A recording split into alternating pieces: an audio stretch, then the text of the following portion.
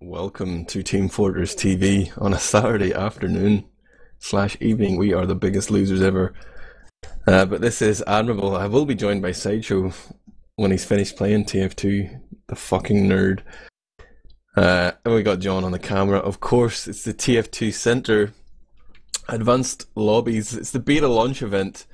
We've got 4 show matches coming up for you guys. It's going to be EU Highlander first, then EU 6s, then we'll be hopping across the pond to North America for some Highlander and 6s.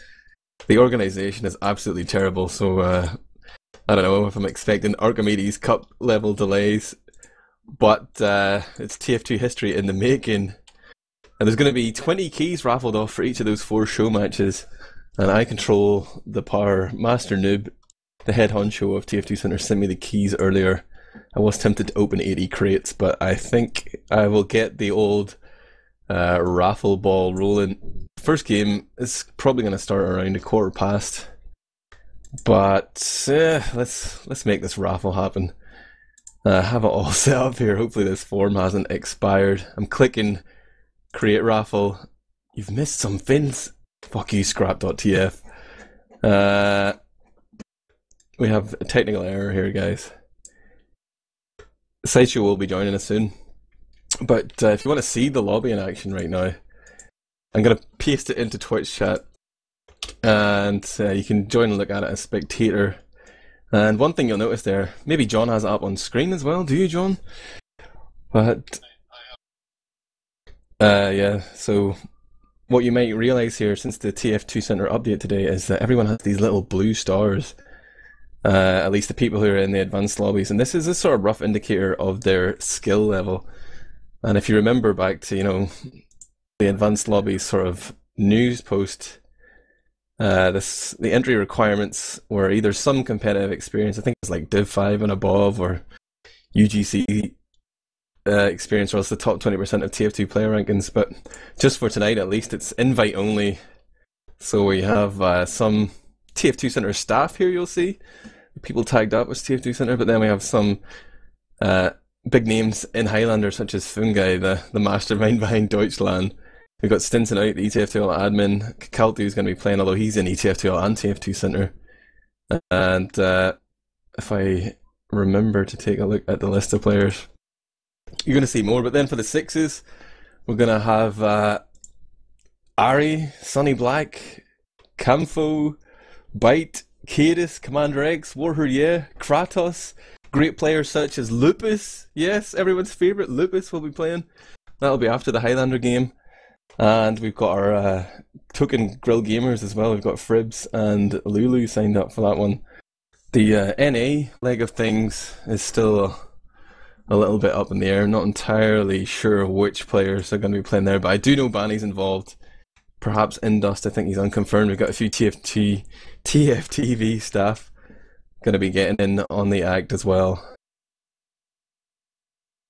And I think maybe if we can't fill it up with these air quotes celebrities, there'll be an opportunity for the people who responded to the TF2Center forum thread to play.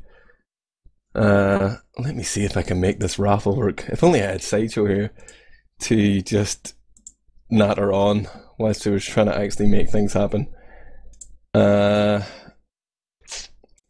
working on it, guys. I'm working on it. Do I want to make it follower only? We could get some followers on Twitch. Let's see what happens.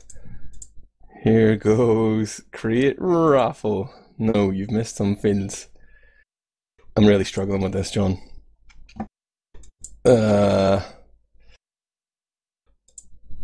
Public raffle? Who is not ready? Call the whole thing off. Oh, there's Bash messaging me as well. He wants to be part of the event too. Sideshow has finally responded, guys, and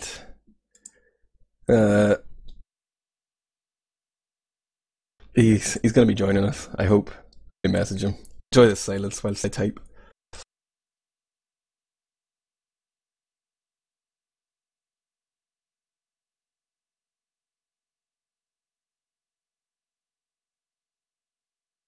Oh, there's Ryushi in chat. Ryushi, you should come in and join me since Sideshow is such a fucking scumbag.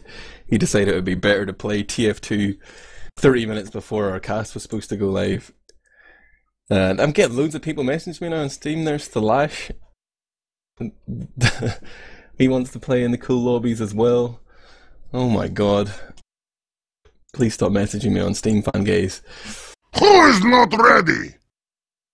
I really wish I could make this raffle work. We could get things underway. I'm looking at many tabs right now. I see the lobby is still just sort of creeping up to completion right now. We're still missing 6 players.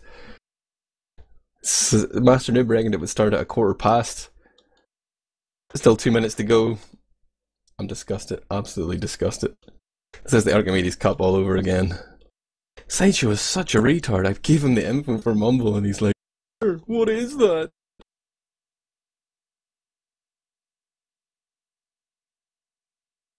Okay, we're working on it, guys. Hope you're enjoying this train of thought.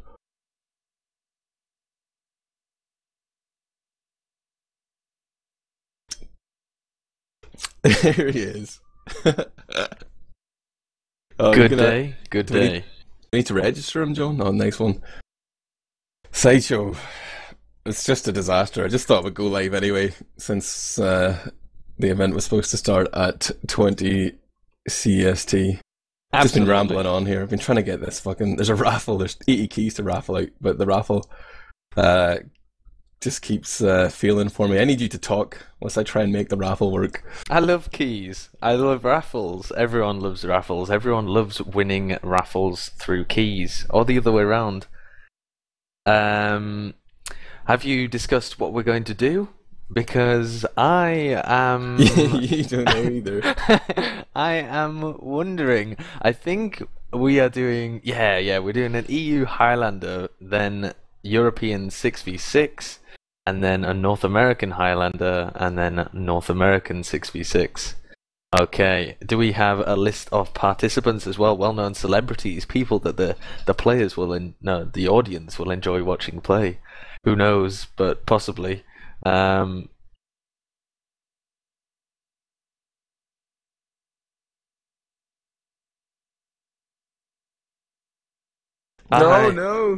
John's telling us about a problem, and I didn't even understand half the words he said, so it sounds like a big problem.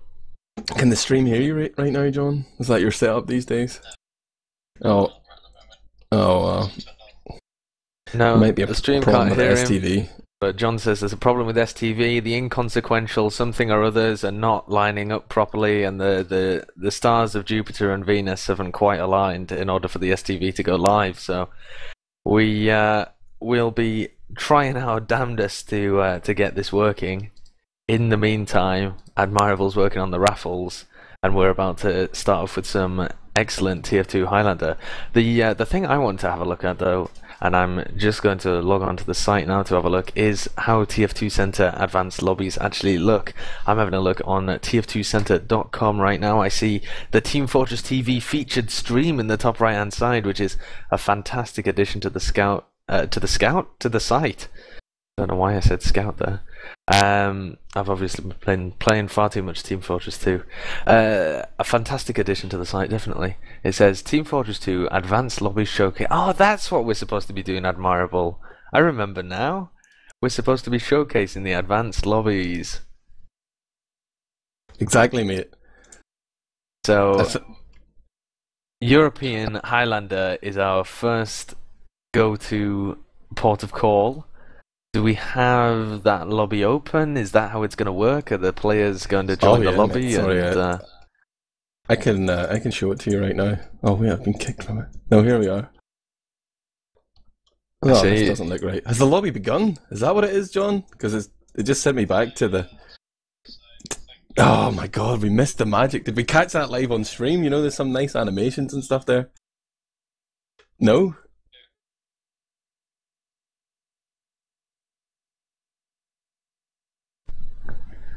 John's busy. We're good. You know, we thought things weren't complicated enough, guys. We thought that this isn't enough of a clusterfuck. So let's get all 18 people into Mumble so we can have Mumble comms and really capture that true advanced lobby experience. So,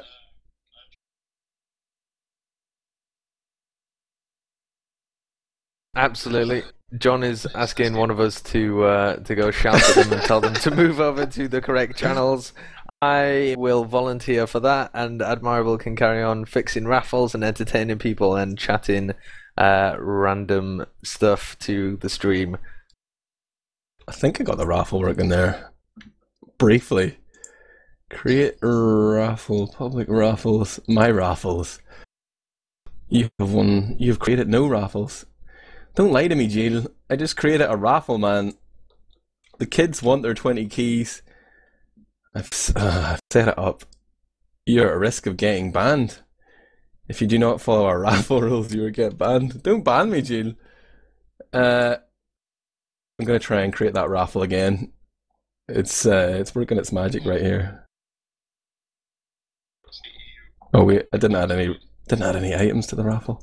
Apparently, John says there's a new lobby page that's coming up. We might have some sexy animations on the stream for you, possibly, and watch people join in, leave in. It's all very exciting. And then hopefully, as I see the people joining the Mumble, hopefully they'll be adding up soon. I see Foxy B_Fish, Marty, Kakaltu, Hildreth, all well-known Highlander people, I am assured.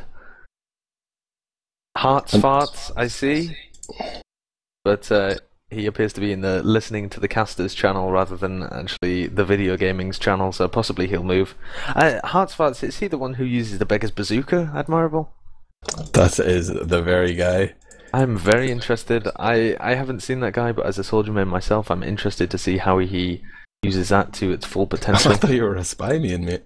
Yeah. I learn something new every day. Spy and pyro main, but I like to off-class the soldier as my primary off-class. Oh, I've made progress with the raffle. I think I need to trade the items, I guess. I should have been more prepared, Sideshow, you know. Isn't that always the way? We should have been more prepared. We would have been more prepared. We could have been more prepared, but we simply were not. And will we be next time, Admirable? Definitely not. No, I don't think so. So we'll carry on dribbling here. You entertain yourself with some dank memes in the chat. Something spicy. While Admirable tries to figure out this raffle. What's the problem with the raffle, Admirable? Surely a raffle is fairly simple. Oh, Steam. The Steam servers are down as well, so that will help everybody. Well, you see, I didn't read the instructions when I was setting up the raffle. I just sort of clicked through the process, so I see. So now you're going back through it like it's an IKEA manual and reading all of the important parts, where to put tab A into slot B, etc., etc. And the Steam servers just disconnecting. It says the Steam servers are currently down for routine maintenance. Friends will automatically reconnect as soon as they become available. Also, everything will reconnect as soon as it becomes available, which could be never. Steam servers down for maintenance is not good for us. But hopefully we'll still have something sorted. The TF2Center lobbies should still work, am I right? Or does that make everything die? Steam login doesn't work. Excellent. So anybody who's already logged in might be able to use the site, but people who aren't logged in might not be able to use the site. Interesting. Very interesting. Alright, you know, like, fuck the raffles, man. If it doesn't work immediately, we can at least do it later. We can just, like, raffle 40 keys at once instead of 20 for each match. I'm assuming I can eventually trade my keys to the scrap.tf raffle bot, and we can initiate the raffle. The raffle has arrived. Oh, well, no, it hasn't, but it might do at some point. If everyone keeps spamming exclamation raffle in chat, I think that's how it works. Isn't it exclamation mark waffle? Oh, look, the bot knows what's up. It says it's currently uploading items for the raffle. Oh, good. So, well, at least one of us knows what of the three of us, 2 humans and a bot, the bot knows what it's doing, and the others don't. He just knows that it hasn't received the items yet, you know, so the raffle won't begin until I can physically, well, not physically, virtually send the keys to via Steam trade here, but you know, with Does the it Steam trade server being just a note on that, Admirable? Does it actually help if the people watching physically send keys to you? If they can like post if you just their get keys somehow? your front door key and sellotape it to a postcard and send it to keys on the back of a 123 postcard. 123 Potato Street, Ireland. That'll get to me, no problem. Excellent. Just everybody knows your name. You know, just put Admirable Ireland, and it'll find its way to him. Just send all of your keys. You know, if you have any spare keys, if you've had any spares cut, even if you desperately need the key, we really appreciate all of your keys. Also, you know, like kilograms of illicit substances are very much appreciated. Those keys as well. If you happen to live by the seaside, you know, near a marina, and there's a key, along. send me those keys as well. Give me the deeds to your keys. Yeah, the actual key itself, of course, might not fit on the back of a postcard. A But holiday to the Florida Keys, I'd appreciate that as well. I'm sure there's many places called Milton Keynes. Milton, what the fuck? Oh, John tells us that he thinks his Mumblebot is broken because there's too many people in the channel. Although, why 19 people have joined a single channel instead of splitting themselves across multiple They don't know ones what and the teams linking are it? yet, man, because the advanced lobby hasn't started yet. Oh, God. Interesting. Very, very interesting. Okay, so when I'm looking at the front page here of TF2Center.com and I go on to the lobbies, am I right in thinking that these blue ones, these shiny blue ones, are the advanced lobbies? Interesting, very interesting. So if I have a little clickety-do on this European advanced lobby, and I can see kind of the differences between them. You are required to join Mumble in this lobby. Failure to do so will result in restrictions on future games. I can see the rankings of all of these players as well on a scale of 1 to 5 stars.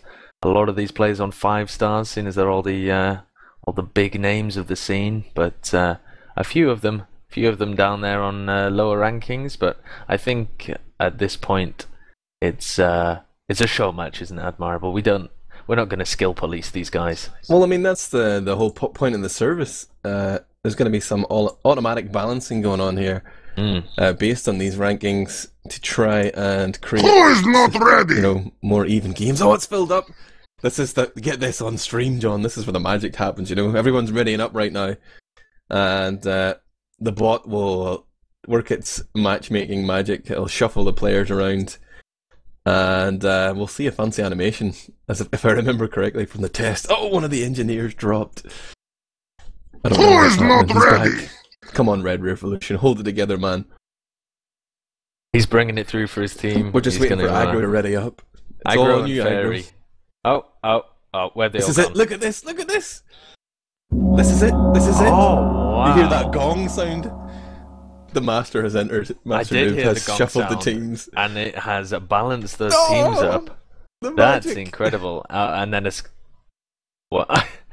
John missed it. John missed it. John missed it. That's appalling, John. You had one job, John. One job. It looked very fancy from where I was looking at it and where some of the spectators were looking at it just inside the lobby. We'll catch that for you next time as well. We have a few of these going up. Yeah, we've got a EU 6v6, we've got North American Highlander, and then North American 6v6 as well. Yeah, that's the final piece of the puzzle. But it balanced all of those players after they had picked their slots, which is very interesting the way that it did that. So it kind of means that you're gonna not be able to stack aside, and it's gonna be a more balanced game. You know, people can't just join up and roll a lobby with their friends. Oh, look, the Steam servers seem to be back up as well. So that is just a delightful coincidence. Exactly. And as well, if you still want to stack a game with your friends, you have the normal lobbies to work with. Absolutely. But for the more seriously minded player, and they did do that survey of players in their population to see like who was interested in keying it up, and that's sort of their motivation behind this whole project. John, do we have the STV for this game then? John has no idea. You know, the players have shuffled themselves into respective channels in Mumble, at least. Well, almost all of them have. So we will have the team comms at least. So we'll have a lot of fun with that. We'll capture the real essence of a pickup, because I think that's one of my bugbears with TF2Center for a long time. Sideshow, that mumble wasn't enforced. Then you had where you could set it as the creator of the lobby. You know, you could force mumble, and now with these advanced lobbies, it's like an absolute requirement. If you're not a mumble, you don't get to play. Is my understanding of it, and that adds so much to the teamwork, but also like to the banter, the fun of the whole thing, like Absolutely, making you want yeah. to play again, because like you can start playing with the same people, you make Yeah. friendships. I think it's the best way to play the game completely is when you're communicating with your team, even in a game like CS:GO, where you don't join the mumble or something like that. My favorite times when I've played the game has always been when people are loud on, well, not loud and annoying on the microphones, but loud and actually communicating on the microphones, because you do get that sense of the teamwork aspect, but it's also just more fun. You know, you can engage with people better than you can purely over text, or just not by speaking at all and trying to converse via the in-game thank yous or use Uber now or whatever players have to resort to in pubs and centres when people aren't on Mumble. It's a big step up having Mumble enforced. Oh man, I had a nice Steam chat there with all the Sixes players in it for the later lobby, but when Steam went down, everyone got booted out from it. This is just, I can't handle this, Sideshow. The best decision I made all day was to open a beer. That's gonna calm my nerves. I got Bite on my case right now. Please invite me to Steam chat. Fuck off, Bite. Can't handle this shit. This pressure's too much for me, man. I'm gonna have a fucking meltdown live on air.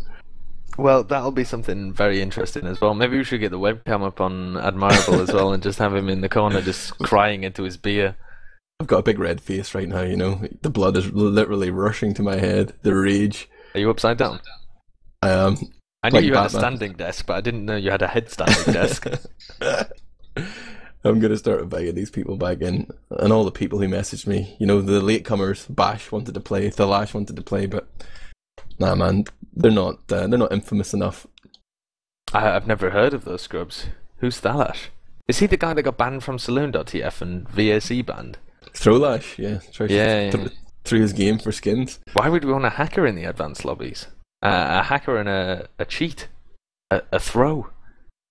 We don't want those people. John, what's the latest with the server, the STV? Have you found the correct one? Not yet.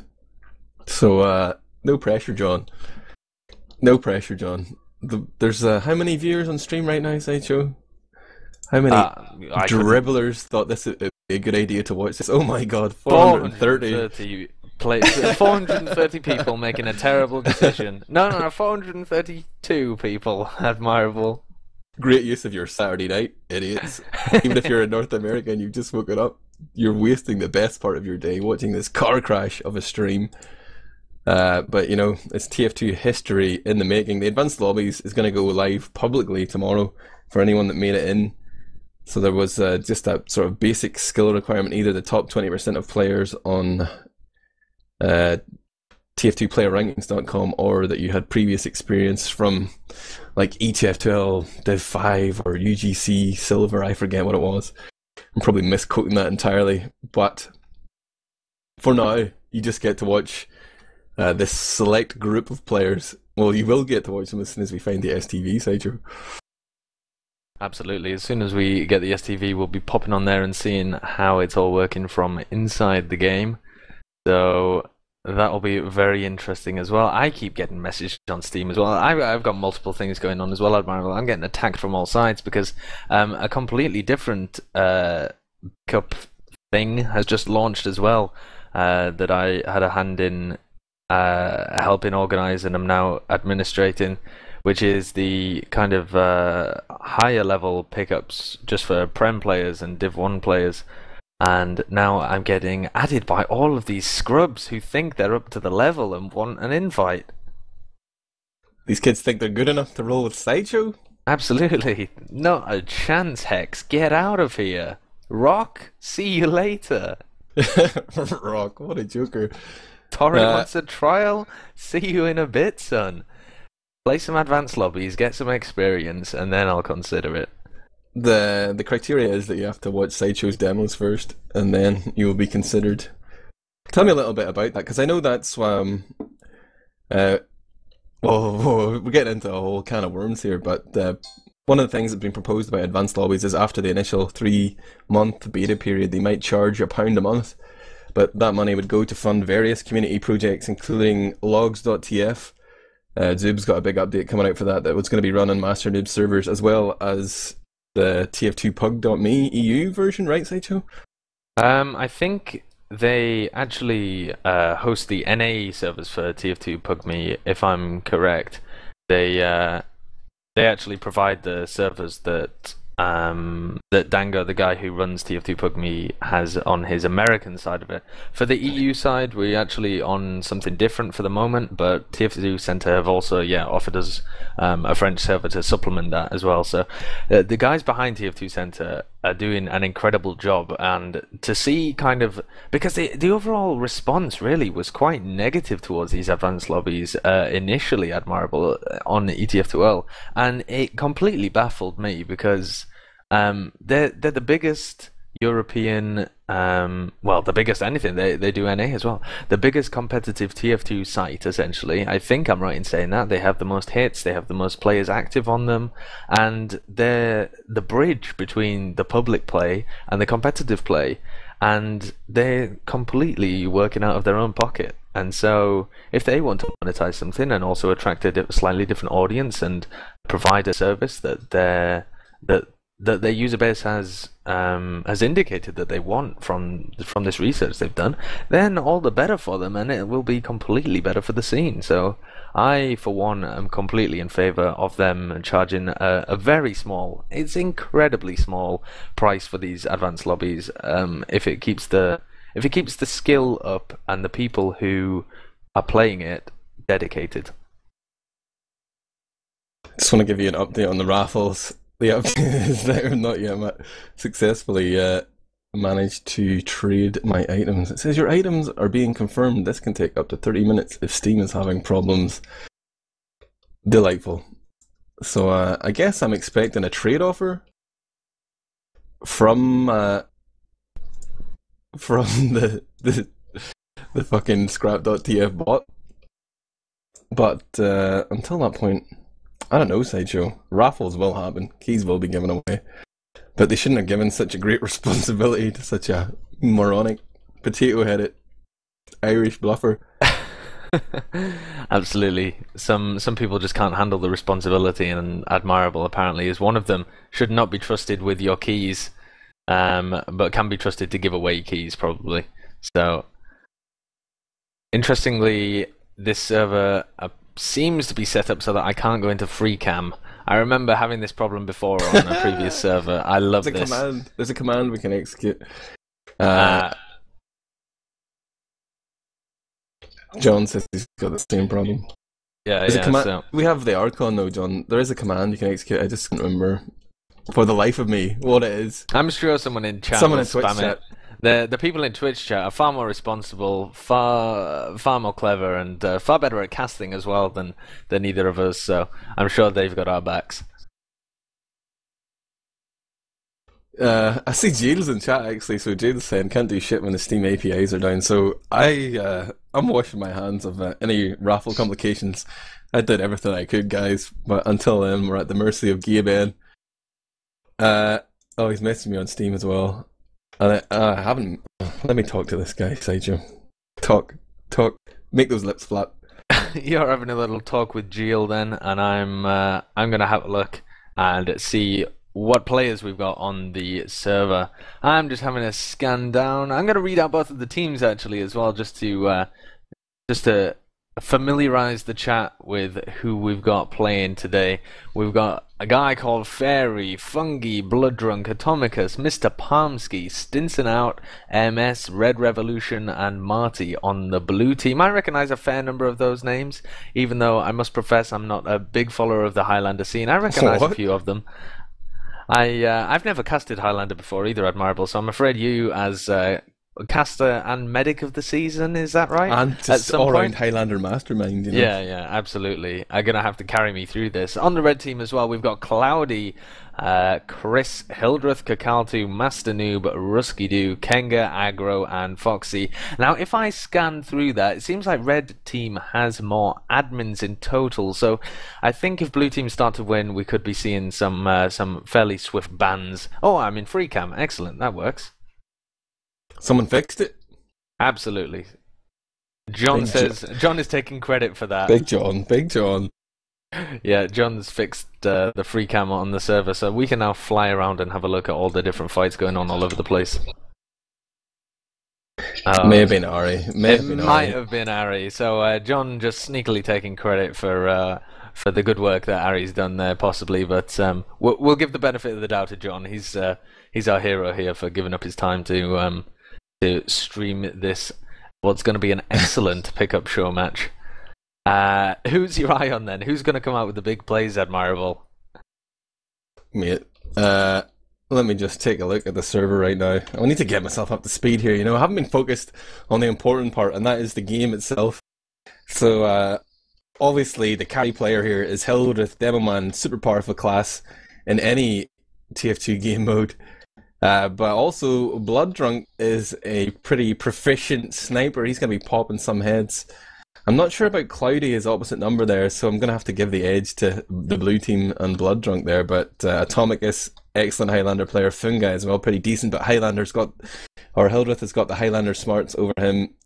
Ruskydoo, he's played a lot of heavy in his day at the Premiership as well. But going up against Marty, I'm not sure who's got the edge there. You know, the balance of this advanced lobby is just too good at Sideshow. I think we're going to see a 0-0 game. An absolutely perfect game where nobody even manages to capture the middle point because it's that even.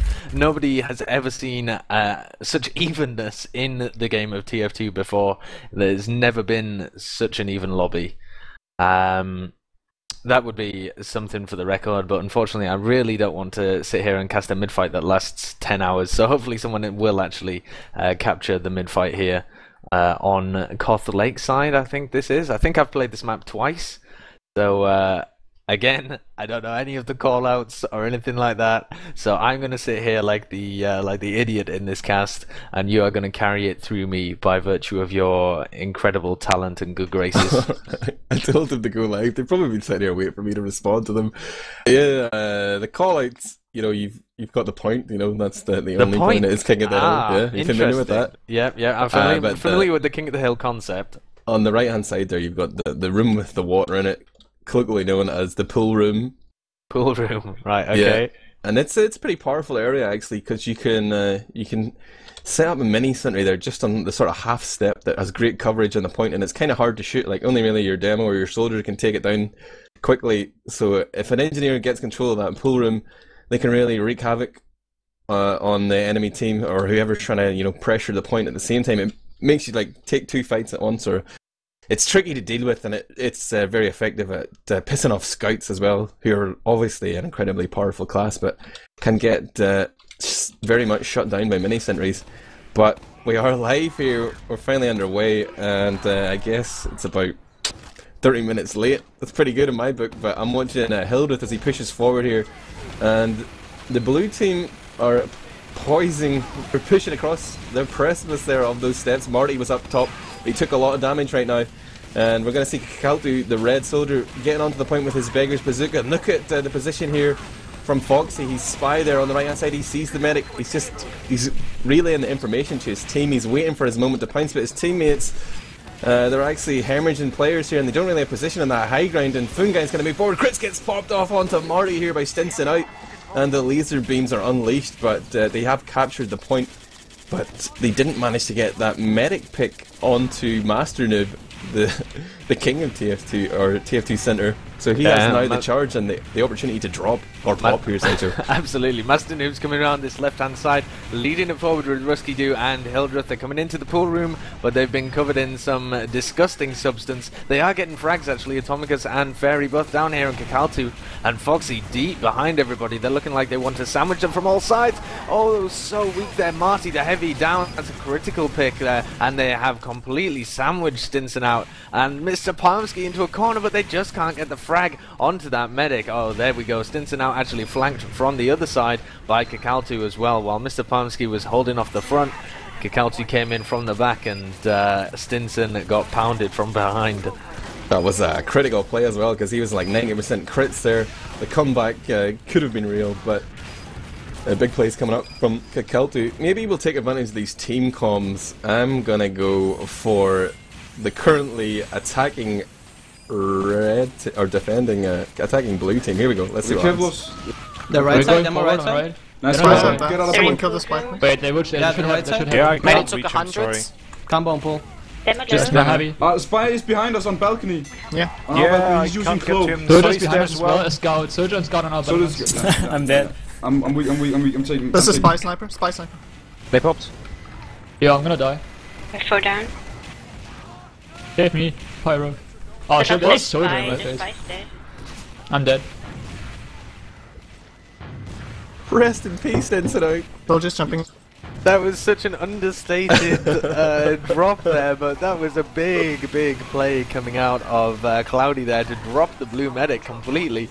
That was his supercharge taken out of the equation, and now Master Mood still has his, but he's healing the spy! He's healing MS, who was going for Rusky, but couldn't find the frag. Rusky knew there was a spy, even if Master Noob was about to Uber him. So, as they come forward, only 4 players left alive from the blue team, including a respawning Stinson.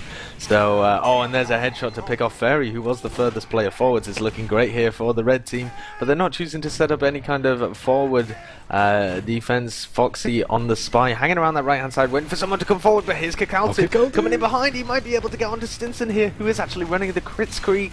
Oh, so he will have a crits advantage, but it's looking fairly good for them. They've also identified the spy, so it seems for the moment that Stinson is fairly safe as Marty comes up with a fair amount of health pushing forward across that point. They're getting a load of frags here. Mr. Pamsky tries to take the beep approach there and runs directly into the fully buffed convo. Doesn't manage to get the frag though. Marty was weak though, the heavy weapons guy here for our blue team. He needed the heals and now he's got his crit screen popped on him. He's trying to find frags here. The counter Uber comes in from Master Noob and Rusky Doo, but they were just hiding behind the map geometry. It couldn't be crits anyway by that heavy weapons guy. And there we see that mini sentry just abusing the sort of little step there. A lot of cover provided. And as our blue team just kited into the pool room, they baited the red team into a little bit of an overextension. And now we see the cleanup here as Atomicus and Pamsky move forward. There's a teleporter right around that corner, and Atomicus is going to camp it, and Master Noob takes the teleporter. What a moron! Oh. Stick the development, mate. Oh my god. That's such a poor unsafe play. No, he goes through the teleporter that's being camped, and Atomicus just reads that perfectly. There's the medic down, so this is not looking good here for our red team, who need to get back onto this point. Only 40 seconds in which for them to do it as well. They do possibly have time for one last supercharge. Oh, they pushed them all out pushing on up the with the left-hand crits. side. Like, this is a very risky play. Most teams will sit back behind the point because, you know, you get those superior spawns when you're the attacker on the cop map, but the defenders have pushed forward. They're going forward. This is an absolute massacre. The crits heavy is just mowing nerds down. Rusky Doo's trying to hide behind that fence, but even he won't survive. 6-7 players down right now for our red team. In fact, it's a complete wipe. A complete wipe. Unbelievable. A full wipe on a Highlander map. How often does that happen, Admirable? But that was a disgustingly good crit. Hildreth right on top of the spike is going to get knocked off and falls to his death here. And Atomicus on a 10 kill streak there. The crits popped off on Marty as well, just sealed the deal. Let's hear our red team about it now. So it's even. Still want to go with Uber? That doesn't really matter. They have 90%. They're going outright. Sniper on our back, I think. Don't crit. Scouts left. Spy sniper on spy. Sniper's far right. We just need to go. We're wasting time. There's a soldier on the bottom right. Engineer killing me. They're here. They're getting crits on us. The crits. Demo's on the left. Christ. That's so boring. Stop playing the real lobby. Heavy to 170. Shit, soldiers in our cave. I'm down. Let's just regroup, respawning. Yeah, I'm okay as well.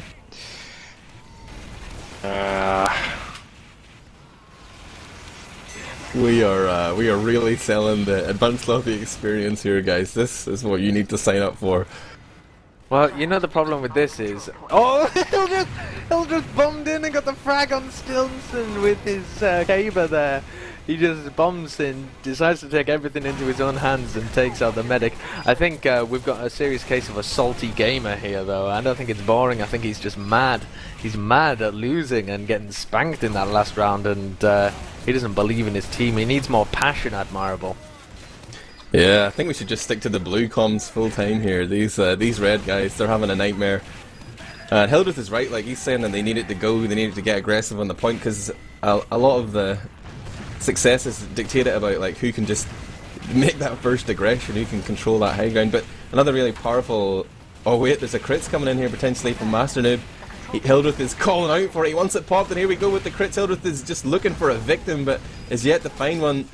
And they are really struggling to find the frags here, because the blue team have taken control of the pool room there. They've just sort of kited them, and as the crits fades... Oh, here comes the counter crits again. They're going to use Marnie and these laser beams. Pretty unorthodox, but he seems to be making it work. Spy coming in from behind is going to pick up Rusky Doo and Hildreth. MS with the big work. They were just cowering from that crits Krieg, and he came in and took advantage of those turned back Sideshow. Rest in peace, Sideshow. He's muted himself. Oh well, I'll have to cast then. I was casting there, but I was muted myself. I was trying to call out that Marty and Stinson have completely taken the pool room, but Hildreth's in behind them, trying to get a frag onto the medic. Gets him down to 60 health, but is going to get pressured out there. Oh, another headshot ringing out. These snipers just controlling the map, getting picks left, right and centre with pretty much no pressure on them. Nearly trying to get a sneaky backhand there, Kenga as well, but the blue players swarming the point, making sure that they can't do that. Stinson's got a tiny Uber advantage, but a big player disadvantage here as the spawn differential is in favour of the red team. They just need to be pressing forward here and playing aggressively, but they're going to meet Marty and Crit. Crits is popped off once again. The laser beam's not really finding anybody right now, but Cal2 gets a 4th K. I don't even know where that was. Did he flank people from behind as they pushed in with the crits? I have no idea, but big plays from Cal2, and they're about to push in here with the Ubercharge. Master Noob coming, but there's a backstab and a headshot at the same time to take out the Demoman and the Heavy. Master Noob down to 30 health, and he's got no one to... Oh, and the drop as well. Admirable, it's a car crash here from the red team. You know what else is a car crash site? So apparently the STV on this lobby server only has a 30-second delay, so our stats on our live or our team comms are totally out of sync. So you know, John realised that he's a slave to the live stats. He's just a terrible cameraman, and he can't operate without them. But there's just so much action going on here. Anyway, it's hard to miss anything or to catch anything even. But here we see Rusky moving forward a little bit with Master Noob, and they have to face off against a big Ubercharge almost coming up right now for our blue team. Oh, the charge has been popped off. Stinson's going to block the point, and they're going to take a second round here. Hildreth had an opportunity there to kill Stinson when he was on about 95%. He bombed in, but just landed and had his caber out wildly swinging, but couldn't quite connect with it and got mowed down. So really unfortunate there. Hildreth trying to save it for his team. But let's see how... Oh, look at that super aggressive play from Stinson and Fungi. Massive goes down. With the quick... What? From was that with the the quick fix? Did they bomb in there with the quick fix? I didn't even see. Fungi bombed in it. I think he had the caber out. But Stinson no, it must have been the him. roller. So it must have been the quick fix, right? They did have the quick fix, they absolutely did. And it's actually probably your best choice, or I feel it is at least, because there's just so many people to heal, especially on the mid fight. Like you can make big plays before the charge even comes up, just with that 40% heal advantage. But the blue team remain in a dominant position here, 2-1, and the point has been activated. They're just trying to cap it, but there's a little bit of a contest going on. Blooddrunk's gonna dome Master Noob there, and that Uber charge that he held onto so dearly has just been dropped. Didn't even get a chance to pop that one off.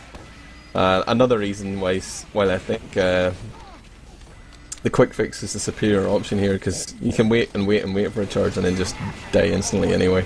But snipers are super powerful on this map. Like, there are great sidelines from the left and the right, even whenever you're not on the middle. Hildreth bombed in once again, trying to focus down Stinson there, and hits him with 2 pipes to take out that blue medic. So there he goes, completely out of the fight, and the rest of his team choosing actually to play aggressively even so, and they're going to try and press forward and lock these red players out. They're doing a decent job of it as well. They've got excellent map control here, even with no heals. Stinson desperately running forward. He's only just spawned. Foxy's actually behind Blooddrunk. He's engaged in a one-on-one, the sniper v spy, but he's missing all of his fights. Oh, and runs into a mini sentry and dies. That's poor play by Foxy. Step up your spy play, son. I can teach you a thing or two. See, I think the big problem for the red team is here that they have more TF2Center staff members. That's just like a major handicap.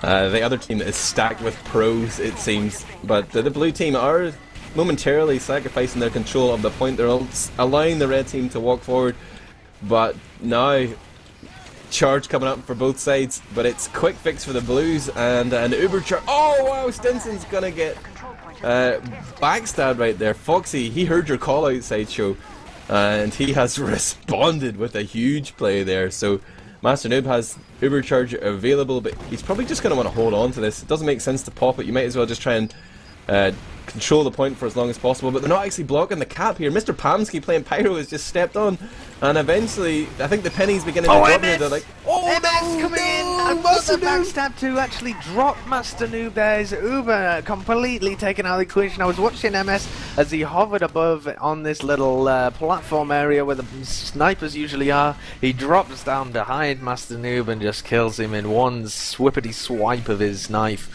Oh, big plays there, but that is not what the red team needs. Oh, Hildreth is trying to scramble. He's making something happen. Nice sticky jump there out over the waiting heavy of Marty. MS is deep behind enemy lines. So he's been spot out though. Spy down at the minute. That'll be called out. Unfortunately, our comms are still not in sync. But there's Blooddrunk in a headshot. Cloudy there, that Hildreth's in again. Sniper Hildreth's down. trying to go in again, and he's actually picked Stinson, and then gets a pipe on Mr. Farmsky. I think that was a roller because it happened after he'd already died, but this is really good for the red team. They managed to take everybody out here apart from Fungi. There goes Fungi actually. Atomicus, the last one left alive apart from the respawners. He gets them. Oh my god, did you catch that on stream? He got a Market Gardener kill on Master Noob. Unbelievable. He was the last player left alive apart from the spawners. Only 2 spawners. The entirety of those 9 players from red team should have been focused on Atomicus, stopping him kill Master Noob, and he just jumps in, sails through the air, calm as you like, whips out his Market Gardener and smacks Master Noob around the face with it. Critical hit. This Fairy's on point as Skype. He's taunting because he thought he was about to cap there, but Foxy's dancing in behind him. Looks like they're going to block. Hildreth knows this is it. It's make or break. It is map point right now. They need to get bodies on here. MS is behind. He's on fire right now. Master Noob realizes there's a spy behind. The point has changed hands right now. It's taken down in favour of the blue team. 35 seconds before they will win outright. Quick fix is available here for Stinson, but he's got 3-4 players down and he's going to get backstabbed by Foxy. Huge plays again from our red spy, keeping the red team in it. The dream is alive. They've got ×3 on the point here. They're definitely going to get it before we even get towards overtime, and now the blue team will have their opportunity to push, but it seems like our sniper here, Blooddrunk, is just respawning, but he has been doing major work. He's going to be the crucial player to watch here.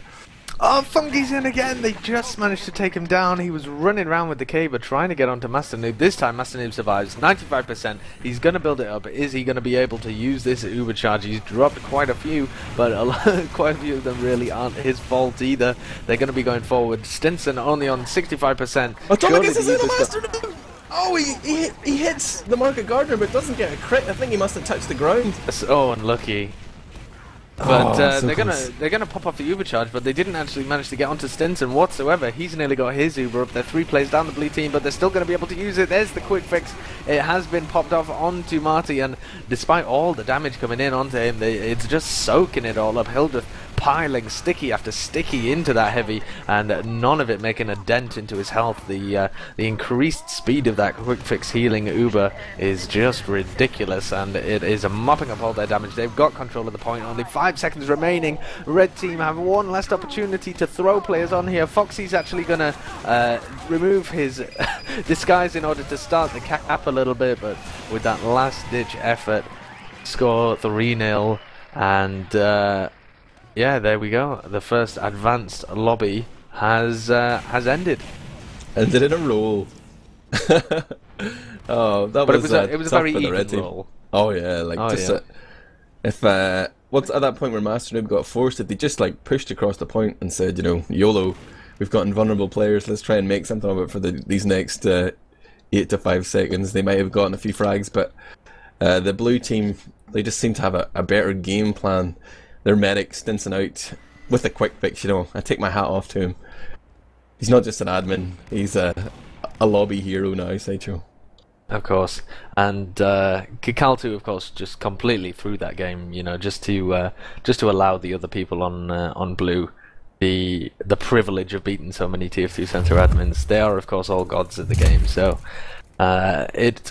it's all on his head that they lost that. I think we can completely blame Kikaltu for all of those problems, not stepping up to the same level of skill that Atomic has had there with his sick Market Gardener plays. But very, very interesting, very entertaining game, very fast-paced, and lots of stuff going on.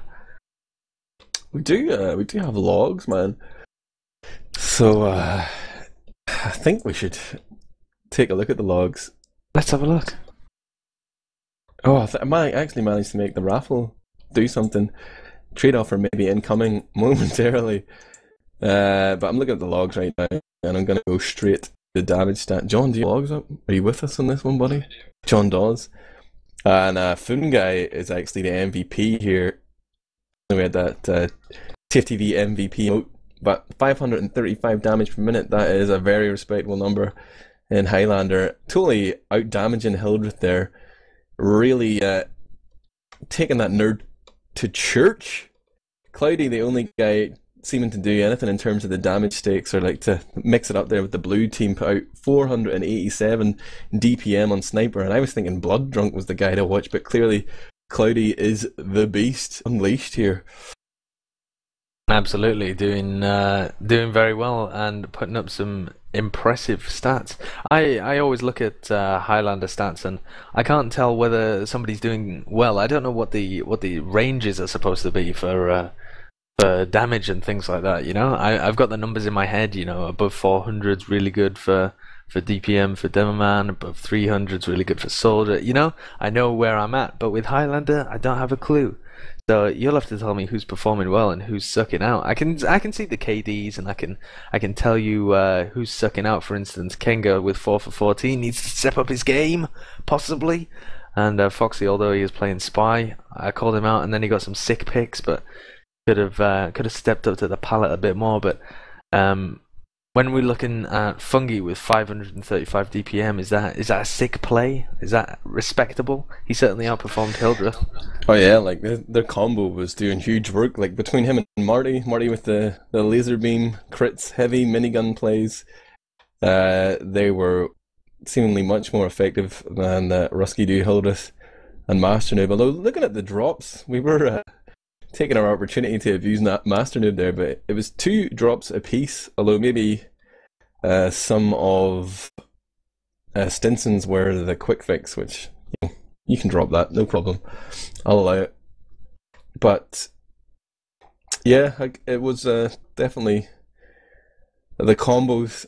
I'm looking as well, actually. Scout is actually pretty powerful, but we didn't really have any big scout plays here. Maybe they were being shut down by those mini sentries. Kenger and Ferry not living up to, like the Lazy Bear, the Sorex standard there.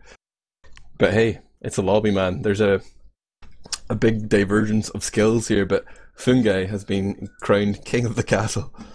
Absolutely, and that's the whole point, isn't it? When you're playing a lobby, The raffle's up! Oh my god! Oh, the raffle! Exclamation mark waffle in order to get to the waffle. And what's being raffled away? Let's have a look here. 20 Scrub keys, TF. mate. 20 keys. 20 keys, and it's one winner as well. It's not just Yes. it's not multiple winners. Admirable's made it so that it's a single winner here. So your chance of winning is small, but your overall winnings would be huge, and you got to be in it to win it. So Spamming raffle. I'm gonna be in it. Doesn't enter you into the raffle. You have to click through to scrap.tf. You need to log in with your Steam account. You might even need to. You need to log in with Twitch as well. With Twitch, yeah, because I made it a follower-only raffle. So you need to follow Team Fortress TV. I'm taking advantage of Master Noob's generosity. I'm using his keys to get Team Fortress TV more followers. Should have made a subscriber only, though. To be honest, Absolutely, we could have bled these nerds dry. we could have got all of their money, and they would be left mere shells of themselves with no money, but all the richer for the experience. So I'm not sure what we're going to do about those team comms for the next. Oh, John's gonna change the delay on the bots. He's furious with TF2Center. Because they used a 30-second delay. We're used to 90 seconds, in the competitive scene. But now what I need to do, Sideshow, is try and herd all these cats that are supposed to be playing the Sixes game. Because, I'm a man of many responsibilities. Think about your day. My day? Oh, I'm not going to tell you about my day. I don't think the viewers at home want to know about my day. But, actually, if... this is the perfect time to put it out there. If anybody wants to do all my work for me, which I'm supposed to be doing today, and I'm instead casting, bringing you guys lovely experience. If anybody wants to, write some essays for me about how I've reflected on various things, feel free to jot some ideas down or send me a message, and you can do all of my work for me. I'm not going to pay you for it, but if there's any kind souls out there, I wouldn't have a problem with it. Anyway, the 6v6 EU lobbies is what is coming up. The advanced lobbies with a host of 6v6 talent and well-known people from the Sixes scene. Again on TF2Center, and hopefully we'll catch the animations this time, as long as John isn't... I don't even know, what were you doing before, John, to manage to not catch the animations? Do you not have that up all the time? He says it broke. Just a very simple excuse. Sir. Sorry. Absolutely, I don't believe it for a second. I think John's deliberately sabotaging the cast. I think, we are indeed. We are joined by Ari. Hello there. Hello. Have you been enjoying the cast so far, my friend? Yes, it was very confusing with missing delays and stuff. Well, at least it was balanced, free overall. Nice. That's all we ever wanted, reduce those. We don't have a big enough data set here. The idea of the advanced lobbies is to reduce the number of role games or imbalanced games. So, there could still be imbalanced games in advanced lobbies. I'm not going to lie to you guys. I won't sugarcoat it for you. We just happen to catch one of them. But with these restrictions and the focus on teamwork and playing seriously, that number should be down on the standard lobbies. I'm encouraging the Sixes players to join. Ari, you're one of the guys playing tonight. When was the last time you played a serious game of TF2? Years ago, and I just checked my TF2Center profile, and I'm a 4-star everything. And, that might be true. You're fantastic, Ari. Yes, I'm wondering why it's not 5 stars, though. Yeah, well, I think that must just be because you haven't played in a while. You're a 5 or possibly even 5-6 star player that just over time, they've had to drop the ratings just because of the fact that you haven't played. 4-star demo man, yeah, that's right. That about sounds right. Yeah, like mid-prem. Is that where you'd put yourself in terms of your demo man potential, Larry? Sure. Absolutely. Back to the days of Fackle Brigade. You're going to take the I-Series by storm. We have a ghetto view of the lobby page, John says. I'm not quite sure what ghetto view means, but I guess a not quite working view. Is that what you mean by that, John? It works, it's just not pretty. A bit like Admirable. I do work. Eldrith, I told Eldrith is playing in the sixes one. We were supposed to have Zub, I think, but he hasn't responded. So we've got Eldrith in. He's also a very capable sixes player. And he said, "Is Master Noob my medic?" And I said, "No." He says, "Phew." Shots fired. Shots fired. He clearly wasn't impressed when we caught those out of sync mumble comms earlier. He was just like, "Oh, this is so boring." Shots absolutely fired. So if our mumble comms were out of sync, did we just happen to catch 60 seconds apart from each other, Stinson dropping and Stinson dying? I don't know, man. That's a fantastic coincidence if we managed to do that. Yeah, he must have died fairly often. Every minute on the dot, he dies. I thought it was very understated when he dropped. That must have just been a normal death. Trying to figure out who is missing right now. I don't have everyone. I haven't sent the information to everyone, but they're starting to fill the lobby at least. I'm counting, 8 players here. Canfo, I need to tell Canfo. We've got some veteran EU players coming in here tonight. Not all great players, you know, like we have got Ari and Lupus and other assorted dribblers. But 9 for 27 Lupus is going to be on one of the scouts, so everyone can have a good old giggle about CommanderX fake nicking his Lupus and Lupus fake nicking his Bite and whatever other permutations of that you want to spam in the chat. So the players that are currently added up, I think everybody can see on the stream. John, when you say it's going to be a ghetto version, does that mean you're not going to catch the fancy animations again? Oh, he will be catching it. The animation was so good, and the gong and everything. Did you catch the gong last time, but not the rest of it? You must have just had a solitary gong. The gong sound is just fantastic. Yeah, just a single gong was sounded last time, but you guys couldn't see what it actually. That's worth €1 a month on its own, man, just to hear that on a daily basis. €1 a month is nothing. Admirable, what do you spend €1 a month on? I can't even think. I don't think there is anything I only spend €1 a month on. I mean, I spend more than that on things I don't even have.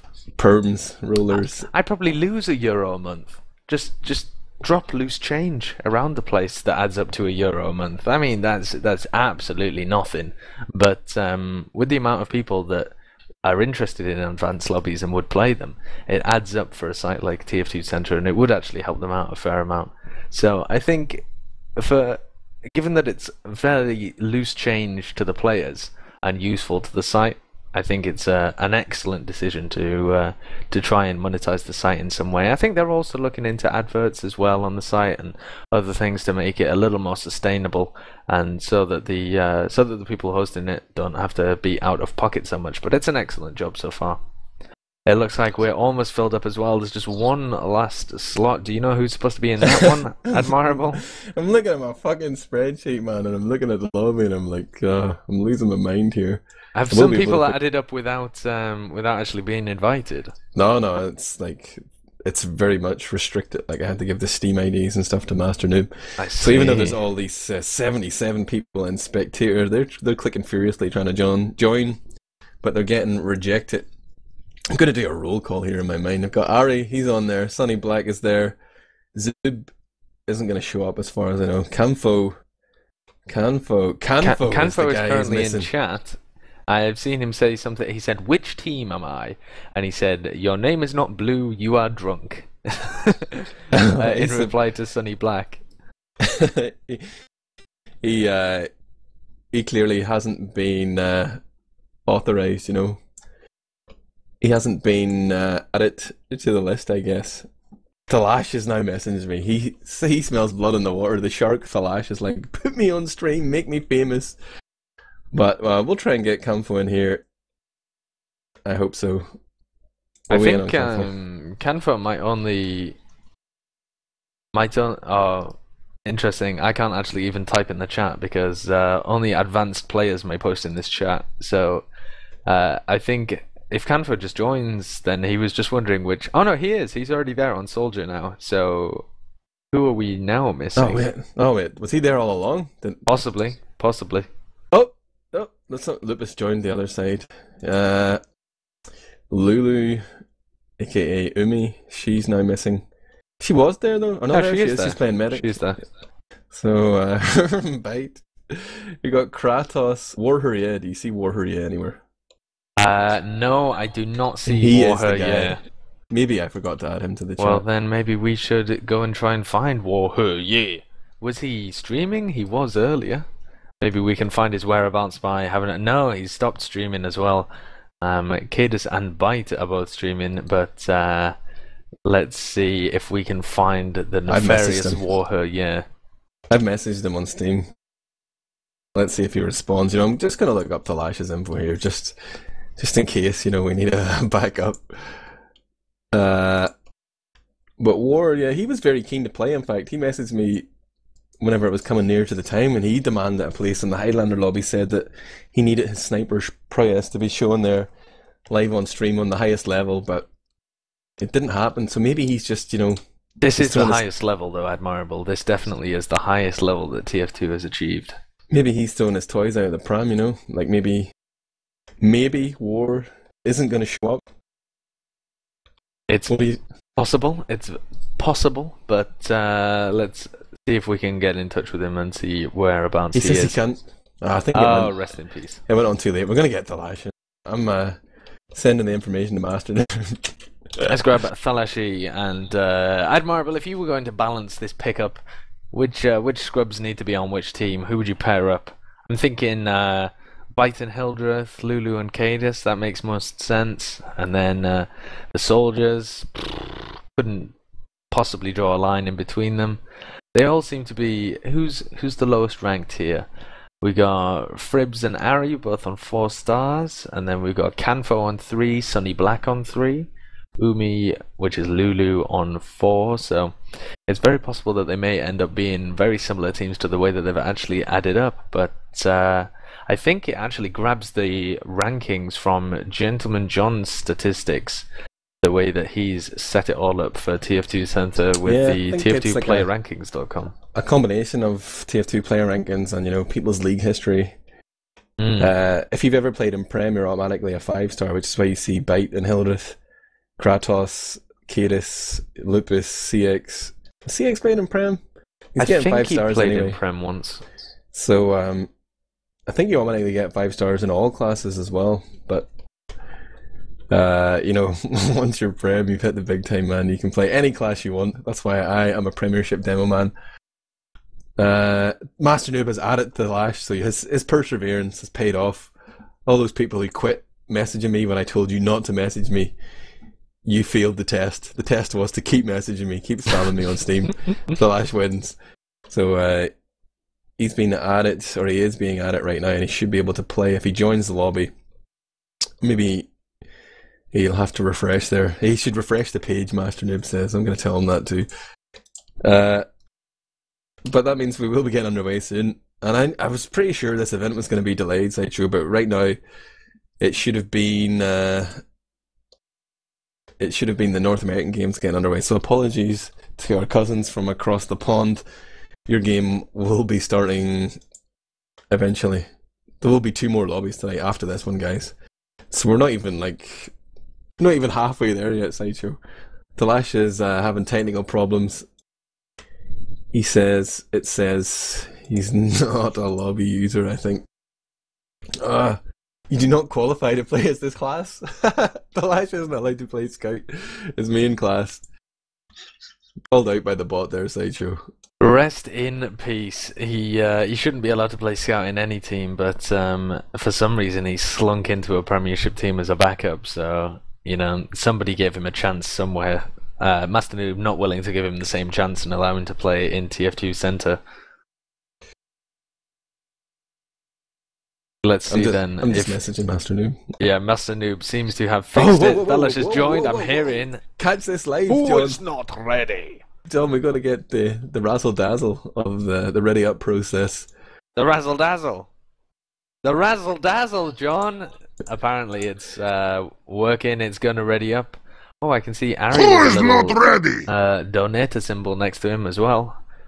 Here we go. Oh, where are they gonna go? With the little scales as well at the top. Bong, bong.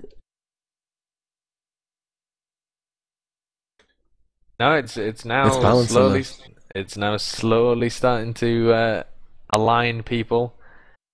Oh, here we go. It's shuffling them around. Oh, it's thinking about it. There we go. I didn't hear a bong. I didn't hear a bong. There was no bong. Bong. I'll do a bong. Bong. We'll have the Admirable bong.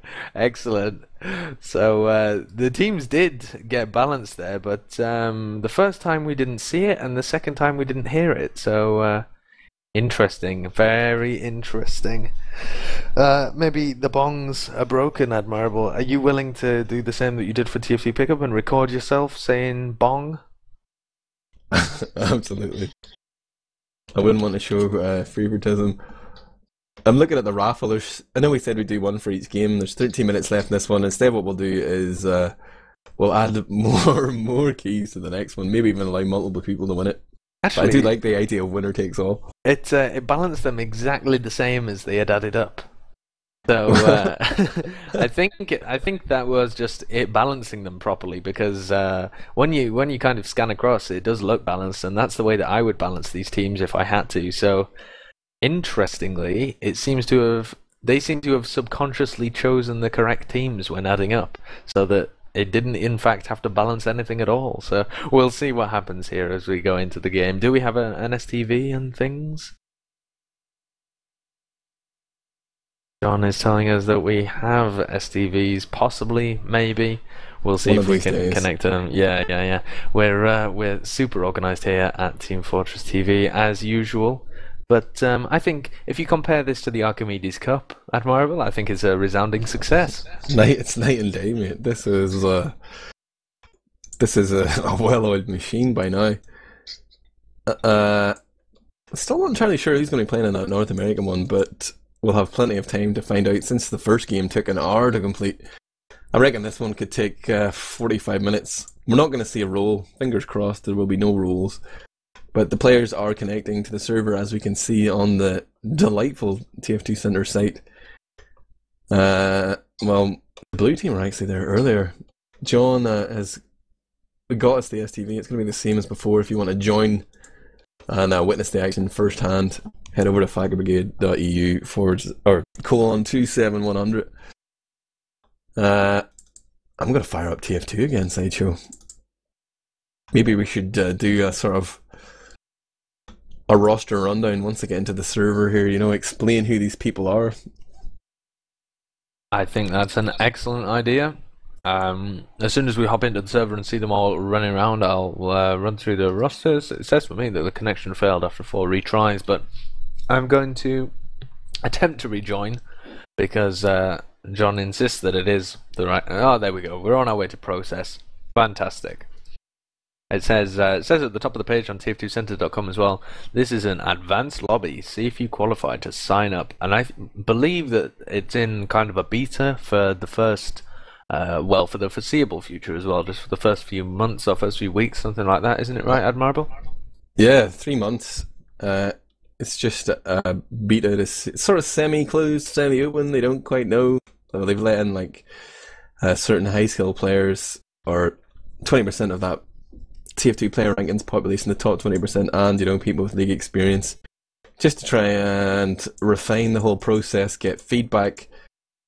And then they'll think, about their €1 charge, whatever. But until then, it is absolutely free. One thing I want to mention, actually, is if you head over to, TF2Center.com/lobbies, the main lobby site, one of the new features that TF2 Center have brought for us in our partnership is that Team Fortress TV will be featured in the top right of the banner there. Anytime we're live, beautifully implemented there. You can see how long we've been live, how many viewers we have, 480 it says right now. And that's going to be a great boon for, all these new players who are coming and hearing about competitive. They want to get involved in matchmaking, and they come to TF2 Center, the biggest site, and then they're like, oh, what's this? I can see high-level players playing live on a nightly basis almost. they're going to be able to see how the game could be played, what the sort of bar they can reach for Sideshow. Absolutely, it'll be very interesting. I think that's something that's kind of been missing from the scene for quite a while. I think the implementation of streams into all sorts of things is one of the big things that makes Dota and CSGO such fantastic games, and makes the competitive scene so well loved and widely appreciated, is the fact that they have these streams just embedded into the game, which is something that we should be getting from Valve at some point. They've said that that's on the cards, and having it embedded in these community sites as well, things like TF2Center, is a great asset, I think, for the competitive scene, and and for us at Team Fortress TV as well. The players are asking, are we ready? Because they are. I've told them to wait a minute and then ready up, but Sideshow, pick a colour, red or blue, you know, give me a roster rundown, a little backstory to who these players are. I'm going to pick at random the blue team and then have a look who are on it. Who is on it, not who are on it. Terrible grammar. Anyway, starting with the medic, it's going to be Lulu. It's the one and only Lulu. Where do we even begin? It's the token girl gamer. Exactly, the Russian wonder medic who the reason she loves the English language is because Queen and Queef have only one letter difference, but such a big difference in meaning. That's the biggest video at the moment that I have on my Players TV channel, is just her explaining why she loves the English language so much, and it's so hilarious to listen to her explain it. There are two words, Queen and word Queef. Only one letter. You know, there's fucking 6 players in this team. Okay, let's rattle through. Get a move on. Okay. 12 players on the server. It can't take 2 minutes to fucking eulogize each one. The demo man is going to be Cadus, who's just a fantastic demo man currently playing for Team Reason, who recently acquired Nox and Mike and things. They're going to try and go to the I-Series this year and win it. They're looking like a fantastic team, and he's a fantastic demo man. These soldiers are going to be CommanderX, normally known for his medic skills, plays around a Premiership or Div 1 level. The other soldier, Canfo, who was previously a head admin for ETF2L, did tons for the scene, and now works for TT Esports and helps out with TF2 and TT Esports and getting sponsorship deals and stuff like that. So he's an excellent guy and one of the German leaders of ETF2L, or previous leaders. The Scouts, Ari, who runs Fackel Brigade and helps out with the entirety of TF2 and is just the biggest boss in the world, runs ServeMe.tf, runs the Fackel Brigade Mumble, used to play in the Prem as Scout. He's a fantastic guy. And the other Scout is Lupus, 9 for 27, need we say more? Say no more. On the red team then, we're going to have Byte playing Medic. He could have played Demo Man, but I guess Medic is his main... in his most recent seasons in Prem, he is just like the grandfather of European TF2, an incredible player and leader. Hildreth is going to be his demo man. He didn't get his chance to shine in the Highlander lobby, so now he's hungry for blood. We're going to have Sunny Black playing Soldier, but will he be playing Roamer, or will... I think he prefers Roamer, actually. I'm checking out his loadout here as well, and he does have the gunboat, so it's going to be Sunny Black on Roamer. We're going to have... He's the ETF2L head admin, I should mention as well. That is his claim to fame. Long time running the European scene. Kratos currently playing for Dogs as medic. Is going to be playing Pocket, I'm guessing. And we have Fribs, aka Alex, whose biggest claim to fame is probably being Cadis' girlfriend, but since then has become a scout in her own right, and is stepping out playing for Fragmasters. Are they playing in high at the minute? Yes, mid? I think they are. I think they're playing in high, yeah. Yeah, so doing work there. And then we have Thalash, Reason's superstar backup scout, who somehow avoided the the big cuts that were doled out on their team there. Walters got cut, but Thalash didn't. Is there no justice in the world? I'm sure there have never been two bigger land dodgers on the same team as Walters and Thalash. So, well, actually, Walters has ever been to a LAN, so it's very unfair on that poor Swede to put him in the same camp as Thalash, I think, who we will never see at a LAN ever. I am perfectly sure of that fact. I'm being ridiculed for suggesting that FM are in high. They might be in mid, actually. Are they really? Who cares? I don't even know. But sandbagging. They're sandbagging. I'm telling them to go again. Unless the STV is like 5 minutes delayed now. That's very possible. Maybe they heard John's complaints about the 30-second delay and turned it into a 30-minute delay. What's the situation on the live stats, John? Is that a dead duck? It's good. Can you give me that link? You know, so I'll probably not even look at it anyway. But you know, it just gives me comfort to see Ari's live stats scrolling past the side of my screen. John has linked me. Happy days, Sideshow. Fantastic. Well, that's all we need to have ready. I also hear the teams readying up, so they'll be going live very soon. 6 players on each team. Here we go. The map has begun. This is the EU 6v6 advanced lobby that we are showcasing tonight from TF2Center.com. Have a look at the site as well. Cadis incredibly fast to the middle. He's going to be locking down the whole area before anybody arrives. Hildreth so much slower than him, but still on full health, is going to be able to put out that damage. Essentially, Cadis getting there before anybody else meant that he couldn't put any damage out, so the perfect counter strat. But Hildreth is the first casualty. Cadis pumping out tons of damage. Thalash as well going down fairly low, and the red team have to back out here. Really quite weak. 2 frags have not gone their way, and they're going to try and shepherd Bite out. Bite, I'm sure, will be calling the shots and going wild about all of this. Oh, look at this aggression! Cadis is trying to chase down Bite on 50 health here. Kratos is coming in to shepherd Bite a little bit and fend off Cadis, but an Uber gets forced out here by Thalash. Huge place. He's paid for it with his life though. But Bite now holds the fate of his team in his right mouse button. Here comes the pressure. CommanderX has decided to jump up top. There's Bite coming out with the pop.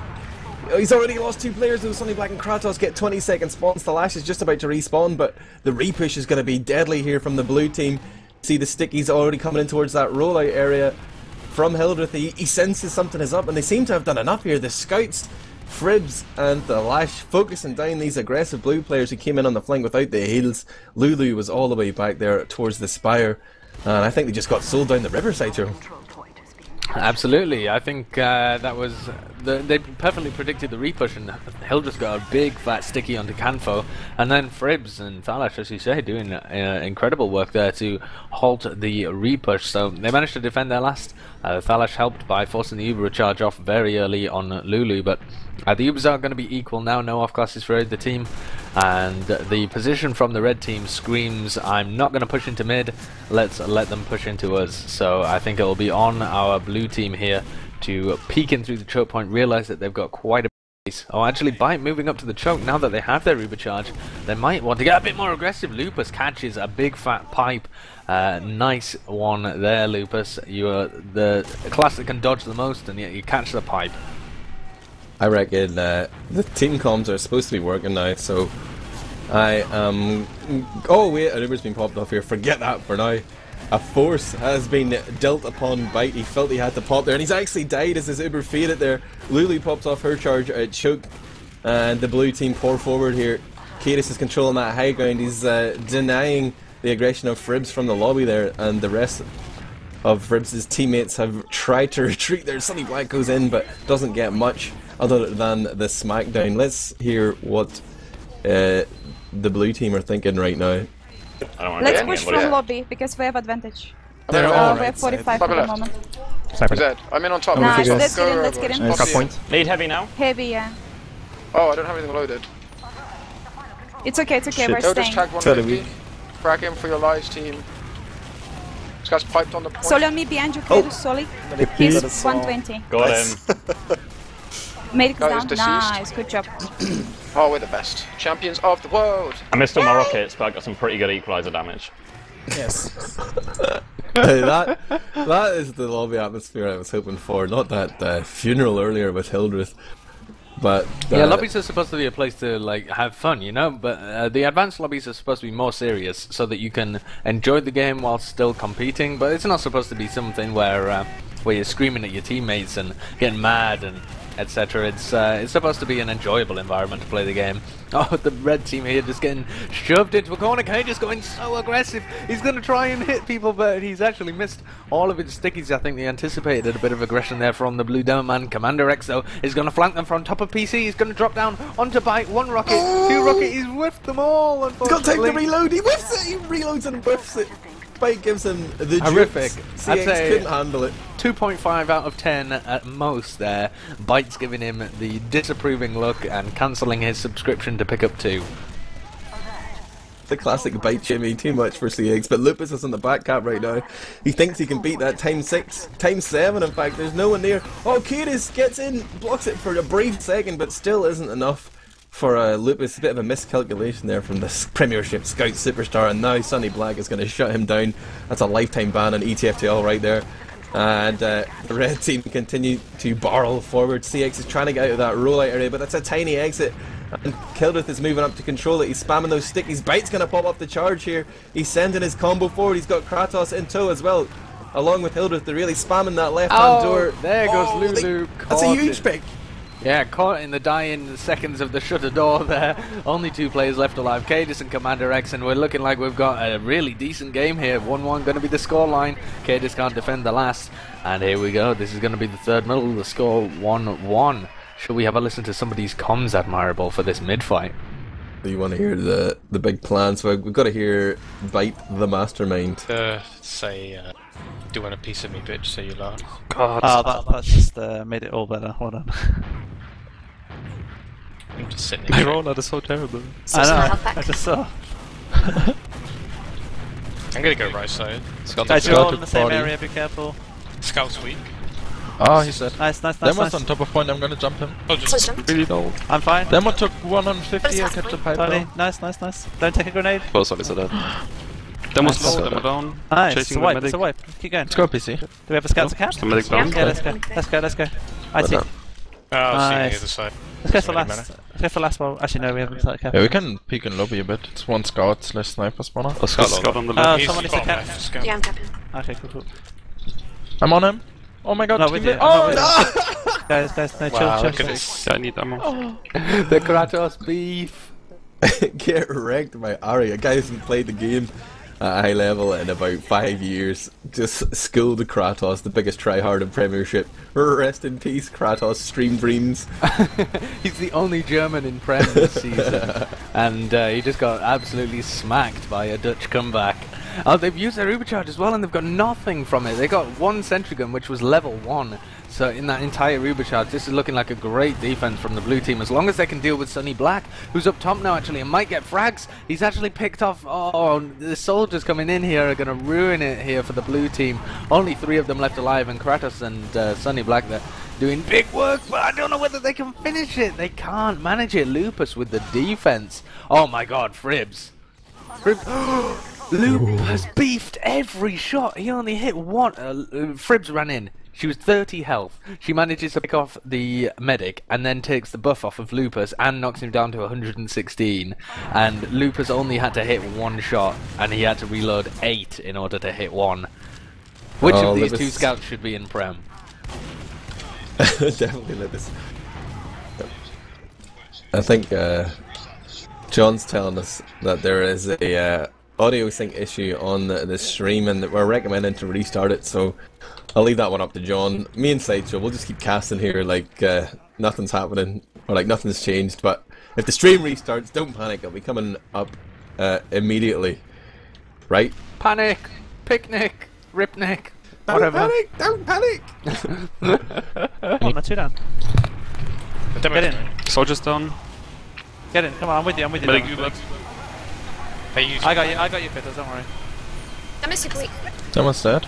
I'm trying to after Oh, the flash it might. Oh, it worked! Oh, it works!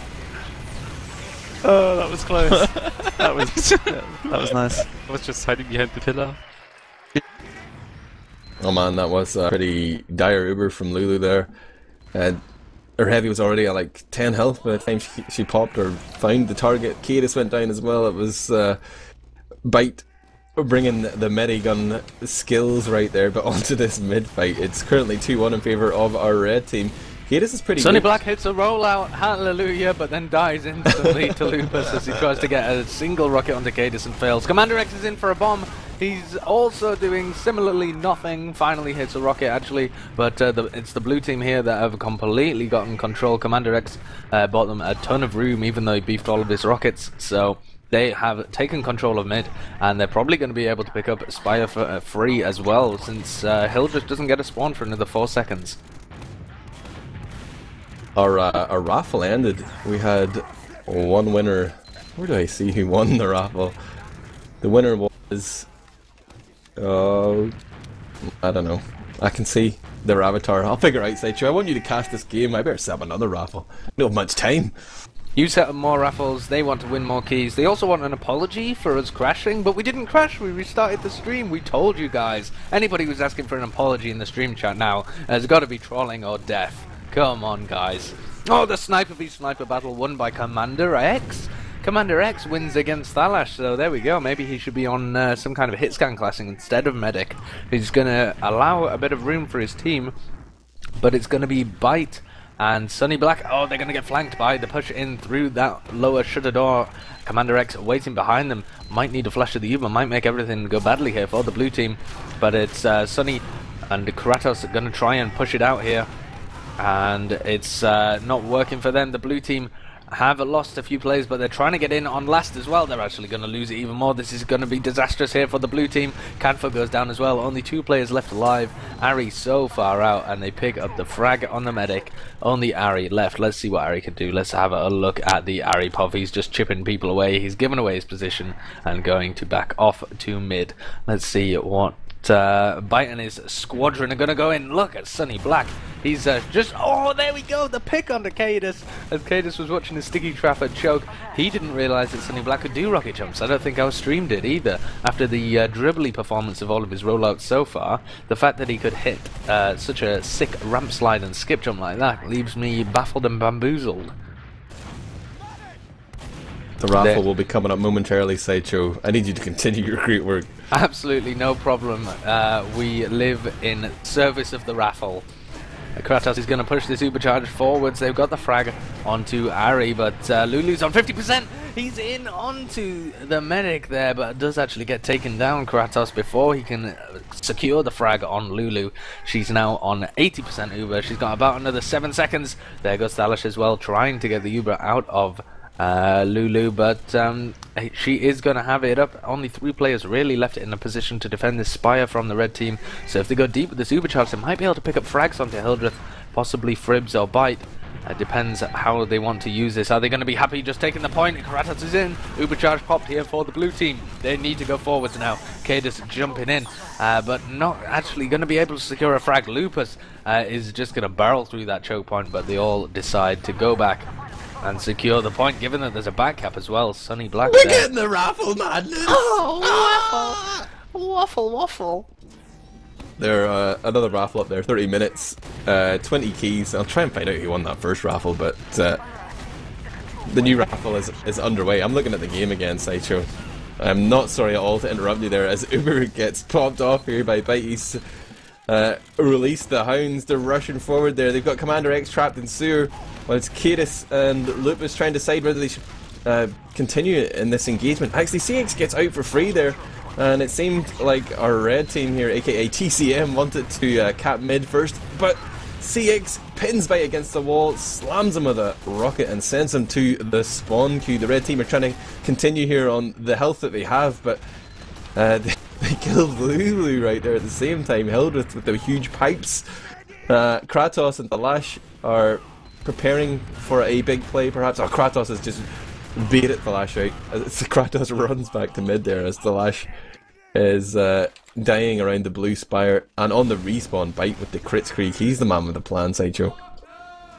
He is indeed. He's always the man with the plan, and this time the plan is nefarious and involves killing a lot of the enemy players. He's going to attach that onto Hildreth and they're going to go in, but it's only on 60% at the moment, so they're not going to be able to take advantage probably of the death of Lupus, and I think Cadus may have spotted that they were running crits there. Gotta go for the Bite team comms right now, man. Absolutely. I'm just playing behind you, Hildreth. Kratos jump. Kratos jump. Not that way. Just use... I'm just staying around. I missed the medic. You can do it. Right, keep going. They must choke. I'm chasing him. Well, they went out though, we can get second. they kept behind us. They're gonna have it fairly soon. They're gonna have it very soon, yeah. Someone's gonna come PC. Soldier's destroyed. They're in there. Soldier's dips. Someone's still behind. There's another soldier. Jumping choke, the demo. Gonna die. Okay, I'm Where's Spy? about to die. I'm down. In IT. Make him use. That makes sense. That was a fitting end to Hildreth's attempt at crits there. Just a death in obscurity right there after he missed every crit sticky, I think. And the cleanup comes in from our blue team, aka FB. Ari representing here. This team is now fully sponsored. They're going to LAN, I think, Sideshow. I'd love to see these guys at LAN. What a fantastic team this would be for LAN. Can you imagine all of these players playing together? It would warm the cockles of my heart. But at the moment, they've just managed to pick up the mid here, our blue team. Ari and Lupus trying to poke through the choke points and into PC, but they have no heals there. Lulu just about managing to get heals onto players now, and they're going to try and delve into the choke point here. Looks like they're going for a non-uber push. Canfo leading it, just going to jump through, and Cadus is going to be taking the majority of the spam. They're trying to focus down these players, but Canfo has been juggled up so high. He gets arrested back into the spawn queue. Cadus throwing out those loose cannons, trying to connect with the double donk. In fact, just gets a frag without even needing the double donk extra damage. But on the flank side as well, CommanderX is going to pick up Sunny Black, so that's going to open things up here for our blue team. They're going to be dealing with an uber charge here from Byte, though. How is this going to pan out? It's going to be Uber v Uber. Can Cadus and his band of merry men manage to get an early force here out of the king of TF2, Byte TCM? Uber's traded here by both medics. A second there, milked by Umi, aka Lulu. But they're just happy to try and take control of Spire here. But the distraction bomb opens the door for Thalash to come forward here with Hildreth. They're continuing to throw bodies into the meat grinder. Only 2 players remain standing. It is still Hildreth and Thalash. Thalash is going to win that one-on-one with CommanderX at the PC area there. Control of that med pack. He's now ghosting his way in behind. He goes lobby though, but the combo of the blue team has worked their way in on the left. Now Thalash arrives. He gets the pick on the demo man just as the spawns are coming in. Huge plays there. The spawn wave for red will be enough to hold the point. And Umi goes down there as well, so a huge advantage on the cards for Byte. Yeah, he has that Uber advantage. It's 30% as well. Lulu only just now getting a sponsor. It's more like 40%. CommanderX dueling it out with Sunny Black on the last point here. CommanderX getting the frag with his escape plan. I keep wanting to call that an equalizer. It is an escape plan, and that's his second or maybe even third frag with it of the game. So he whiffs all his rockets, but just runs in and trusts in the fact that his opponents are going to miss as many shots as he does. Ari and Thalash also taking a 1v1 on mid. It's the battle of new versus old.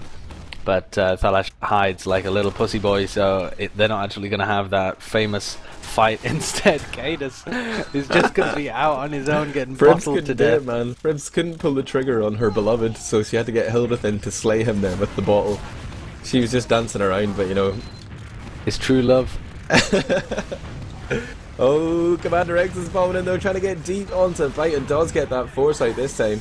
And the whip is being cracked again. Hildreth jumps ahead just slightly out of Uber range, and Lupus does big damage, dances, fakes he's going in the door, but then turns around and gets gunned down by Kratos with the shotgun.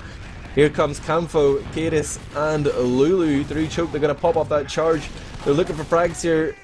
Oh, Lupus goes down on the point to join it. Ari goes down to join Lupus in the spawn queue, but there's still players behind here. There's soldiers everywhere. There's Kratos going to go down at close range. Sunny Black is coming behind. He's hoping to get that kit out, but he's going to end up trading there. Hildreth finds the frag onto Lulu, and the air shot onto CX there, trying his hardest to do work, but it ends up a complete wipe. Fribs just respawns now, and the blue team have just about held on to middle there. Yeah, indeed, and the heal advantage in favour of red. They are going to want to be blocking this point. Cadus doing a good job at spamming though. He's going to put so much damage there onto Thalash and Kratos, who were trying to peek that choke point. They're going to be forced to drop back to last. That was really nice spam there to deny the red team from even peeking. Perhaps they should have gone from lobby, but never mind, the opportunity has disappeared. Now they're going to be just having a peek into lobby. They're running a sniper as well, so that gives them a little more potential for getting a pick and pushing out with the Zuber advantage that they have, 70% compared to Lulu's 25. Kratos taking 1,000 double donks to the face there. Not actually a double donk, just the loose cannons, just the raw spam from them, taking him out and juggling him into a corner. So Now, even though they have that Uber advantage, very, very difficult for them to push out and use it with only 30% advantage and Kratos nowhere to be seen.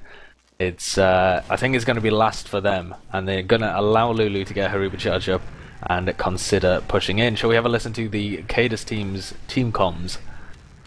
Absolutely, my friend. Move forward a bit. Yeah, let's go ahead. Right watch out, spam. I see. Stickies, upper and lower lobby. Hello, Cadus. Oh, fuck, man. I'm kinda weak. Sorry, Ari. Yeah. Let's go somewhere else. I need health back, I'm 6 HP. I just took it. Yeah, I see, it's okay. I got an arrow, I'm on the top little thing. Yeah, I sure. don't know what you call this, or heal, or anything. No, right. I can't spam. I'm in PC. It's fine to cross. I'm here. Cross. Sniper's watching there now. Fine. Lulu, you're standing there and you stay here. What are we doing? Should we push? Come on, we're losing! Wait, for Christ's sake! They're all in lower lobby. They're all in the lobby also. Yeah, took a headshot. Fuck this. What's going on? Where are you guys? I don't know. I'm on mid. I'm killing people right now. Why you're on mid? Are we pushing or no? That's Nobody a soldier said down. anything? Let's push with Shoulder me. down, Push shoulder down. lower left, push something else. Cadus, come lower Let's left. go lobby, Cadus. Or here. Go in lobby. Yeah, and we need scouts with us. Let's just Clean, go. clean. Walking in for Come free. here. Not I'm the going cap. top. Oh, I can't do anything with this. Kappa. Oh, shitterino. Yeah. I'm coming roll out. I'm in lobby. I'm alone. I'm weak I'm outside. coming. Scouts destroyed. Come lower. Scout and solo chasing me in lobby, I'm dead. Oh, fuck, yeah. And medic is also lobby. 4 people in lobby. TX, let's go for the plays. Is this Byte's first official? I'm wrapping around Fred PC, wrecked me. boys. Ah, fuck, I'm crushed. You 2 against 6. Lulu's looking at the chat and she's dead. Nice fight. I think that's probably the biggest problem. Oh my god. Lulu's reading out the chat when she's dead. She knows that she's being casted and she's just having a good giggle at the fact that somebody posted, "Is this Byte's first official on Process?" So you know that she's reading it now. You need to whip out your your tastiest Twitch memes. Oh, Lupus is going to play sniper and plucks Kratos out of the air with a big headshot. The red team have Ubered on Blue Spire here, and there are a few players going to get caught with their pants down. CX and Camfo both going down. Ari's coming in from below. He knows the combos in PC, but they're just going in one by one here. Lupus domes Hildreth and then is now turned his attention to this combo. He's going to hit back-to-back headshots there. He hit one on Sunny Black, kills off Fribs with another. Knows that Soldier's weak. He's going in to try and win this battle, but Sunny Black comes out on top. That would have been embarrassing if he lost. But the ETF2 head, admin and king of European TF2 has produced the goods. Now the lash and the respawn is just running directly into Cadus, and Lulu drops and refuses to pop against one scout. She demanded more from Jason Allen, but he did not deliver, Sideshow. Absolutely, Kratos typing in the chat, "Why is Forsaken fake nicking as Lupus?" Which I think sums up that sniper spree perfectly. He just hit the heads of absolutely everybody he touched there, rinsing people left, right and centre. Give them a bit of an advantage. They actually have an Uber advantage as well to play with. Byte on about 90% compared to Lulu's 45, so they can definitely push across this mid and take the fight to choke, which it looks like they're going to do now. Cadus is kind of scaring them off though, but they should be able to get the frag on him very easily there. Thalash finishes it off. They've still got 40% advantage, but they need to find some more frags. Just that Demoman pick alone. Oh, there we go. CommanderX and Lupus both going down. They might find another frag here on a bombing soldier who's on to Byte. Byte down to 60 health, but it's only the medic. What is Lulu doing there? She gets taken down as well. Hiding in sewers for the perfect opportunity, but it didn't quite pan out as she expected. This has been a game fought tooth and nail, 2-1 at present in favour of TCM, our red team, and they are poised to try and get another round here, but they're meeting stiff resistance here. CX sometimes gets a frag. Lupus is flanked all the way around to kill off Byte, and the blue team might be producing a huge hold here. Fribs is the last man alive. She's now juking in the lobby. She's decided to retreat here, doesn't want to go for the huge back cap play. She's been spotted out. The element of surprise had been lost. Camfo is going to try and contest at PC, but the red team have just about respawned. Hildreth isn't in the field though. With no demo man here, it's going to be tough for them to just stop the dry push coming in from our blue team. FB, they are hungry to tie this game up. I hope we get a golden cap. I know that's not usually the format in in lobbies, but maybe just for the stream they'll allow it. I don't know, Sideshow. Absolutely, possibly. I think we should have a listen to the Byte and Hildreth team comms, because it seems like Kratos is having a little bit of difficulty with his team. Here we go. Yeah, they should have it by now. The most control. We can actually stay here if some. Build. Take it easy, the Kratos gonna push. Watch IC from someone. 90%, build a little bit closer. They're coming closer and troll. Okay, we have this, hold close. Come here, Zane. Out of ammo soon. Then we took so much. I'm with you. Mate's so weak. Matt, you can make this? Okay, There's a scout and soldier now. I wanna go stick it to us. Look. I'm on demo. Demo's weak, he's 1 HP. Count underneath. Soldiers. Count underneath.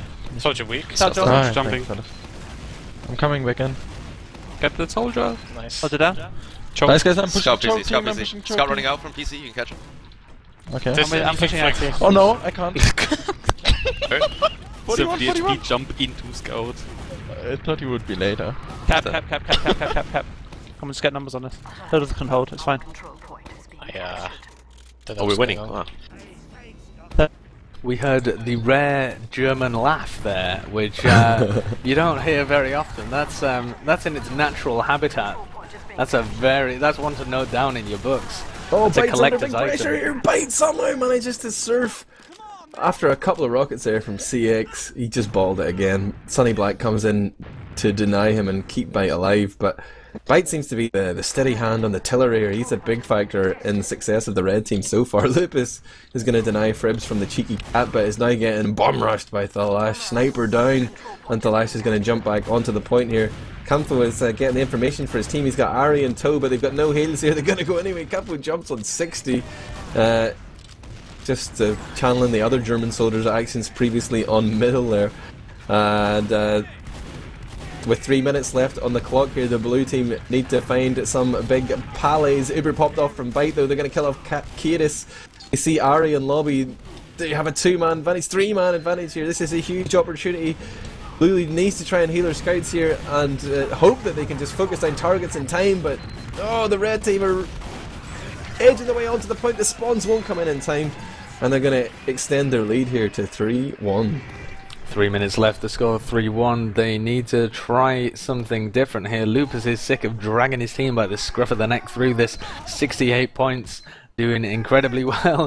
Cadus as well with an incredibly fast roller is going to try and sticky off the choke point and get some damage onto their scouts. Doesn't really hit that much, and Cadus gets picked off with a sticky from Hildreth there. The battle of the UK demo man, he comes out with Hildreth on top of that middle at least. Oh, but he goes down to a bomb from CommanderX, and now it's looking a little bit more even. The player advantage in favour of the Reds, and they've got a bit of position, but the heals were better for a moment there on the blue team. And nevertheless, they decide to back it up.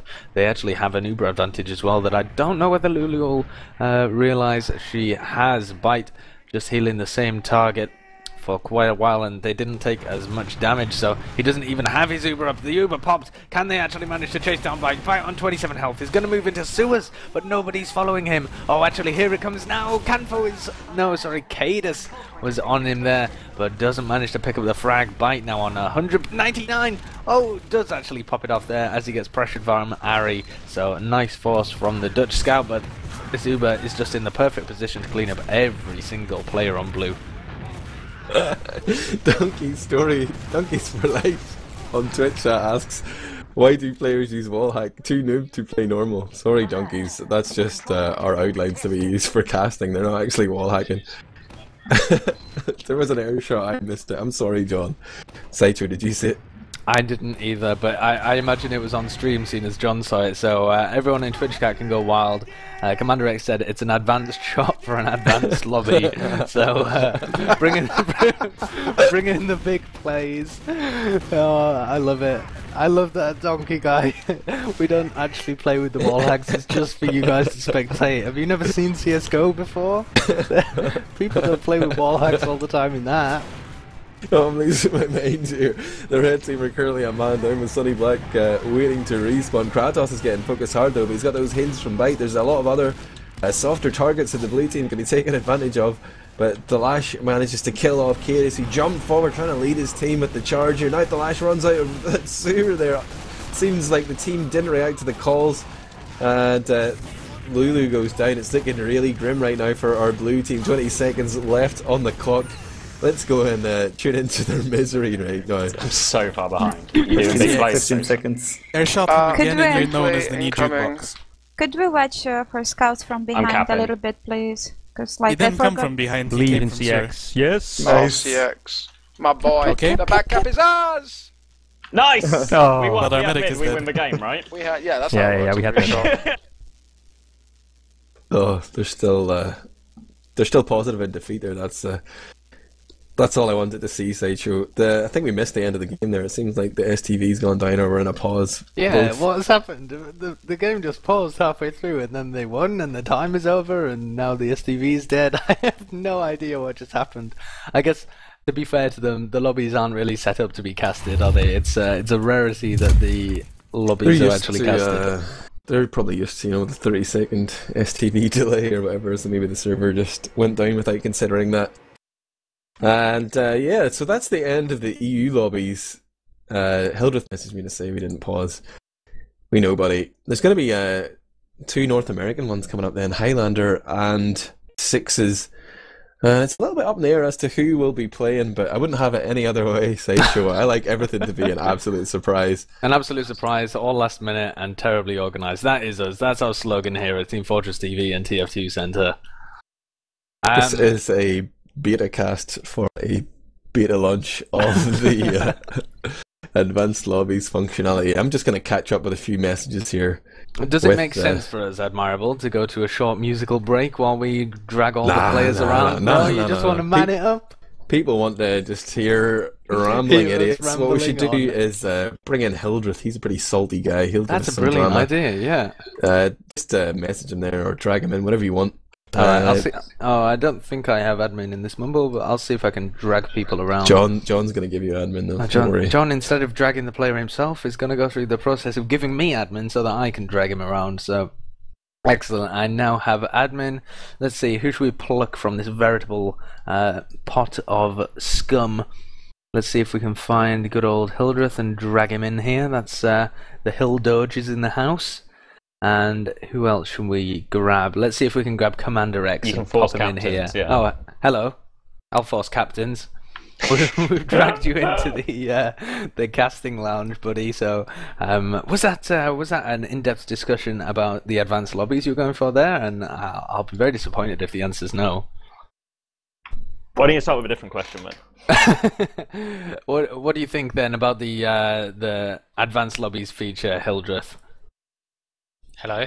Hello. Hi. Thanks for calling me a salty guy. Well, whenever we tuned into your team comms on the Highlander game, you were like, "Oh, this is so boring." It was terrible, the Highlander game. But everyone should get involved with the advanced lobbies. That's the key message here, right? Don't know, as long as the TF2 Center staff aren't given the free run, should be fine. Yes, that's what I was saying to Master Noob earlier, actually, that he mightn't make the standard for advanced lobbies, but he's got the control there. He hit his big red button and he was allowed to play. You weren't impressed with his medic in Hildreth? No comment? He doesn't want to get banned, so he's decided not to comment. In fact, he tried to comment, but Master Noobs just instantly DDoSed him as soon as the question arose. No, I don't know where. I think we might have lost his mumble Hildreth. crashed, he says. He's messaged me on Steam to say his mumble crashed. Rest in peace. Rest Hello, in peace. can you hear me? We can hear you now. Yeah, I was saying that his medic skills on par with yours, I'd say. Oh, high praise indeed. Exactly. He must have been having an off day. Must have been. I know, I like the idea of advanced lobbies, and actually that last game was pretty fun. The Sixers one. Yeah, I mean, Byte was going super keen mode as Byte does. In fact, I think That he was was him in low gear, and that was him in low gear. Yeah, he was kind of relaxed today, Byte. So it's pretty fun. I think it'll be like playing the old pickup twos. Kratos wants to join the interview as well. Sorry. Yeah, that's the impression I got from that game just then. Like, it felt like Pickup 2, but like towards the end of Pickup 2 when it was a bit more open, a bit more free access. Yeah, I didn't feel the same with the Highlander game because half of the players there weren't good players for Highlander anyway. But I like the feature. It was a bit laggy. Some of the features are a little bit buggy still. When we like readied up, it went a bit buggy for a while. Yeah, Other to than keep that, refreshing. it worked fine. Yeah, it's a good feature, and for €1, it's pretty good to keep people like Admirable out of your pickups. It's pretty good. Absolutely, you leave Admirable to stomp all the lower level pickups because he doesn't want to play seriously. You keep the advanced lobbies for the people who want to win, like an ambassador. I'm an ambassador for TF2. I would choose to play in the open lobbies, you know, and just share my vast TF2 knowledge with all the new kids on the scene by shouting it at people very loud for being idiots. But yeah, Hildreth, are you still involved with TF2Center, or are you just an outsider these days? I'm an outsider looking in, as with everything. How can we get someone with a little bit of authority? There's Kakaltu, actually. I'm going to drag in Kakaltu. What's up, buddy? Surprise. It's one of the good surprises. It's one of those that you really look forward to. You've been dragged in, and we want your opinion and your... we want you to sell this advanced lobbies feature to us. We're impressed. We enjoyed it. We loved the animation, although it was missing the gong the second time, which I was deeply upset about. Yeah, but tell us the thought behind the advanced lobbies. Well, to be honest, we wanted to make a system that has the gong as the half of the experience. No, but the thing is, there's a lot of room for us to do a lot of stuff. But the thing is, when we started thinking about what we could do at TF2Center, we have a lot of coding, we have a lot of players, but we don't really know what to do. So we kind of started asking the community for feedback. And the two top things were streams and matchmaking / an elite tier of lobbies. So we're kind of... Someone did us? Oh, too bad. But we were trying to get everything set up, and basically now we're going to try to release whatever we can and see how far we can get. Just a little update here. More information's coming in. I just realised that the TF2Center site is down. Apparently, they're being DDoSed right now. Mm-hmm. Isn't that just delightful? So I don't know what's going to happen with the North American lobbies. The current status of the raffle is that there's 5 minutes left, so just forget about TF2 for a second, and to type !raffle in Twitch chat, head over to scrap.tf, sign in with your Steam account, and link your Twitch account, because you have to be a follower of our channel. I'm ruthless like that. And there's only 5 minutes left. And there's only 300 spots left, and only one guy will win these 20 keys, because, you know, I want to make a few millionaires tonight, Sideshow. Absolutely, and then you can waste it all on saloon.tf, which is my favourite pastime. That's what I love to do with my keys. Just throw them all away, betting on Reason Gaming. Kakaldu, what's your role in TF2Center these days? Are you the PR guy? Oh God. Are you the person I should grill with questions here? You know, I've got some hard-hitting questions about advanced lobbies. Are you ready? Sure. So, a lot has been said about the potential €1 cost. I know it's not coming in for the next 3 months in the beta period, but is that something that might change? Might you consider just doing it for free? Or is it definitely going to be pay to play? Well, it really depends. We have to see how well the idea of paying to play is for the entire scene. Like, there's a huge difference between American and European players in terms of donating and being willing to actually pay up for TF2. And like I said, this is the first time we've ever tried this, and it really, really depends. If we can get this working and we can get additional features and make sure people are seeing their worth for, is it 1 key per 2 months? Then obviously we can help the community by having a small entry fee. And it kind of acts as well, I guess, as a barrier to entry. It's like, it's only a token amount, but if you want to play in a serious manner, I'm doing air quotes again, you can't see them, but that you have to, you know, put a little bit of money on the line. And it is an interesting thing where people expect things for free in Europe. I guess they've been spoiled by ETF2L, etc. But I'm interested to see how that pans out. I think it's a good social experiment, at least. There's definitely going to be some people who'll be prepared to pay. But that's a long way down the line right now. Well, can I put my opinion? Ads. Do you want to hear? John, stop typing. I want to hear Hildreth's opinion. Thank you. That when you have to pay for something, you're going to have to expect some degree of quality. So if you're going to play TF2 pickup or something and it's run for free, it could be gone tomorrow just because the admin just gets bored of it and can't continue. That's been the trend with a lot of the groups we've had. If you're actually the people who are making the product have to dedicate themselves to making it the best experience. Otherwise, that's a bit of scaremongering, man. So you're saying because there's money involved, they definitely won't quit. Like, no company's ever gone bust. Well, they might not. They might not quit. They could quit whenever they want, but they have to make it quality. Otherwise, people are going to go to the free sites when there's competition involved. Yeah, that's true. Just look at. They have to make it better than TF2 pickup. Just look at the SEA. Like when it was apparent that they had a Bitcoin miner.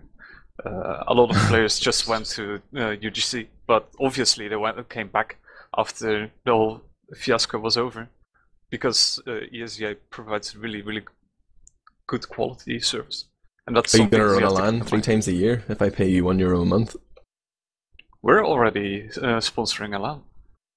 That's right. That's something I'm interested in, because for me, a lot of the value in paying monthly for advanced lobbies wouldn't necessarily be to play in the lobbies. That's just like a bonus, but it's to support all these other great projects like Master was saying, or I read up on a lot of these threads doing my research for today, but how he has prepared a server for the new logs.tf update, and he's involved with like tf2pug.me, and me and Master are always talking mad schemes about maybe running sort of EU LAN in the future, and also you guys are sponsoring Deutschland. I see that as great value, or a great initiative that somebody has stepped up to kind of gather funds and dole them out to worthy projects, I guess. Well, you can see the community always bands together. Just look at the fundraisers for. It started in I-49, I-52, now I-55, but it needs to have a central place, and I really hope that TF2Center will be that. Yeah, I agree. Like these projects like Saloon.tf, TF2Center, if they can make some money from doing what they love doing and then putting it back in the community, it'd be really good. Like Scrap.tf have kind of been doing, in a way, with Duel. Yeah, and he and Master Noob, they have talked about, you know, hatching some grand schemes, but we're just in the early days of that, I guess. Speaking of Scrap.tf, that raffle is ending shortly, the bot says. It might even be a matter of seconds. We could have our winner announced very soon. There will be more raffles coming up. We might even allow multiple winners. It'll stop being so crazy. But the site is back up. The DDoS threat has been dealt with for now, I guess. And I guess that means we're going to be having our North American Highlander game coming up. That's supposed to be next on the agenda. Kelty, do you have any information about that? Are you involved in the organisation at all? Sorry, what? About the North American Highlander lobby show match? I'm looking at it, but the thing is, we were meant to have Stabby, but apparently no Stabby. He's asleep or something. Let me see who we are. We're even running late. It's classic Stabby. So it's like the whole event's running an hour late and he still didn't manage to make it on time. Absolutely disgusting. Yeah, I'm going with Don't we to round up some flashbacks. gamers? Round up some gamers. Is Kresnik playing? Yes. Just got more hard-hitting questions for you here. I was reading that big thread on ETF, you know, it's like 12 pages long, and a lot of people were saying they wouldn't donate to TF2Center. This is obviously the people who were getting caught up on the money thing, even though it's not an issue for potentially 3 months, if ever. But a lot of people saying they wouldn't donate to TF2Center because of their admins and their staff. Do you want to defend that position, Kakaltu, or are your admins dicks? Whoa, just read better in the thread. Just look at every comment that has my name as admin. But nah, is this just previous members of staff that people are mad about, or is it like old history that people don't want to let go of? Because I have never really had any problems with the TF2Center staff. To be honest, like everyone knows, Teresa and Masnup are really, really easy to hit the ban button, and we have had a few discussions within the staff meetings about that. And there are other admins that are trying to portray a certain vibe, but we need to be on the same wavelength, and that's something we're working towards. And obviously it's a bit difficult because everyone has a different opinion about certain cases, but a lot of the issues that have been raised in the thread were from really, really far before we actually set a standard of, okay, what are our ban guidelines and what are we going to discuss to do? But we still have work to do. So you're recognizing that mistakes have been made in the past, but you're looking to, be more compassionate. Is that the word I'm looking for? Obviously. That's beautiful. That's all I wanted to hear. Whoa, Sideshow, are you still here? I am indeed. I am still here. Have you got any hard-hitting questions? What did you think, reading that thread and people's reaction? Were you surprised by the reaction from existing competitive players? I was really surprised because in my eyes as well, the people who were complaining about it are all kind of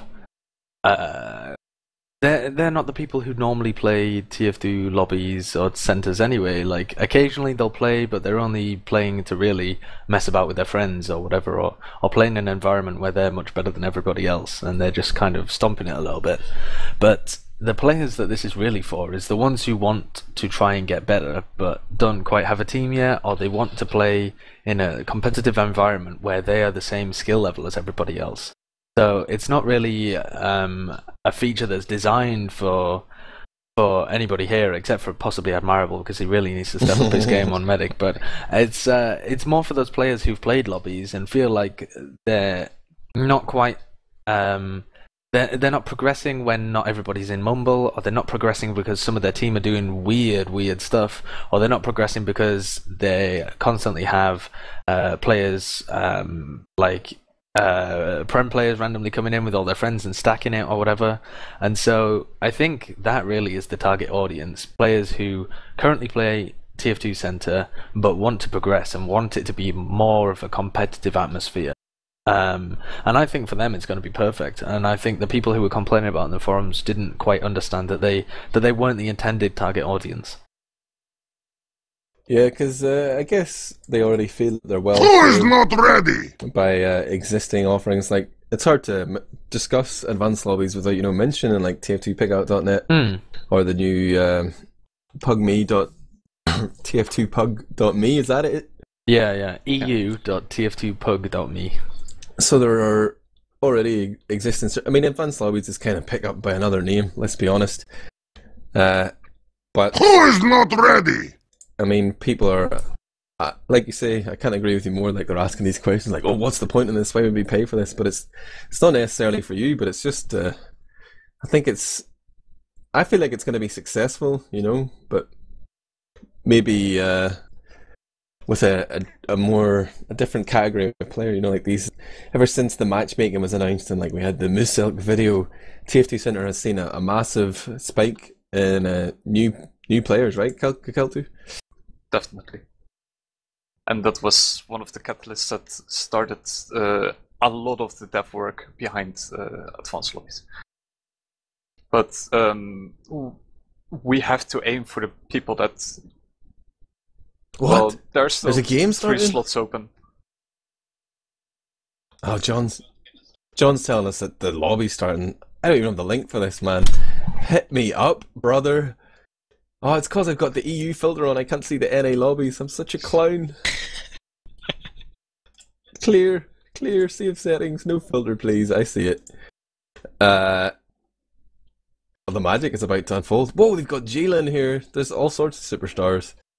It seems like they have managed to find the players there. We've got some TF2 staff members. We've got Banny here as well. Everybody's readied up. Have you got this on stream right now, John? Are you seeing this Sideshow? I am indeed. I'm having a look at this. I can see everybody currently sat in. I can see 4G Banny. I can see Jill. I can see Chris and Void and Fairy and Foxy. Oh no! There's too many TF2Center staff members again. This is going to be dire. Look at these 1-star heroes. Who are you, Void? Ninja Moo Cow. We pray for balance, Kakaltu. Do you know any of these North American Highlander players? Can you shed some light on them? Oh, Kresnik plays in E2F12. What class does he play? Heavy? Is that his Yeah, main? of course. He's heavy for the Premtech. Wow. See, I'm so out of touch, man. I need to play You more really are. Highlander. You're not down with the kids. Kresnik's the heavy for the K&D team. They won the title the last 2 seasons in North America. Satan's one of the best pyros in North America. And Giraffe plays for MTS, who are one of the top teams. Oh, we're still Team waiting of for 2 Harmony. scouts here. I didn't even realise. I thought it was full. I'm such a clown. Hildreth, who should we be looking out for here? Satan's a pretty good pyro, right? He's actually Yeah, North American. Satan's. He's the only pyro that they could put in the category as Big Steve. Sigafu as well. Everyone knows Sigafu. He's a really good engineer. And I bet if I was to pick a player to look out for, it would be. Well, it's obviously going to be Banny. I want to announce who won the raffles as well. So that first raffle, when I was just too dumb to figure out, it was a guy called 20 to 100 Nixtaz. Congratulations on your 20 keys, my friends. And the most recent raffle was won by Dissomania. So we've actually worked out quite well. I'm going to start another raffle here just as this next show match is getting underway. And it's going to be another 20 keys. Do you think I should spread them out a little bit, Sideshow? Or just, Absolutely not. No, not keep even giving it to one slightly. person? Yeah, let's keep giving it to one person, because if you go into a raffle and you win a key at the end of it, I mean, come on, that's not even really a prize. If you win 20 keys at the end of it, that's a prize, You're going into this raffle with a big prize at the end, and you've got to be in it to win it, and you have as much chance as everybody else. I'm absolutely behind you. That's my same thinking as well. 20 keys, that's a life-changing amount of keys for any TF2 player. I mean, can you imagine how many boxes you'd be able... I can't even count how many boxes you'd be able to open with 20 keys. That's like, with the unusual... What's the unusual drop rate? Like 1 to 100? So that's like, a fifth of an unusual if you're a fan of hats. Or you possibly can trade 20 them, you can bet them. Possibly 20 unusuals. Oh, that's the way to think about it, man. Exactly. I'm so negative, man. I'm such a pessimist. 20 keys equals 20 unusuals. Don't be a scrub. Unbox some boxes. Uncrate some crates, however you want to call it, and get those unusuals out. I am, as the bot says, teamfortress.tv is currently uploading items for the raffle. I'm on it, guys. Don't worry. And we might have an extra large raffle for the last one, because Master Noob, when he was trying to send me 80 keys, I think he just got click crazy there. So he actually sent me 94 keys, so the last raffle could be a whopping 34 keys. We'll see how long this game takes, and then, we'll judge it by that. But we'll try and spread it out a little bit. The next raffle, the trade, has been completed. Come on, Steam, don't fail me now. And we're still looking for the scouts in this lobby as well. I'm not sure who it's supposed to be, Admirable. Do you have a checklist that we're going to be running through as well? People seem to be hopping around from class to class. The North American one was, even when we went live with the show, I still didn't know who was going to be playing in that one. I was only signed up to get the Sixes players for EU. Should we play it and cast at the same time? TF2Center. I think that would work to absolute perfection. So what I did was... I just messaged the NA channel in our Slack, and I said, please get me players. And they had players, and they were trying to get in touch with Master Noob. I don't know if that worked out, but lo and behold, we have at least 16 players. That's almost a game. Alright, the items have been sent over. It's up to Scrap to verify them, but the raffle will be getting underway momentarily. It'll last for 30 minutes. You type exclamation raffle in chat if you want to see the link. You need to be a follower of Team Fortress TV. You'll have to log in with your Steam account and also connect your Twitch account when you get to scrap.tf. And all you have to do is hit that enter raffle button. Wiz Weasel says, raffle, s'il vous plaît. And we are delivering your raffle instantly. Look at that. Oh no, it still says Team Fortress TV is currently uploading items, but the bot's a little bit behind. Admirable promises that he hasn't run away with all of these keys. There we go. The raffle is active, and look at that. All of those 20 keys. It's delicious. It's lovely. I'm going to enter the raffle. Currently says I have a 25% chance of winning. Oh, it's gone down to 3% within a matter of seconds there. So the odds slowly slipping out of my grasp, but I believe, Admirable. I believe. Hildreth? Hello. So I've been looking at your boy Satan and his rankings, and he isn't number 1. Is he not? Nah. He's being bested by Breakfast. So Breakfast Junior is the number 1 ranked pyro. Looks like we're moving to a new lobby as well. It's still the same concept, you know, North American Highlander. Just want to share that with you. Interesting. For whatever reason, maybe ironing out a few bugs here, but they have decided to hop on over. But we've got that raffle to keep you entertained, guys. Currently 86 of 500 places. We haven't actually managed to get 500 yet. I don't think we have that many viewers on stream. Let me double check. 454. Can we get to 500, and can we get everyone to enter the raffle? Absolutely not, but very possibly we could do it. It's only a matter of time. We need to build it up, and we'll get all of that. Well, anyway, why would we want that, Admirable? Every extra player who enters that raffle means less chance of us winning it. Why would we want? Why are we even spreading the link? Somebody quickly smother Scrap TF. The one guy who wins it is going to feel even luckier in the knowledge that he beat 500 other nerd rafflers there, you know. Or 499 of the nerd rafflers. I can do mathematics, exactly. Admirable. Nice work with the probabilities, my friend. I'm going to keep you around, Sideshow. Your contract has been extended. Yeah, it's very useful having an accountant on the scene. I can tell you exactly how much everything's worth.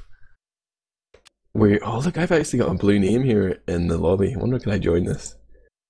No, only advanced lobby players may enter. I'm not even good enough to play in advanced lobbies. I swear I signed up. But denied. I cannot play this North American Highlander show match. But we're back to sort of the same situation here. We've got 8 players in each team. We're looking for 2 scouts. I'm sure the TF2Center guys are beavering away furiously in the background. Kilty, can you get to the bottom of this? What's going on here? Maybe you and Hildreth just jump in and have a hyping scout feud. I played for like 2 years in North America. John! Mute yourself, John. I was saying I played for 2 years in North America. Surely I count. Yeah, absolutely. Hyping scout, quite doable, especially if you're just like pushing a cart or something, or capping a point. Yeah, we can just sit Hildreth on the kite. It'll be the most useful game of Highlander he's ever had. Oh, cat call out. Yeah, you can. We can get you sat on the cart, and then we can get Geel to airblast people away from you. We cap it off at ×3, and that's the strat. What could possibly go wrong? I'm guessing you've never played Highlander before. Not quite. I have played it a few times, but I appreciate that it's a lot more difficult than I make it seem. Yeah. I have no idea what's going on at any point during a Highlander game. It's just very entertaining cluster. The team with the best sniper normally wins. Well, let's have a look at the snipers then. If you were to compare the TF2Center admin Foxy against our good friend Marty, who would you European? Who would you? Yeah, they are both European. Who would you peg as the superior sniper? Who's your money on? Well, Foxy Dave used to be an engineer for. Well, that tells me everything I need to know. And Marty used to be a heavy for some high. That screws it up even worse. So none of those classes he used to aim in at all. So the engineer doesn't even need to aim even slightly, though. Surely the heavy has a mediocre advantage. The engineer just has his class aim for him. It's practically like having aim hacks. As Marx said, it's the 7th player, or in this game mode, the 10th player. Well, I don't know. I couldn't really put any of these apart. I'm just sad that Max isn't playing. It's like my boy Donkey said in chat, are these guys so noob that they just play with the hacks on? That's pretty much engineer, right? Absolutely. Do we have a completely different server lobby here? Are they about to join a completely different one? We've newed up a new lobby. Master Noob's giving me the info. I'm passing it on to John, our technical wizard, so he's going to be able to set up the relay and the live stats, maybe the correct sort of delays and stuff. We seem to be missing the crucial thing, which is the last 2 players, though. It doesn't matter which server we're on if we only have 16 players, surely. Does anybody have the scouts? Does anybody know who it was supposed to be? Where are they? Who are these players? The mystery scouts. Let me ask Master Noob, actually. Do I suppose we should try and get the team comms again? Well, there could be latency issues. Let's see what happens anyway. Sideshow, keep talking. I'll keep absolutely dribbling all over here. Let's have a look. Who then? The TF2Center team, Kikaltu, seems to have a lot of admins. And we've been hearing on the forums the accusations of these badmins or madmins, which I'm sure is only a very, very tiny minority, if it's even true at all. But we have a look at the names over here. Chris, Ninja Moocow, Void, Fairy, Foxy. Am I right in thinking all of these players are admins? J-Serp as well? You can't log in with a TF2Center tag unless you're on the admin team. Like, the site won't allow you to. So the site actually stops you trying to pose as a TF2Center admin? Yes. Very interesting. So which of these, if you had to classify them into madmins, badmins, and utter cadmins, which where would you put these players? I would put Jay and Foxy in the ladmin part. Absolute ladmins. And to be honest, Chris, which is Beefish, German Highlander player, and Fairy, they have been doing massive work on the ban forums, so if you got banned, it's their work. That's probably them. Interesting. So the ban hammer going to be coming out against the team that loses here, or the team against Fairy and Chris, however that might go. So if we were looking for some particularly salty comms, are you trying to tell us that none of these TF2Center admins are going to provide us with the salt that we so desperately need? Oh, just go spec Marty now. Marty's the saltiest player I've ever known. Marty the Salt. Excellent, I love that. Whatever team Banny's on and Sigafu, you might get some salt there. Banny and Sigafu, I'd love to hear them salty as well if they start losing. That's actually who we're missing, isn't it? Banny, where's he disappeared off to? I think that is the last player that we're after here. Whereabouts is Banny? Can you see Banny? I can't see Banny. I think he'll just made a wild accusation that he could see Banny and then just is not able to back it up with anything, any kind of evidence. Sorry, I was talking to my brother. Oh, there he is. Oh. He suddenly appeared in the Demoman slot. There we go, readying up. We'll see these delicious animations, and hopefully the Gong of Doom is going to sound. Who's not ready? Gong voice. I would just like to remind everyone that I'm not actually salty. No, Thank you. Marty is appallingly salty, and we're going to be listening into his team comms specifically to catch the salt. Absolutely. Possibly. I'm not even sure whether we have team comms. I believe that's something that Admirable is trying to sort out.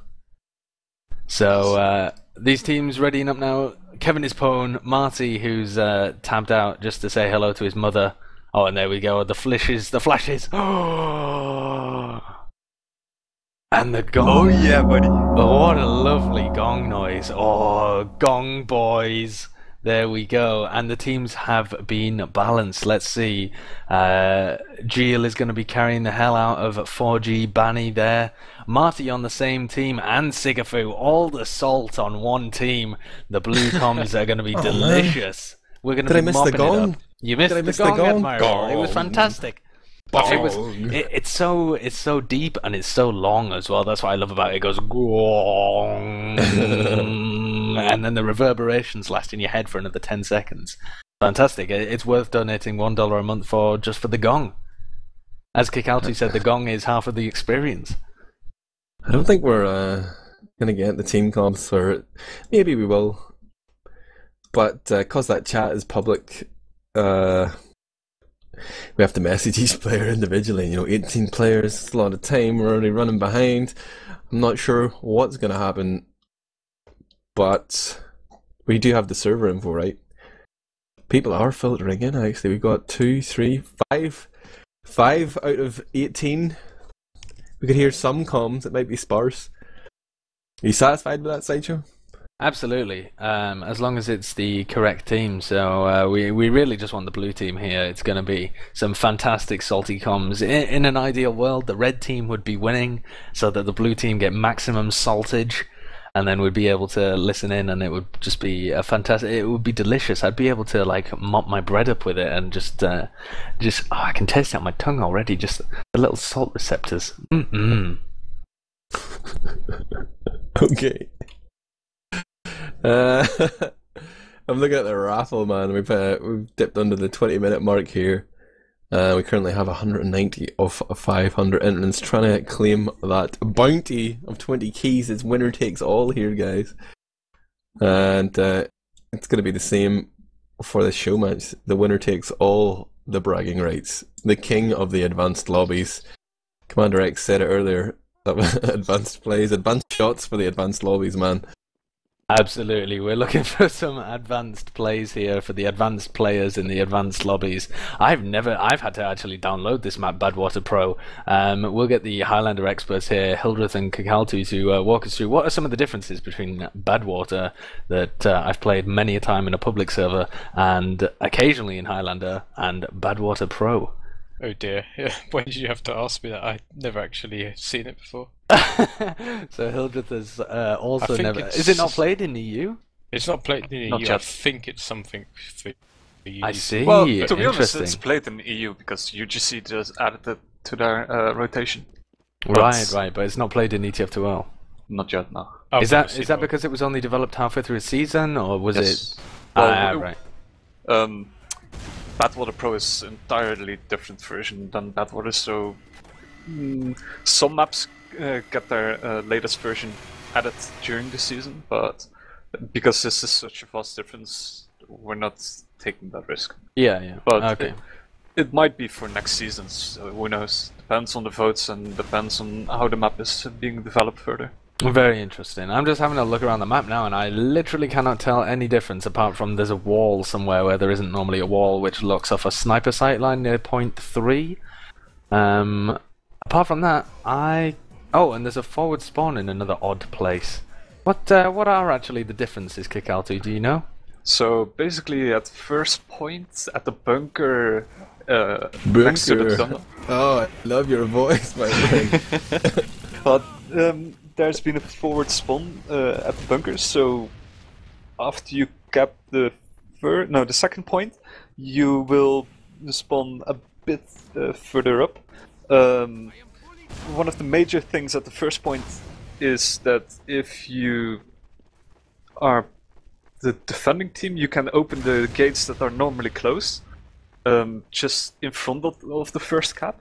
There's a huge fence that blocks the sniper sideline from first point to second point. Third point with the bridge house, it has been more accessible, and behind it, where the normal sentry spot is, has been opened up really large. The last spawn for the defenders has a little spiral staircase, so you can go up and down, so you don't get screwed when you spawn in the wrong position. I never thought of being an estate agent, like a realtor. You're really selling me this new piece of property. I feel like you're taking me on a whistle-stop tour here of all the highlights. I want I'm looking at the interrupt places to say that that we do have team comms. That it's going to happen. The dream is real. The dream is real. The dream has been realised. I'm whizzing my way around the map when you're telling me these things, and I'm very sorry, but I still can't tell the difference between anything on this map apart from that wall. I think I might just be blind. Did they change third? Third's changed, Yes. yeah. The steps are really wide now, so you can't use a single dispenser to block the spy, so that makes the sentry position more exposed. And in fact, they moved part of the window there, so before the wrangled sentry was mostly covered just by the bottom of the window frame, but they just took that away, so that was traditionally a really strong hold point there in a lot of defenses. Like, some teams wouldn't even hold the roof. Yes, I see just go all the way back to third, because that corner was really powerful, but they've nerfed that hard. And this whole house area, you know, like the house between 2 and 3, before you could only go left through the boiler room or right through the house, but they added this this platform, this gantry, so you can just walk all the way around here, and that gives you way more options, and it makes the third defense much more breakable. Yes, I see now. I see all of these little additions that you're pointing out. Very interesting. Nice developments to a map, but it's disappeared from my screen. Server changing levels. Where are we going? Are we going on a whistle-stop tour through another map that I've never seen before?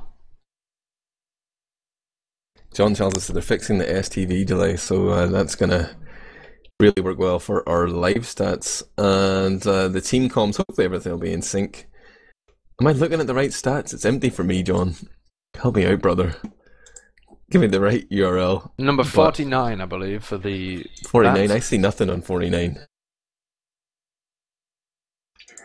Oh, for God's sake, John. What did we hire this guy for, Admirable? Just everything.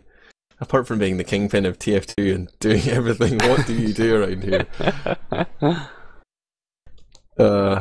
We are going back to Badwater Pro. I wondered had there been like a Zebasai on the server saying that he doesn't believe in the Pro version, he wants to play normal Granary or normal Badwater, but I want to see more Pro action. I'm interested, yeah.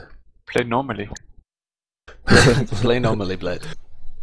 Is there anybody like that then in the Highlander scene who prefers Badwater over Badwater Pro, or is it a fairly unanimous decision that it's a superior map? Hasn't been played a lot in EU, like a few test matches, but people are still really divided about it. It just looks like a change in map, because it's taken years to people to develop Badwater better, so they're just changing it. So people just have to change as well, just because it's got stale, I think, is the complaint. Well, to be honest, the last few seasons we've seen a lot of different tactics, like it used to be, up to last season, it used to be standard to hold at the left side when holding third point. But now teams are still experimenting with putting heavy on top right. Yeah, I agree. Putting teams a bit forward. There's always room to improve, but you just have to have teams that want to experiment and take a gamble. Live? I think we're live, guys. I hear a whipping as our red team rolls out the defenders here. They've got their minute of setup time to prepare. We're going to see a lot of suicides here. Don't try this at home, kids. But that's going to help our engineer get his ammo really quickly and just drop all the necessary structures. We're going to see a fully upgraded buildings around the time the gates open here, at which point we expect to see a suicide wave Sideshow. That's just the standard play here.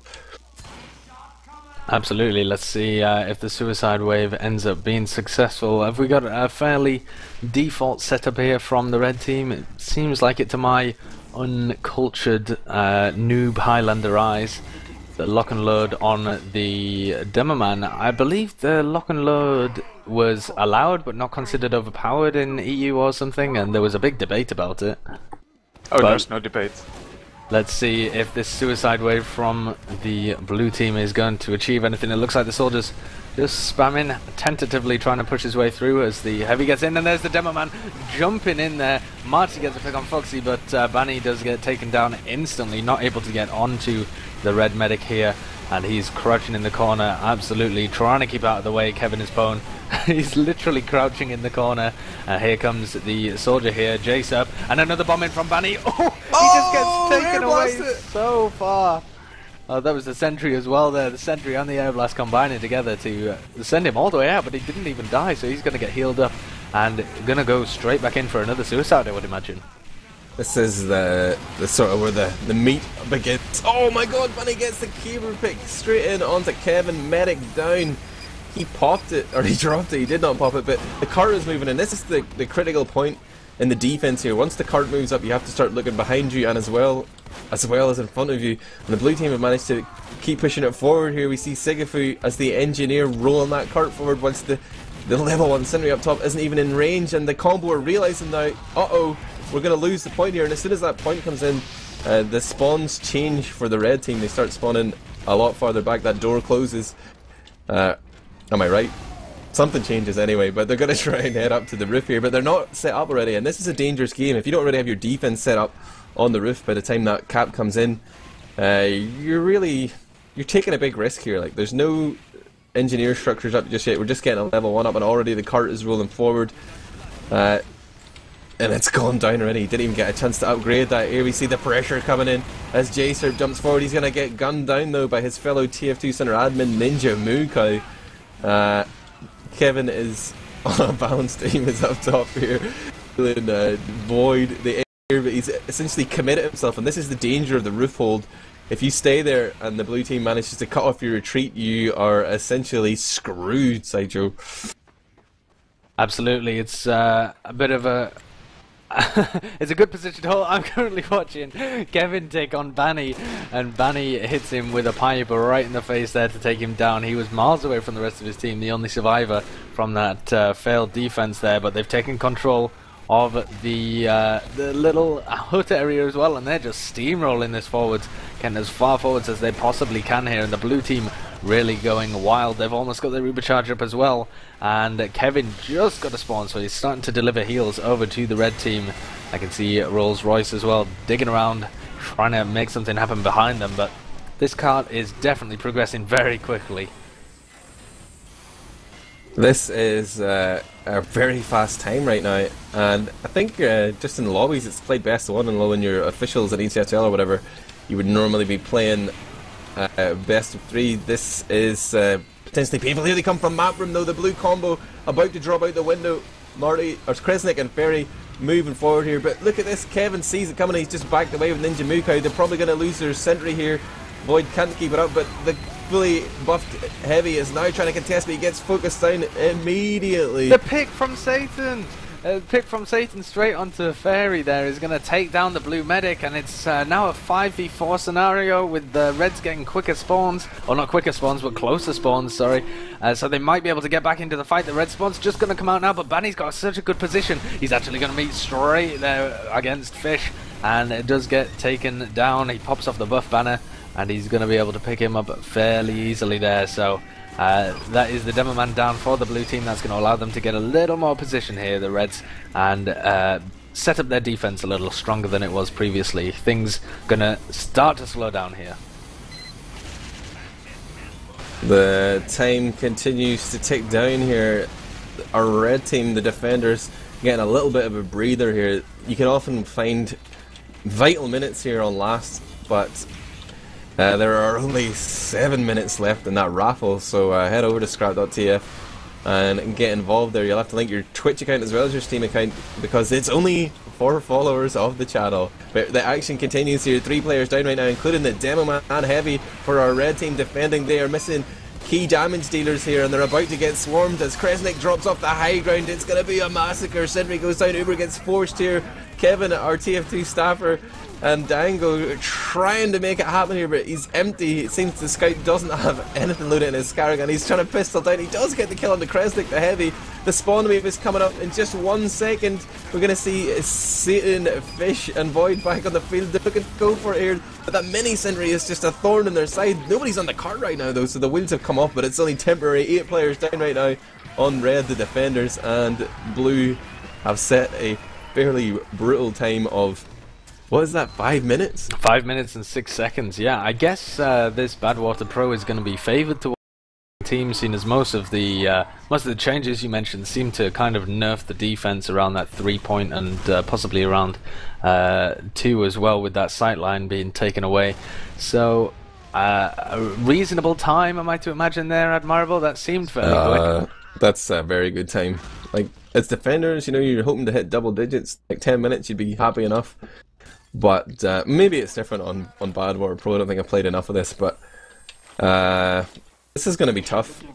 for our attackers now. They have to really just go balls to the wall here. I'm laughing at Geel.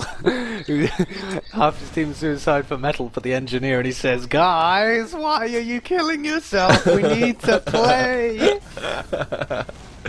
Shout out to Geel, who is the beautiful raffle bot, is providing you the chance to win 20 keys right now. Also shout out to Omni Boimelier, who updated the TFTV HUD to accommodate Highlander here for this event tonight. Here comes Knack trying to move forward there. He jumps early from the spawn door but gets denied. He's going to jump again. He's got that caber out. He's looking for the medic, but Kresnik reads it well. He knows what to expect there. And his minigun was pointed skywards. Demoman down. Threat eliminated for now. Ferry's sitting here with his charge. He doesn't want to pop. The cart continues to move forward though. And we're soon going to be getting to that crunch time where the cart reaches the end of the tunnel. And the defenders are forced to fight on multiple fronts. But with Marty and Rolls Royce down at the minute, they're missing that sniper threat. No spy either, so the blue team can move forward here with confidence. But medic down! Kevin's gone down to a scout. And this is pretty disastrous, Sideshow. This is not going well here for the blue team. I think Knack is going to go for another. He was attempting another bomb, but that mini sentry from Red is just in such an aggressive position. I actually didn't even realise that, but the engineer from the red team choosing to go with mini sentries here, and Sigafu has got these up in some very annoying positions, doing quite a lot of chip damage and just in very unpredictable positions. So their defense, even though they don't have this level 3, here seems comes the to be spy. fairly Giraffe's good. coming into the combo. He's been set on fire though, but he can't even land a backstab there. But meanwhile, Foxy the sniper is going to dome Marty, so again winning that sniper battle, and that might be something they can abuse if they can manage to move forward here. But yeah, that mini sentry switch up, didn't even realise myself, but is proving very effective here. Gilles, the scrap.tf Saviour is really putting in work here for the red team, making it painful to watch here. I feel bad for the blues. Yeah, they're getting stuck around here, only 3 minutes left, and they really need to start going now. Kevin's almost got his Ubercharge up, and he's going to be moving out here with Ninja Mukau. There goes Knack though, the demo man, as the sniper finds his mark. Dango as well, the scout taken down, and there's the sentry, but juggled so far up in the air there, Ninja Mukau. The Uber finally popped off, another mini sentry disposed of, but that's just going to be the first counter pop there from the red team. And maybe now things are going to start opening up for the blue team here. 3 minutes left. I think it is, you know, still mathematically possible if they keep that cart moving, but we're definitely getting near to that time where the cart just won't move fast enough. You know, it's capped at ×3. You can't move any faster than that. But the defense has been cracked a little bit. We're going to see a soldier bombing in from on high. It is Jaser who finds a flurry of frags there, combined with Banny, who was raining down the damage from on high. Just that is really bad news for the blue team. It's starting to look grim for them. I feel like right now their best option is just to try and pad their stats and take some small moral victory from the logs. They surely, in the next 2 minutes, have got to be able to cap this first point off. The cart's about to start rolling backwards, but Giraffe there just making sure that he keeps the time on the cart to avoid it going backwards. They've now got their sniper and NG on the point, but Banny is trying to block this, takes down a mini sentry and also takes down the sniper and engineer. It's very difficult here for the blue team to move forwards. They do have another Uber charge up, and they're going to actually Uber from this lower tunnel. They're going to try and make things happen, coming up here with their demo man and the heavy on the cart. The counter Uber comes out of red though, and it's been milked for so long that Banny can just rain down pipes with impunity. Absolutely no thought in his head of his own life with that Uber charge. He has no reason to fear the blue team here, and they might blue not even get this point. You can do it, Blues, I believe. 1 minute and 10 seconds left. Have we got the comms? Can we switch to one? Totally forgot about that. Completely forgotten. The action has just been too intense. We don't have the bots don't seem to be working. Even though all the players are in Mumble, we don't have the full complement of bots. I'm not going to give you team comms, Sideshow. Oh yeah. Request denied. Uh-oh. Very odd. I think the STV has died. It's changed too early again. There are 40 seconds left, but our blue team will definitely not win in this time. Are you trying to say that they can't do it? 10 Do you not believe? It's over, man. It's pretending to be a pause here, but I just think the STV has been killed. What happens is we have a deal with ServeMe. They have they have their service integrated into our system. So whenever someone makes a lobby, or in this case the advanced lobbies, they will be being hosted by the premium feature. Problem is, when a reservation ends, it auto ends the well, if a lobby ends, it auto ends the reservation as well. So that's sooner than 90 seconds. These lobbies were not built for streaming, for casting. We understand, but luckily I think the result of that game was done and dusted. And it's obviously over because the lobby ended. But that does mean that Banny's team, surprise, surprise, do win the North American Highlander show match. And pretty convincingly. I mean, it's hard to balance a team when you're playing against the best Demo Man, even though he doesn't play Demo Man anymore. Demo Man in the world. Absolutely. So there we go. He is now actually playing Pocket for his team Froyo Tech, as far as I know, which is an interesting change-up. Yep. What? If you want some juicy NA gossip, I believe I'm correct in saying I was definitely correct. They're not sure. Enigma's name has been dropped, but he was also... We should have raffled this information off. Absolutely, we definitely should have made people donate to hear this. Mate, I've got more juicy gossip than that. This is only the beginnings, but perhaps for another time. This is the Advanced Lobbies thing, and I only mentioned it because it came up, but yeah, Banny going to be playing Pocket at I-55 by the looks of it, unless they decide it's a terrible idea, as everybody else seems to have decided. Congratulations to Ghetto, mispronouncing that name too, who has won our 20 keys. We're going to be getting another raffle going up ASAP. Well, as soon as we confirm the Sixes players, but that one ended exactly at the same time as the game ended, so that was goddamn perfect, Sideshow. It absolutely did. That was. Is it fair to say that's the only thing that's been working this entire time? I'm just. I've been upholding my end of the bargain, Master Noob. Everything I've done has run absolutely tick-tock. But there will be that next lobby coming up. 6-1, and Banny's going to be playing in that. Because he's Banny, man. Banny does everything. He's the quintessential TF2 professional. I don't see the advanced lobby up just yet. Maybe we want to talk to some of these North Americans. We got Sigafu in here with us. Absolutely, let's have a talk to him. Nobody wants to talk to me, let's be honest, I'm just an engineer. Running minis on defense. Yeah, exactly. What was the... was there a thought process there, or did you just think, oh, this will be amusing? Hold on one sec. Sigafu's too busy to talk to us. Dude, I'm too busy now, just jump in. No, it's a mixture of things. One, it was just because we're winning, and anytime you're winning, you can kind of try different strategies and see if they stick. But it's honestly, I do think that there should be a little bit of a change, or I like to try to see if you can change up the meta of level 3s to minis.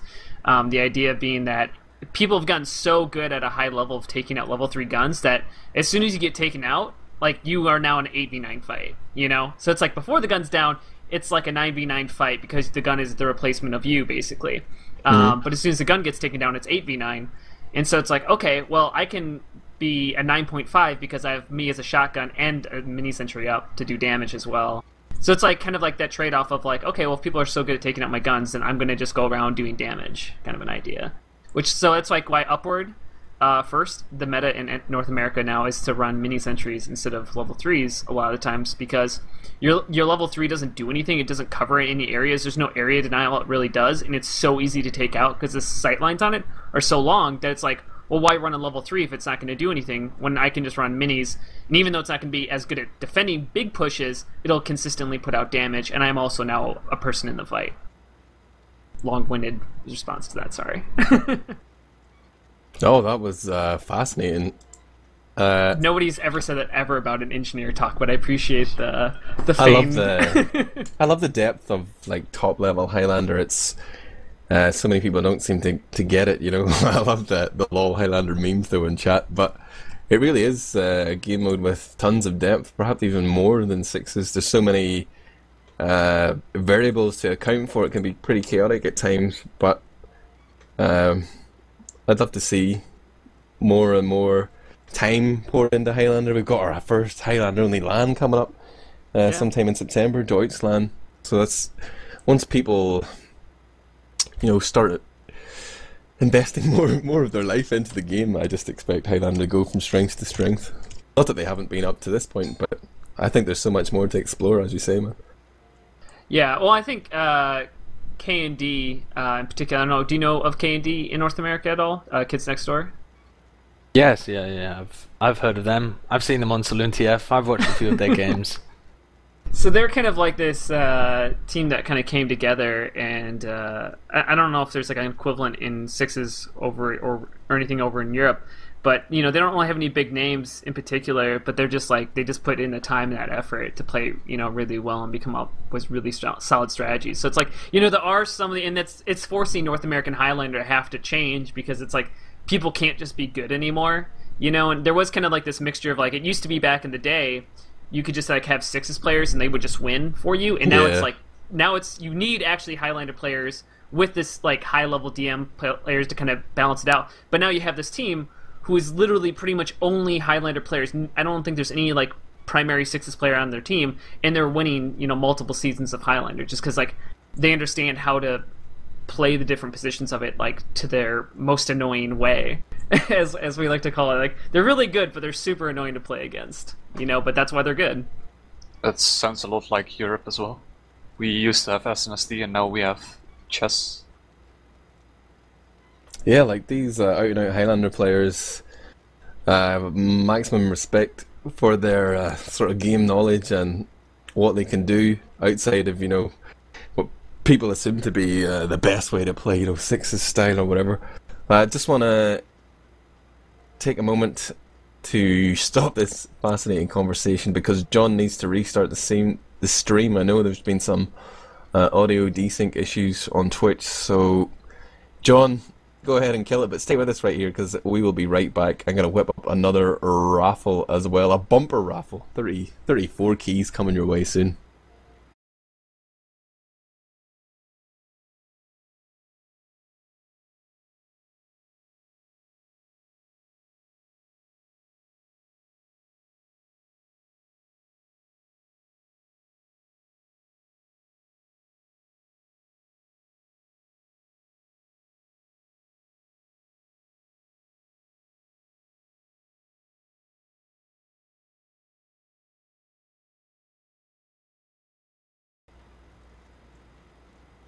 Thanks for staying with us here on Team Fortress TV. This is still our coverage of the TF2Center Advanced Lobbies beta lunch event. Sideshow has left us to do work. A broken man, in fact, but he has been replaced by CommanderX. How's it going, buddy? Great. CommanderX is having a great time. He's just not actually here right now. But we will be getting the Sixes lobby underway eventually. I'm looking at it right now and I just see Dango in there. Sigafu, are you being invited to play in the Sixes or are you strictly a HL player?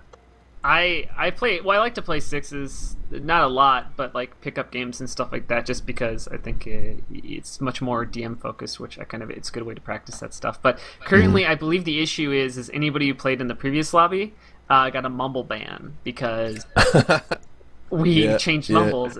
And so it's like, you weren't there, mumble ban.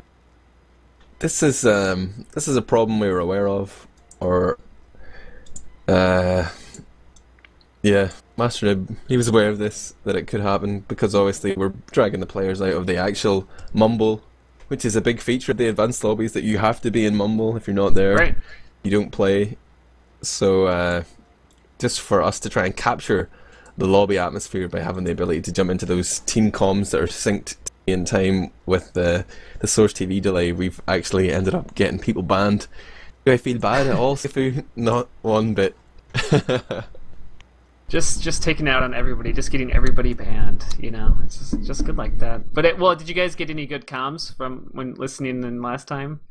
Anything? I don't think we actually went to go to the comms at one point, and then we realised that some of the relay bots, like even though everyone was in mumble, half of the relay bots weren't there, so we didn't actually We didn't actually use the team comms at all, so these people got banned for no reason whatsoever, man. Oh man, jeez. I was hoping to hear because I always love to call out my punching in chat or in comms for some reason because I was just punching down the heavy. Yeah, I actually had a triple punch and then my scout stole the kill and I was like, "What are you doing? This is the only joy I get as engineer is punching a person 3 times in a row, and you take that away from me." Curses. The only thing you could have done there, like reasonably, was to just rage quit the lobby and take your ban like a man. Yeah, you know what? That should have been it, and then I'm gonna end up in the ban forums again. You're like, this man harassed me and mumbles. You know, it'll be good. I'll get just a nice another. I've been banned before in TF2Center before. Hashtag controversy. It's good. It's good. But no, I really love this idea of advanced lobbies. I'm like really looking forward to it. Especially as like since we don't know what matchmaking is going to be or when it's going to be. To have something that's kind of more traditional, I'm really looking forward to it because I kind of miss that because we don't have that at least in North America is high level pickup games anymore, which is kind of sad because I really loved those back in the day. What, the IRC ones? Yeah. Yeah. Yeah, Pug NHL, and then Pug NHL Mix or something like that. Which was like good, except the problem was you had like because you had these 2 different channels, like the platinum players would go to the mixed channel, and it was kind of this because it's it wasn't like the way you guys are doing, which is the way it should be done, which is that like it's just first come first serve, and then try to balance out the teams. Like having like actual picks, in a larger setting just makes it really difficult because new people can't get in. I remember when I used to try to play in the sixes games, I would sit there for like hours and just get passed up because like nobody knew who I was, and I'm just, this unknown scout, and why would you pick this unknown scout? So I'm kind of excited for people who aren't so well known that they'll be able to get a chance to play against some of the higher level people on a more consistent basis and potentially make a name and then, give them a chance to rise up through the ranks and stuff like that. I think that's really cool. Yeah, that's interesting because, like, the reason there are, like, several different approaches to the whole sort of problem of matchmaking is they each serve different purposes. Like, I suppose you've got TF2Pug.me that just caters to that like really high level attitude where you're picking with captains and the best players are usually going to get to play, but at the same time you really need that opportunity for new players to come in and shine, and there's only so far I guess you can progress with the standard TF2Center lobbies. Like the games can be pretty hit and miss, so if you get this opportunity where you can pay a tiny amount or have a certain level of requisite experience that you get to have a lobby experience more suited to what you want to do or your goals and aspirations as a player, I guess. CommanderX, you're with us, right? Hello. How does it feel to be substitute Sideshow? I was really annoyed for a second because I dropped out of Pug.me and he added to Pug.me. He was telling me he didn't actually in the end, but I was really annoyed because he was like, I've got loads of works, So I was like, alright, drop out at Pug.me, I'll come and cast. And then I just see him add as captain to Pug.me, and I'm like, I've been tricked out of my spot in Pug.me. But then he deleted, and everything's okay, and I've calmed down. How did you feel about your experience with the advanced lobbies earlier? I know you told us, but refresh our memory, so you get the thumbs up. Yeah, it was nice, it was good. It felt like, there's actually 6 people talking to each other, which was nice. Which even in like some of the other pickup stuff, even like the higher skill ones, you sometimes just get like half a team of mutes. So it was nice having people all like up for it, up for the game, up for being involved. I'm just looking at Twitch chat here, and I see some people raising the issue of the money again. And I know there's still like this 3-month period where it's the open/closed/ I don't know, beta, with no one will have to pay, and that decision may still change, right, Kelty? Do you have your heart set on demanding cash money? Oh yeah, of course. So it might go up, it might be $100 a month. Well, but the idea is to... Have you ever looked at like how similar systems are doing it in CSGO or in Dota? Like Face It or... Exactly. Well, yeah. That's kind of the direction we not for certain want to, but need to. And having a set standard for a entry fee that we have at 1 key per 2 months is just a big experiment at the moment. It could be higher, it could be lower. Just have to find the sweet spot, and we're probably going to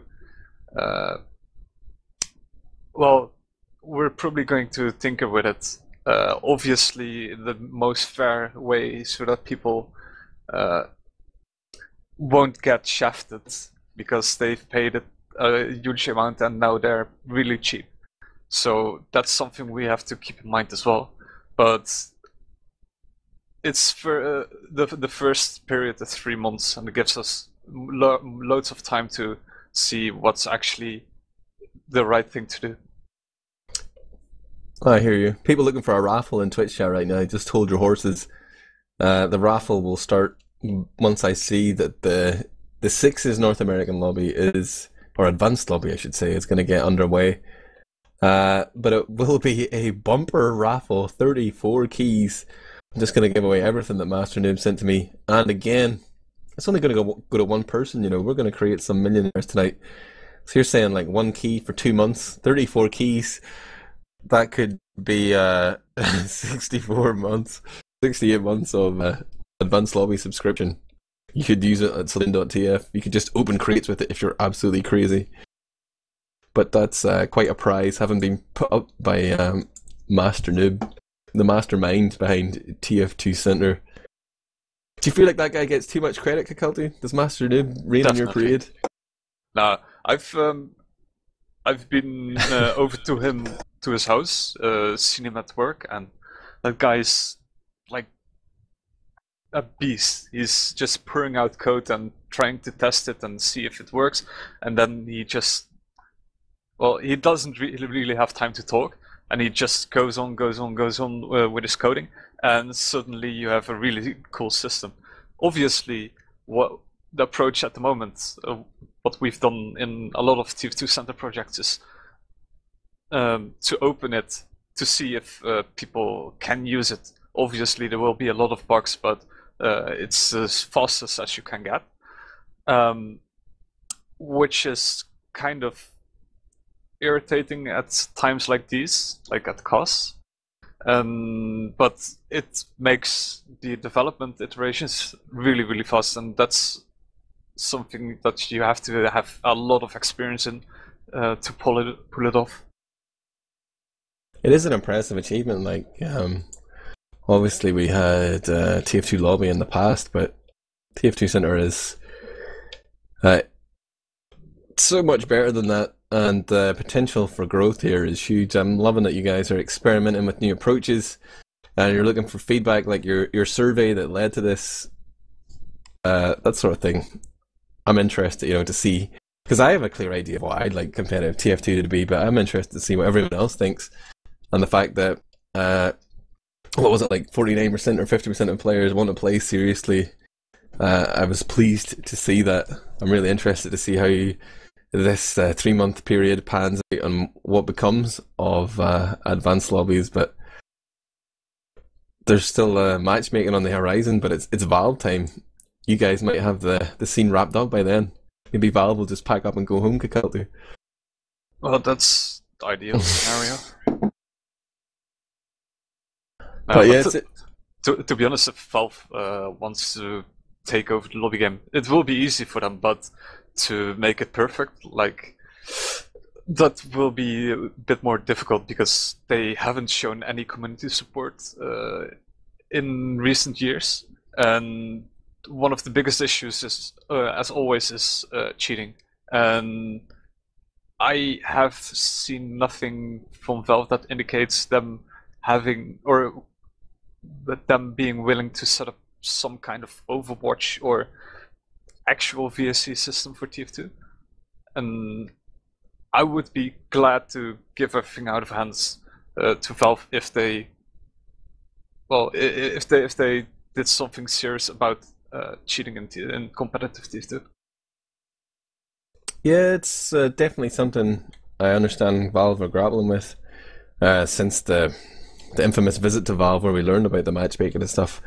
It's something that they haven't fully decided how they're going to approach themselves, both in terms of like catching cheaters, but also making it difficult for people, cheaters in a free-to-play game, just to start a new account. Like, what are the criteria going to be, etc.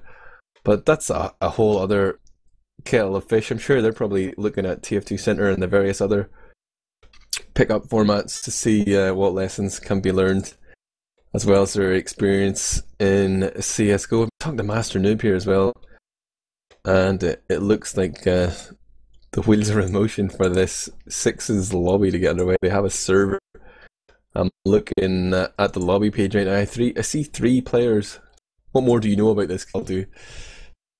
Absolutely nothing. We saw in the previous Highlander game the lobby had to be remade a couple of times. What was that all about? I think it was during the DDoS, so the server lost connection to TF2Center. And probably... I have no idea. Master Noob keeps a lot of secrets about this. So, tell me a little bit more about the big dreams of TF2Center. I often have these conversations with Master Noob every couple of months about the potential of like running an exclusive TF2 LAN event, something like Deutschland, I guess, except on a bigger scale. Are you part of those conversations, Kakelti? Are you a believer in the big dream? Well, we've talked at I-52. I want the community LANs, and I think TF2Center or it might be TF2Center or another site. There needs to be one specific place that has the players and the ability to gather funds, and setting up a centralized LAN, not in England, of course, but somewhere in mainland Europe, for Sixes and Highlander. Well, Sixes mainly, but Highlander is fun to have as well. So we already have that sort of framework in position with like scrap.tf having the ability to run fundraisers and things like that. Obviously, Jill is someone who's expressed an interest in creating an offline event before, but like, how realistic do you think that is? It's obviously a lot of work, a lot of unknowns, but do you think within like the next year, 18 months, we could see a community-driven offline TF2 event, a TF2 LAN, featuring like Sixes and Highlander?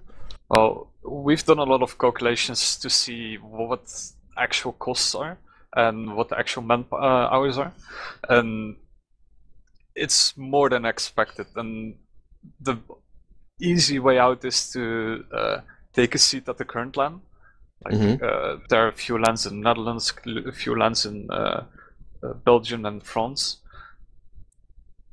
But having everything on your own hands is obviously the dream. But it really depends on how much funding you get, how many players are dedicated to spend the man hours into setting up an event. And I think after Deutschland we will have a bit more experience in that regard. The raffle is getting underway. Yeah, that's interesting actually. So like Deutschland, even though it wasn't initially a TF2Center event, TF2Center have stepped in with you guys are sponsoring it in some way, cash money, right? Yes, 2K in prize pool, and I think there will be a surprise donation to the fundraiser. Yes. So that's interesting actually that you say that's going to be sort of beyond, or it's like a little event that you can cut your teeth on. You can get some experience or learn the pitfalls of organising offline events. It's interesting. Obviously, we got I-55 coming up at the end of August. That's going to be the mecca for Sixes action. It looks like we're going to be sending 2 North American teams, and maybe the top 3 or 4 European teams will be in attendance, as well as loads of other TF2 fans. But then we got Deutschland coming up in September after that. I'm going to be casting that Deutschland fundraiser show nights tomorrow with Beat. Might as well take the opportunity to promote that. But that's going to be on Blackout Gaming TV. Boo. Sorry, John. But there's the trade going through for the raffle, guys. I was just waiting until I started to see the lobby fill up.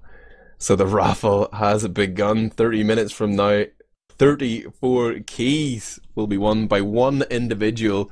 You have to be a follower to the Team Fortress TV Twitch channel. And when you head over to scrap.tf, you need to log in with your Steam account and link your Twitch account there if you haven't done already. CommanderX, are you taking a look at this lobby? I'm taking a look at this raffle, man. I'm gonna win this stuff. That's allowed, right? I'll authorize it. Holy shit. It's totally random, you know. The onus is on Jill to ensure that the raffle is not rigged. But currently looking at these players, Sigafu has managed to sneak his way in there. He's muted on Mumble right now, though. But he's going to be playing Scout. Dango as well played in the previous game. We got Raze here. Raze, the famous North American streamer. MLX dance number. Not familiar. We've got some more TF2Center staffers. There's Chris going up against Banny on Roamer. I don't don't envy that. And Kevin is Poner, TFTV staffer. He's tagged up there with he's representing TF2Can. And I think he's also working on a movie about competitive TF2. He's going to be attending I-55 as well. He's going head to head with Mana, another Team Fortress TV North American staffer. So that will be a real grudge match to watch out for. Terry, also on our staff, playing medic here, going up against the Supreme Commander, aka TSC, the guy who made like this beautiful casting plugin that we're going to be using today, Status Spec, that shows the outlines, etc. So we got a lot of nerds in this game, CX. All right, I want to see what Banny can do. Obviously, why does Banny only have 4 stars? Don't know. Just not rated man. highly enough. It might be because of the Archimedes Cup. Because he played in E2FL, and it's will list him as an E2FL player, but not as a Premiership player. I'm not sure. Get on my level, buddy. I'm a 5-star general in this thing. I'm 5 stars as well. Easy. So obviously, there's still some things to work through in terms of the balance, Kikaldu.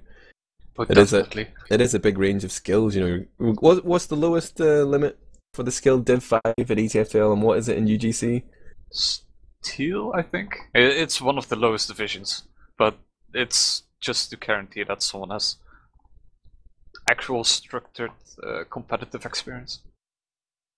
Yeah, a big part of the competitive experience isn't necessarily your skill as a gamer. It's just like having the mindset, you know, that you want to play in a team and you're a communicator or whatever. I can get behind that. But one of the target audiences that we have to aim for in TF2Center, or at least with the advanced lobbies, is players that, like, obviously not everyone is willing to put in the time to go play with a team for a full season. So a pickup game or a lobby will be should be somewhat more attractive, and that's the people that we want to filter as well. Like, make sure they get into this system.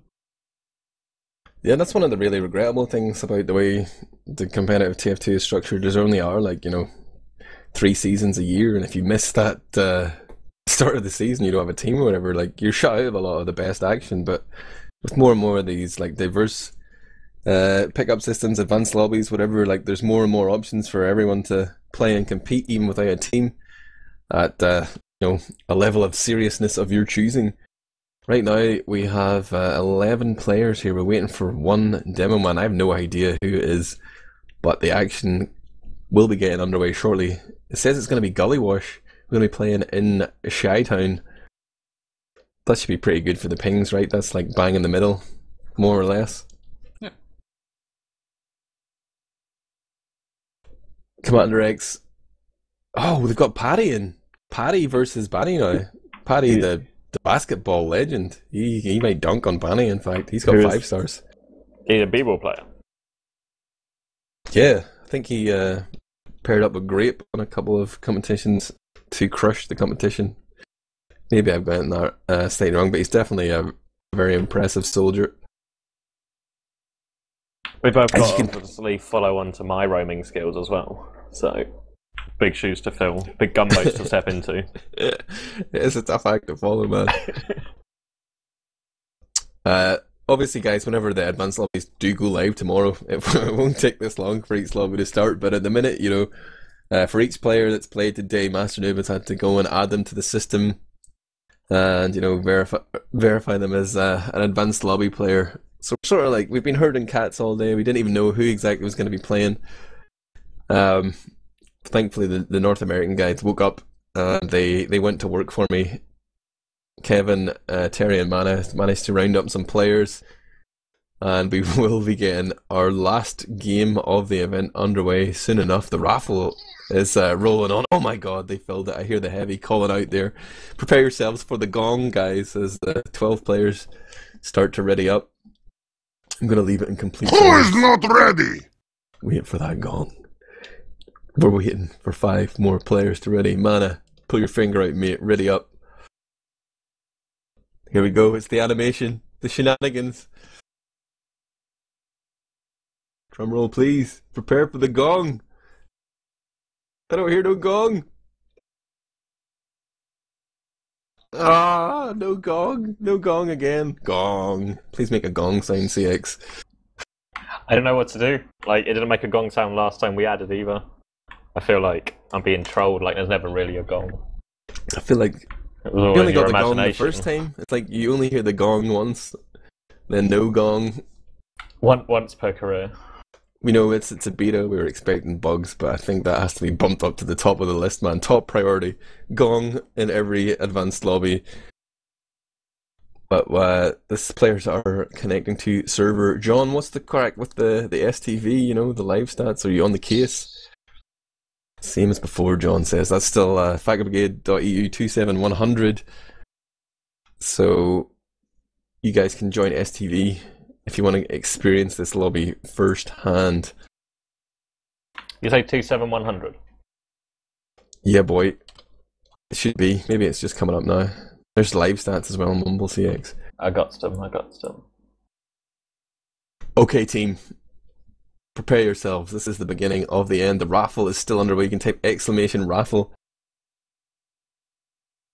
I'm going to do it right now. I think there's like 34 keys up for grabs. Whenever Master Dib was sending me the keys for the raffles, he just spammed that mouse button and he sent me 14 extra. So rather than give them back to him, I'm going to bleed TF2Center dry and offer them up. Only one person can win this. There's none of that Nancy multiple winners raffling shenanigans going on here. It is winner takes all. There's currently only 123 of potential 500 entrants. You just need to head over to scrap.tf, sign in with your Steam account and link your Twitch account. You have to be a follower to the channel if you want to participate in the raffle, but this is your last chance to get your hands on those keys. It's high stakes. I'm launching TF2, baby. Let's get the show on the road, CX. The STV's not connecting for me yet. Oh dear. Oh, it is for me. John. Is the STV up?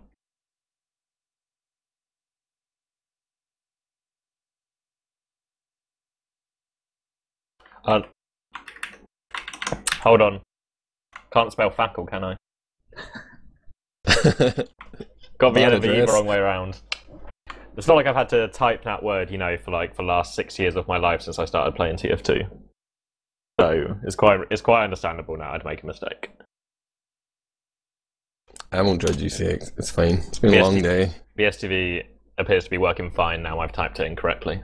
I can verify TV is working fine if you type in the correct address. That's the key. Speaking of keys, 34 keys up for grabs. Head over to scrap.tf for raffles. There's a smooth transition to raffle. Getting a bit insane here. Sideshow, he's bailed, man. He realised that this was a fool's errand, but I'm going to stay here until the bitter end. You know what I said at the beginning, right? And I said, Sideshow deleted from that TF2Pug.me. Then he had it up again. He had it up again, didn't he? I've been absolutely baited out of my spot. Like The Sideshow extreme. was like, I've got so much work to do. I'm just gonna have to leave, guys. I've got CX though. Whenever the stream went down for the little break there, and like a true procrastinator, he's just gone and played TF2 pickups instead of doing his work. I salute you, Sideshow. I know that feel, bro. So is this going to be a game of roamers then? Looking at a few players whose names I recognise. Banny, Paddy, Ray. That name seems familiar. Mana. I know who Mana is. I've met him. Ray's on fire. I'm looking at the matchup here. So who is on which team? Banny with Mana, Ray. I'm gonna throw my weight in behind Team Paddy, because I'm a Paddy too. The blue team, TSC on Medic, like the Supreme Commander, he's on our Slack channel and he's always talking down his TF2 playing abilities. He's got some serious Medic confidence issues, but I hope this is going to be not too much for him, and he knows that there's like 400 or 500 people watching him live on the internet play in this lobby with people he's probably never played with before. No pressure, the Supreme Commander. Don't choke, buddy. I'm right behind him. I believe in the blue team. So CX, you're going to have to back red. That's fine. I can get behind a Banny team. There's worse bets. Have they reported one of their demo man? A sub is coming. No. Yeah. He was in the list originally. No, he's coming. Yeah, he didn't have. Was he? Yeah, didn't he have did the not map. connect. Well, at least we know the system works. What is with advanced lobbies, there's some more strict rules, Kelty. Like, what are the punishments then? Like, if you're not on Mumble or if you don't show up, how are you going to deal with these disruptive players? They will be given automatic cooldowns. How long? Well, it depends on the level. If you've played on TF2Center before, then you know the system from the Mumble required lobbies, where if you leave a Mumble required lobby, then you will be blocked from joining a lobby for 15 minutes. And then 15 minutes? And then it adds up to 1 hour, and eventually it's a few days. I think you need to be more ruthless for the advanced lobbies, man. 15 minutes isn't much, especially if you're talking about, the sort of numbers you're hoping to do. Very fast lobbies, one after the other. I want to see like an hour ban, 2 hour ban. I'm What getting is it a in PM CS:GO? that 30 minutes is the first level. Okay. Okay. What is it in CS:GO if you dodge out on a matchmaking game? Is it not like an hour ban? Master Noob's messaging me on Steam as well. Yeah. 24 hours. Master Noob says we should get him in.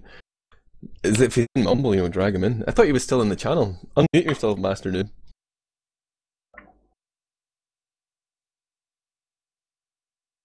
I think you're fired, Kelty. Join us, Master Noob, on the Mumble again. They have reloaded the map here. Although it says it's paused. Hopefully it's just the STV getting itself together. Kelty, why are you messaging me on Steam asking me if I want to bet Banny versus Paddy? Most air shots wins 2 keys. Why don't you just Banny against Paddy? Yeah. Hey guys. I'll take Paddy, man. Paddy is he's gonna dunk many air shots. 2 keys, you've got a deal, mate. I need to kill the Raffalo and take 2 keys out of it. I think that's a fool's bet. I reckon Paddy will always hit bet against Banny. Always bet against I Banny. reckon Paddy will hit like nicer air shots, but Banny will get all those, like 2 inches off the floor air shots, like direct rockets, stacking those logs. I think Master Noob is with us now, right? Hello, can you hear me? Yo, yeah, we hear you. Hi. So, Kakaldi was giving away some false information there. Do you want to reprimand him, put him in his place? Give him a cooldown. We are actually a bit more serious about the bans and stuff. So, I believe we're starting with 24 hours for the first one. So that's, you can actually sleep over and Is that think if you about your miss? sins. Is that if you miss a lobby, or is that if you don't go on Mumble, or? Oh, it's the same actually. Yeah, I like that. I want a zero tolerance approach for people who don't go onto Mumble because they need to hear me shouting at them. Yeah, I like that too, actually. But I was recently appointed to some of the problems, like people crashing and stuff. So that would be kind of harsh on them, maybe. So the good things with this beta is that we can actually try things out. What does work? How many people crash? Is there even a subsystem needed for this, or do people just stay? So hopefully we'll get some answers soon. So tomorrow it's going to go live. There could potentially be some maybe unfair bans. Is there going to be an appeals process if you get banned and you think it was unfair? What should people do? Head to the forums? Yeah, that has always been there on the forums, so they can just continue to use that. I suppose we just need to step it up as mods to process them all, but we will look into it. So you say advanced lobbies are starting tomorrow, but we're working on a global scale here. Before the game goes live here, what time are advanced lobbies actually beginning? How many hours is it till the launch? Oh, I forgot the timer. Oh, it's actually 12 hours, more or less. 12 hours and 30 minutes, I guess. Alright, the game started here, so we're going to have to get into the action. Our red team... Alright, I'll let you guys talk then. Banny's going to jump forward. He's up onto the metal fence there. He doesn't actually commit though, so it's still 6 players up a piece here. Both sides just trade and spam, and it's going to be Paddy jumping in. He actually gets airshot by Mana there before he gets smashed. And Mana somehow survives. Oh, he's going to catch that rocket at long range. He was only 20 health there. The heals weren't enough, but my team, the blue team, seem to be sucking out here, CommanderX. Yeah, it looks pretty good for Paddy and co. So even though Paddy went down pretty quickly, he opened up a lot of space, but Banny with that counter jump onto sort of a players going across the point just allowed him to come back in, clean everything up. And I think... But did he hit any air shots? No. Yeah, get wrecked, Calder. Easy keys. Happy Family Planning just sneaks away on 2 HP, gets away with his life there. But they still got this full Uber to face from Banny and co, and Banny's already peeking it and getting these spam rockets off on the medic. Here comes that Uber charge from the red team. Terry is buffing his players here in lobby, but there's a spy on the field. It's Sigafu, he's decloaked. Oh, he gets spotted out. Banny's spider sense was tingling, and Sigafu's spy play has been dealt with promptly. Here comes an early Uber. They don't want to risk those sticky traps. They're bringing in Dango on Scout. Mana on Pocket. They're trying to rush forward. They're going to focus down Kevin. And they've immediately managed to engineer themselves a 2-man advantage. The point is being pressured here. Happy Family Planning trying to put those stickies on there. But meanwhile, it's going to be a vast just walking forward. Sigafu on the respawn after his spy play. Steps off the point at the wrong moment, but if he had just a few more shots loaded, he could have killed off that demo and soldier, but it's not going to happen. And Banny takes the first round. Yeah, so close. Just a few bullets short of clearing all of them up and holding on to that point. And as we get into the next middle, it looks like Avast Resort is pretty speedy to mid. It's going to get rushed by a scout pretty early, and that early pressure forcing him back. The soldier bomb comes in as well. Paddy's going to get an early frag on Dango straight away. The counter jumps come out from Banny and co, but now they're getting focused down. But they've had to concede a lot of position to clean up the aggressive Banny, and now they're all fighting from below ground on little HP. And Terry's getting the health back and still healing up Avast Resort. He just needs to hit a pipe or two. He doesn't even need to hit a pipe or two. Mana's there to save the day. It's all about the air shots here. I'm looking forward to seeing the logs at the end of the game, but currently the red team remain in control. Terry has good protection here from both Pocket and Demoman, and the blue team are just going to capitulate and regroup at second. Middle is about to turn into red territory. Here comes the bomb preemptively from Paddy, but he doesn't see the medic crossing over there, so he decides just to go into the high ground. He keeps jumping forward, so he is just dancing around on these explosive impulses. He's back up top, but Terry has managed to walk through choke pretty much uncontested. Here comes Paddy again. He's in onto the medic. Oh, 19 health before Terry pops. Paddy goes down, but 4 players down on blue, and they're all coming up in a 15-second spawn there. There's probably not going to be anybody left alive here by the time the red team make it onto last. Dango's already there. He's setting up camp on their point. Still 5 seconds before the spawn wave comes in. That was absolutely brutal. Ruthless. Your team's struggling a bit here, Admirable. I need to appeal to the Twitch chat. Please send your energy to Paddy, guys. Bible thump. Put your hands in the air for Paddy. Here we are on mid again. Both scouts on our blue team. Sigafu trying to push forward there. Paddy goes deep in onto Cherry, but again only gets him down to low health. There was no follow up on that damage. The blue team are getting absolutely smashed. Oh wow, that's a white scout by Banny. That's an air shot. Does it count as an air shot if a scout's double jumping? The logs have the answer, man. I think it does, yeah. It does, yeah. That's a pretty sick shot. There we go. Looks like your keys are going, lads. I didn't agree to anything, man. The gentleman's agreement, does that hold up in court? I forget the legality of it. Depends Maybe we should... if we lose the VOD somehow, there's no evidence. Maybe we should listen to some team comms. Who do you want to hear? Banny or Paddy? Show me Banny. Banny.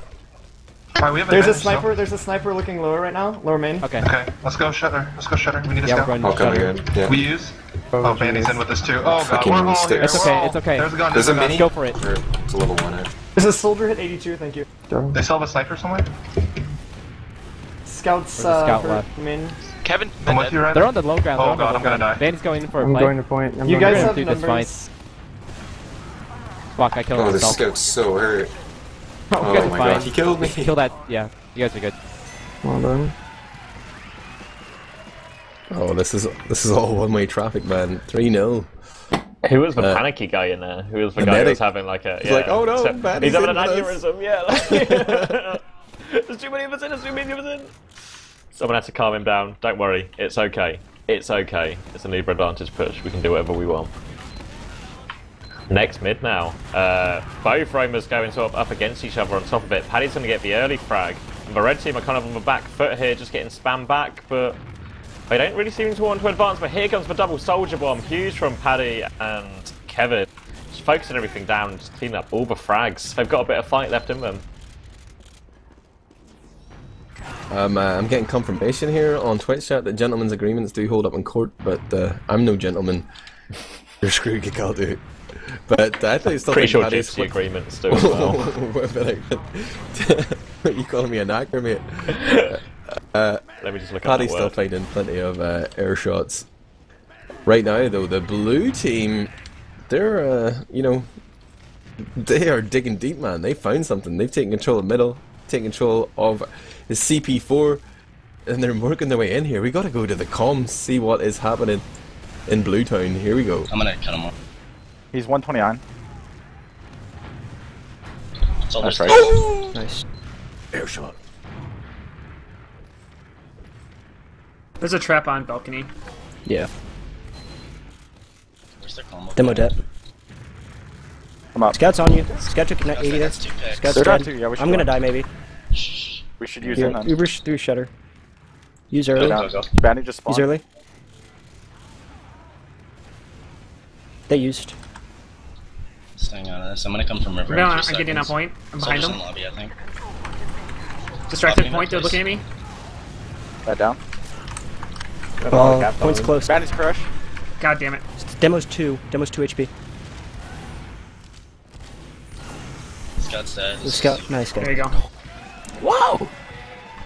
Are these guys, Just be aggressive. And if we bomb together, Kevin, we can do it. are these guys a real team, man? I think this That was is pretty good. The Trade for comms you, were Biz. super calm, really Eight to the controlled. point. Their medic didn't even have half a heart attack or anything.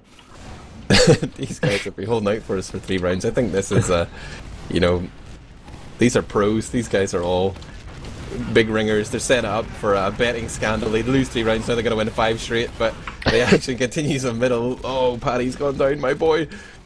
But it is 4-on-4 here. There's MLX just circling around underneath.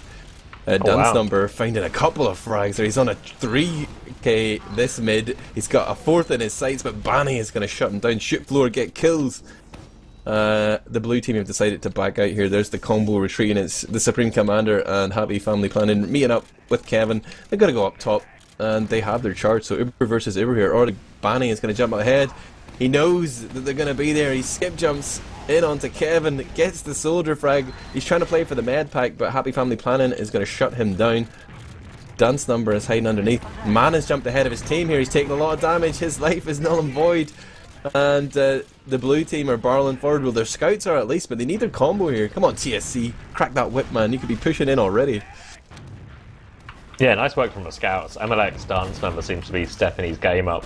Ready for this now. But it looks like they might just kind of stalemate it out in this choke. Happy Fanny Planning is just kind of like throwing some pipes out there, just seeing what he can do. But yeah, I guess it's going to have to sort of boil down to the Romans to try and make a play now. It's 6v6. This classic Gully Wash stalemate. And now I actually see both Scouts and Vanny trying to rush the flank, and Raze and Dango force a pick onto Sigafu. And now surely Viva's going to come in once they heal up their flank again. And it actually looks like TSC getting quite far back. Surely the exchange is going to come. What is this American TF2? Still plenty of time left, 20 minutes on the clock. Banny down at the minute. Dance Number is going to perish as well. Paddy's getting pressured hard. He needs some help on the flank, and here comes Sigafu. But it looks like Terry, the red medic, is switching up his heals to the flank. They could push a little bit at Big Door here and catch a few players. Paddy is calling for medic. TSC finally responds, so now the rumour has 300 again, but it is a stalemate. This is just typical North American play. CommanderX, right? We've not even traded the Ubers yet. Banny's gone spy, in fact. He's really playing for the slow game. Disguised as a friendly scout. He is, I don't know what he's waiting for. Maybe we're going to Uber him in. Here, he's trying to tell his teammates not to draw spam to choke so he can walk through, but... He's just going to go big door. He's cloaked. He's moving through. He's working his way in. Oh man, I feel like this is going to be a big play. He's ghosted his way into the tank here. He sees the medic, he sees that back, he's trying to decide how to come up. They haven't heard him, Diego. They've not seen him. He's got it! He's going to get the demo as well! He's going to get the soldier! No, he's not going to get the soldier, but he surfs away and cloaks. They're not even going to kill him. The Uber comes through.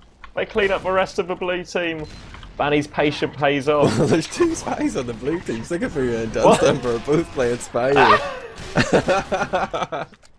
Banny... These guys are all getting timed out for off-classing. Luckily, Banny just as good at pocket spy as roaming spy, able to clean up the enemy spies.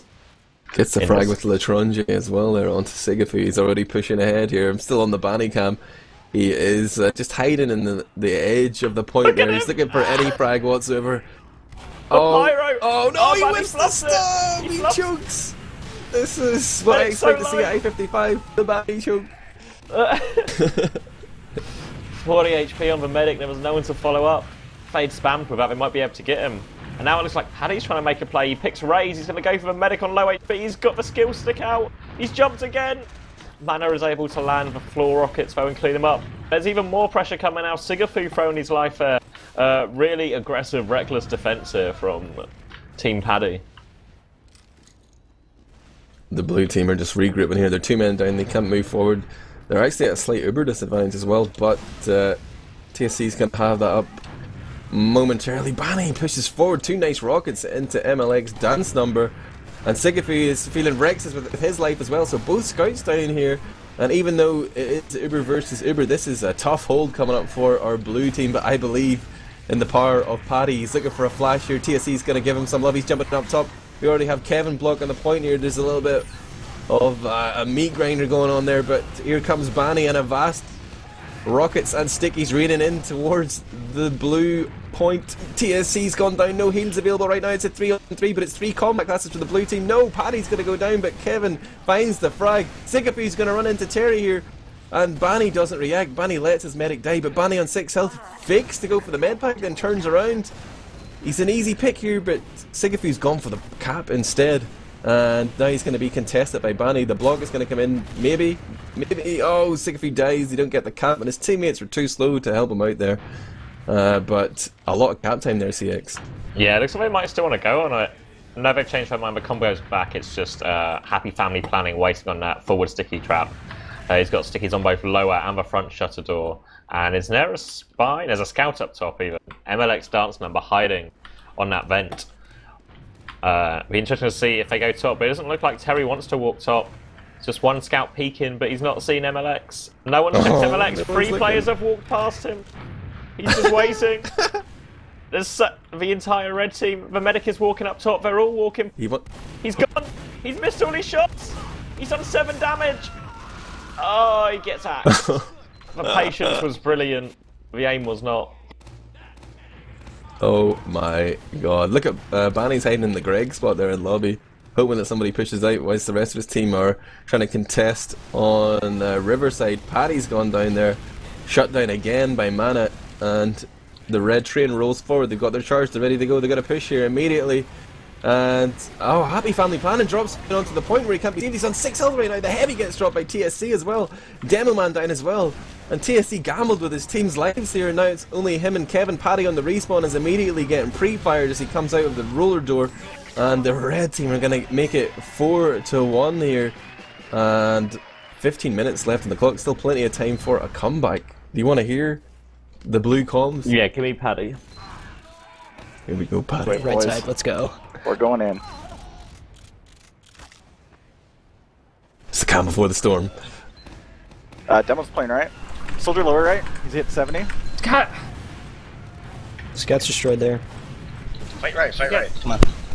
You can't. Med's dead.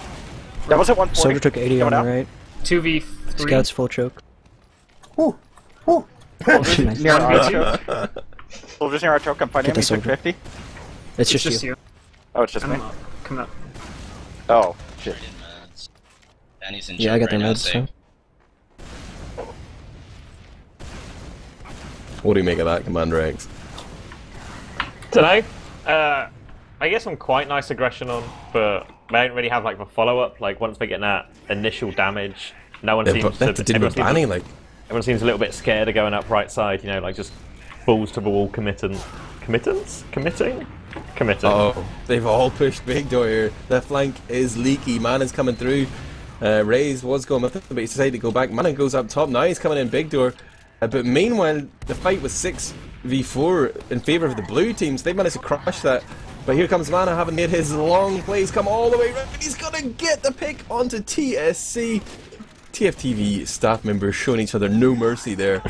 And the cap does go in favour of our blue team though, but with that, both medics going down. In fact, I totally missed the death of Terry there as well, so it's actually working out well for blue. The comeback is real, CX. Yeah, Terry is going to get the spawn earlier though, so he's now providing heals, and I believe he's on crit streak as well. They're going to let the cap go, but they want to retake this straight away. Banny's sniping currently too, but it looks like they're just going to give this to them. Don't fancy the fight at all. Going to wait for their down man to be back up and a full sort of 6v6 and just look to try and force them as they come in here, but little do they know it's crits. I must tell you that the raffle has ended and the winner was Allison Ty? I don't know. But they are the recipient of 34 keys. The raffle dream is over. We have no more keys left. Congratulations, Allison. That's big. 34 keys. Too much. It's an obscene amount, to be honest, man. It's like when people win the lottery, it's like, do you really need all that money? Do you really need all those keys, CX? I could do, you know, bet it all on saloon.tf. There's people in Africa that don't have any keys, man. That's all I'm saying. And this because one they person don't have has any 34 locks keys. on their doors.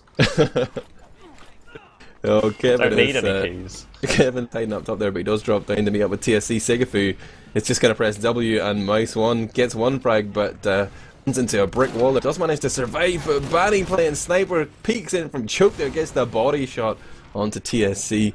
No honour in body shots, man. Sigafu is still alive here, but does go down to concentrated spam there from Mana.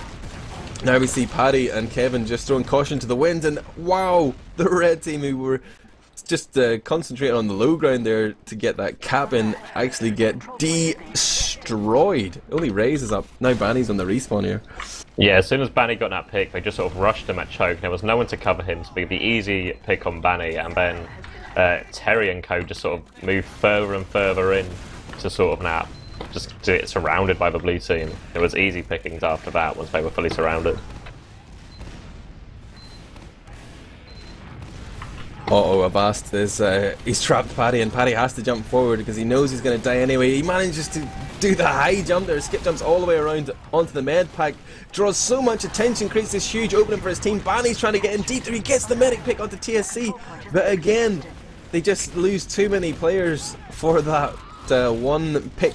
But Raze is coming in from behind, and Happy Family Planning isn't paying attention there and gets backstabbed with that scattergun. Kevin is going to come in and cap the point here, but that's slowed down the momentum. So the red team will be able to put up a defense on last. Yeah, Terry got a slightly better spawn since I think TSC was swapping, so he's going to get like maybe 15-20% advantage on this. But I really don't think it's anything they're going to firstly know about, let alone be able to do anything with. So it's all about the blue team here, how they want to push this. And it looks like Paddy's duking it out with Banny up top, and Banny's pretty low. He's been forced to equalise away. He's going to try and jump over the Demoman and get out, but Sigafu will pick him off. And they might just want to go off in that one pick. Why not? Yeah, we got to go team comms here. Almost peeking. Okay, I'm going in right now. This is a bomb, right? Not a... Yeah, this is a bomb. I did good damage to them. I'm just gonna... Scout lobby, scout lobby. Peak point. Any help? Scout's really hurt. Sticky. Matt took 100.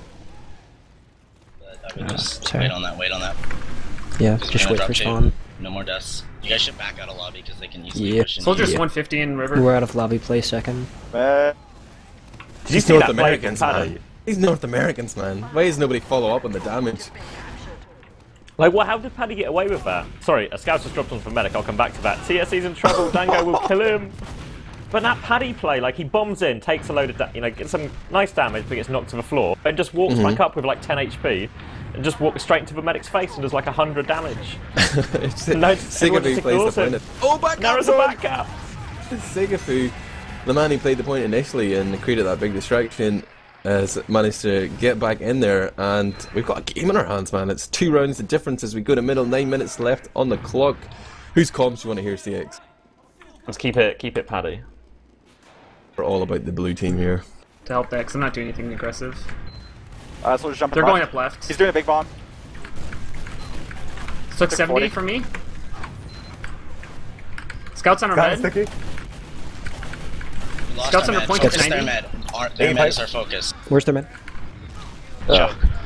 Soldier's on point right now, 98. Med down. Demo took 100. Demo down. Soldier, just soldier. He's dead. Wipe. Nice.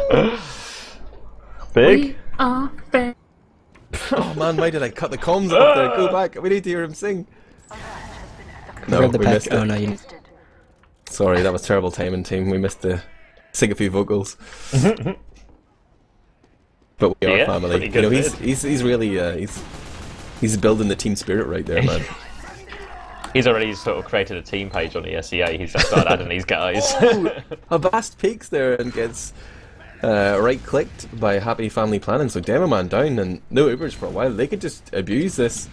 They should try and make some dance numbers, sniping from lower as well. Oh, it gets a body shot onto Terry. Rest in peace. Demoman back on the field though with Avast coming up again. But what are our blue team going to do? It looks like they've just forced their way in here. And focusing down targets with a plum. But it's Avast who's just playing the submarine option here. He's trying to peek up from the point and deny all these players, but he can't do it. He's going to get focused down, and wow, this is beautiful, CX. This is what we were hoping for. 7.5 minutes left, 1 round in it. It's close, it's tense. Middles have gotten a lot better from the blue team. Some nice work from Paddy and Kevin as well, sort of being a bit more direct with these bombs, really working out nicely for them. And again, it looks like they're going through that low ground and they want to keep it aggressive right now. Early pressure on the demo, really forcing Avast Resort back. Here comes the bombs as well. They're walking up that right-hand side. They get 1 frag, they get mana, but they just cost them 2 members of their flank, and they're going to lose the 3rd member as Sigafu goes down. And they've got good position here, but they just need to stay together, heal up, and focus down these separated players. And there goes one of them. And it looks like they want to go in. Dango's thinking about it. The soldier's going to bomb in. He's going to go for medic. Dango and Banny combine to get the medic. They just went in. They just did it, man. They were like, oh yeah, we don't have buffs. We don't really have that great health, but we're going to go for it anyway. Dango distracting, running underneath. The Banny came in from on high, and they both combined to kill off the Supreme Commander there. Huge plays from our red team. That was a ballsy push, man, but they made it work. I like it. They kept Terry safe as well. Like, Terry was just at big door, you know, so even if it hadn't all worked out, they've got that sort of contingency plan of just their medic just running back to the rest of his team. And since he did stay alive, they've now got a huge Uber advantage as well, so the onus is going to be on Paddy to try and get the force here, but he takes a lot of early damage, but they're just going to Uber through the choke point here. I think they're probably going to scope that out a bit more. They do get the Damo man pick, and it is still 50% before TSC will get his Uber up, so they should probably just go straight away, just roll it straight in. I'm going to get a free pick on Dance Number as well. Another scout's rushed forward to try and kill this Demo man as well, when Avast Resources is hitting all the pipes, both scouts down. Surely, as long as TSC does not get this Uber, it should be an easy last cap for Banny and co. Raze is juked underneath here. I think he's been spotted though. Paddy calls out the scout, I believe. They're looking behind for him. But he's looked the wrong way there as Banny comes in and crushes his dreams of getting that scout pick. Why didn't they just keep going aggressive? I don't know. Americans, man. Americans, yeah. Shrug. This is why we lose, lads, I guess. We're going in on these pushes and fluffing them. Uh-oh, here comes Banny. He's jumped in from the platform there on the balcony. He's gone behind and he's been dealt with promptly. And TSC has managed to get his charge up. Or sorry, Terry's got his charge up. The blue team didn't actually make anything of that little advantage they had, but Paddy's gone in, they forced out the Uber, but Sigafu is going to lay his life down as well. Two players, they can't afford to lose any more right now. TSC's going to pop off, he knows this is vital here. Man has gone underneath, no one's there to deal with him, so he's still a threat. They're trying to fight multiple battles here as Avast just walks forward to control that high ground. Only Kevin's alive as Paddy and Sigafu respawn, and no one is in any range of the point there, and we're back to a 2-round game here, but still 4 minutes and 30 seconds. I still believe. Wait, are they playing American rules? Why are they GGing? No. It's EU Dango's rules. realised. Thank God. Someone's playing a real rule set. This is going to give us the edge here, maybe. Or in the confusion, the blue team are going to come trumps.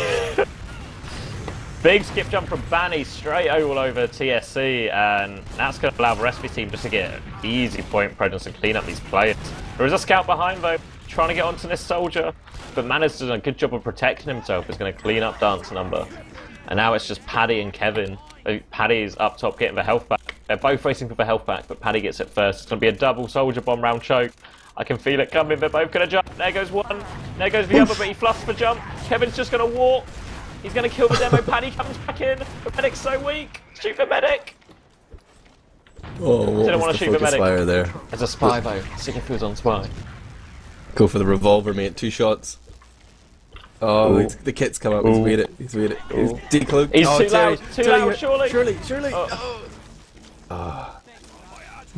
Our red team are they are just weathering the storm here, man. They're dealing with all threats, and the action continues on the last. Banny's killed off MLX Dance Number, and he's beat it. Paddy to chase him as well. Raze is hot on his case. Paddy's going to crater, in fact. So 2-man advantage for our red team, who come in with the invulnerable guys. They're forcing the action onto the point here. They are creating the meat grinder, and that's going to be 6-3. And no, it's not over. We play to a mercy rule of win difference 5 in EU, and I assume that's the configs we're using here. Still 2 minutes 40 left on the clock. The comeback is probably just about mathematically possible, or the tie at least, but looking grim here for blue. Yeah, they're just going to have to go sort of balls to the wall, win every push, really cleanly, never lose their medic. So it should be pretty easy, really. 47 seconds, man, the TCM push. They lose their pocket soldier trying to go up this right-hand side. Paddy does get the demo man though. They're still trying to move up. They need to kill this soldier, but Banny's just killing off the scout, killing off the medic. He's going to kill off the demo as well here, probably. 3k from Banny on mid. Cleaned them all up, and that's a full wipe. They've let their heads hang here, man. Despite Sigafu's beautiful singing, the blue team, they've lost heart. It is just a lobby though, you know. You can afford to make mistakes. It's all about learning. An advanced lobby, no less. The blue team clearly going to have to advance their plays if they want to contest Banny for the king of the lobbies. MLX Dance Number playing Pyro here. He's trying to find someone to push back or reflect, but he's just been savagely slain there by Dango. Sigafu going to win him a 1-on-1 raise underneath, but my Avast Resort is just stepping in, trying to control the point. TSC's gone down. No heals available for either team, but the team health is actually favouring the blue team. Banny's jumped in, he's committed himself. He did get that frag, but the respawn. Uh-oh. Mana's underneath. He's going to get on point, he's going to kill the demo member. Scouts run forward, the Scout gets there. Paddy's there as well. He just about lock it. And now it's only Raze and Terry and Dango just spawning. And it looks like the blue team want to push out, but they're going to be content here. Terry just gets killed by the Scout, but it might mean Dango and Raze can clean this up here. But no, the rest of the blue team arrive, they're going to clean it all up. Maybe they can roll it back 50 seconds. Can they get a commiserations round? Can we get more air shots for Paddy, please? Banny's hiding in drop down. And Mana's up top. I don't think there's any coordination here. Oh, Banny, his rockets are through there. He fired short. He thought that Scout was going to rush him, but does minimal damage. He's gone behind here. But he should be attempting to pad his stats if he's any sort of gamer. 25 seconds remain. My Avast Resort has totally committed himself here to the tank. Happy Family Planning's going to be able to kill him off. And Terry and Banny's coming behind now. Banny's going to jump. They've forgotten. He's there. He's going up. Banny's going to sort of counter jump to get away. He's just going to keep jumping around, wasting their time, blocking the point, putting that splash damage down. And the SCV. The reservation has ended. Such efficiency. But I'm pretty sure that the game ended 6-3. I'm sure we can check the logs out. I hope we have logs. But that is going to be the end of the last of our advanced lobby show matches. The raffle's already over, guys. Congratulations to Alice and Ty. I don't know. I can't pronounce. I'm going to go to logs.tv. I want to see what we can find. I've got the logs. Banny did 12.5k. Got 42 frags. He got 3 air shots. Paddy got 3 air shots. It's a tie. My Chrome has crashed. It's a tie. I can't see the logs. Uh-oh. Oh, okay, John. Settle down. It was in Twitch chat there for a second, John. There we go, John.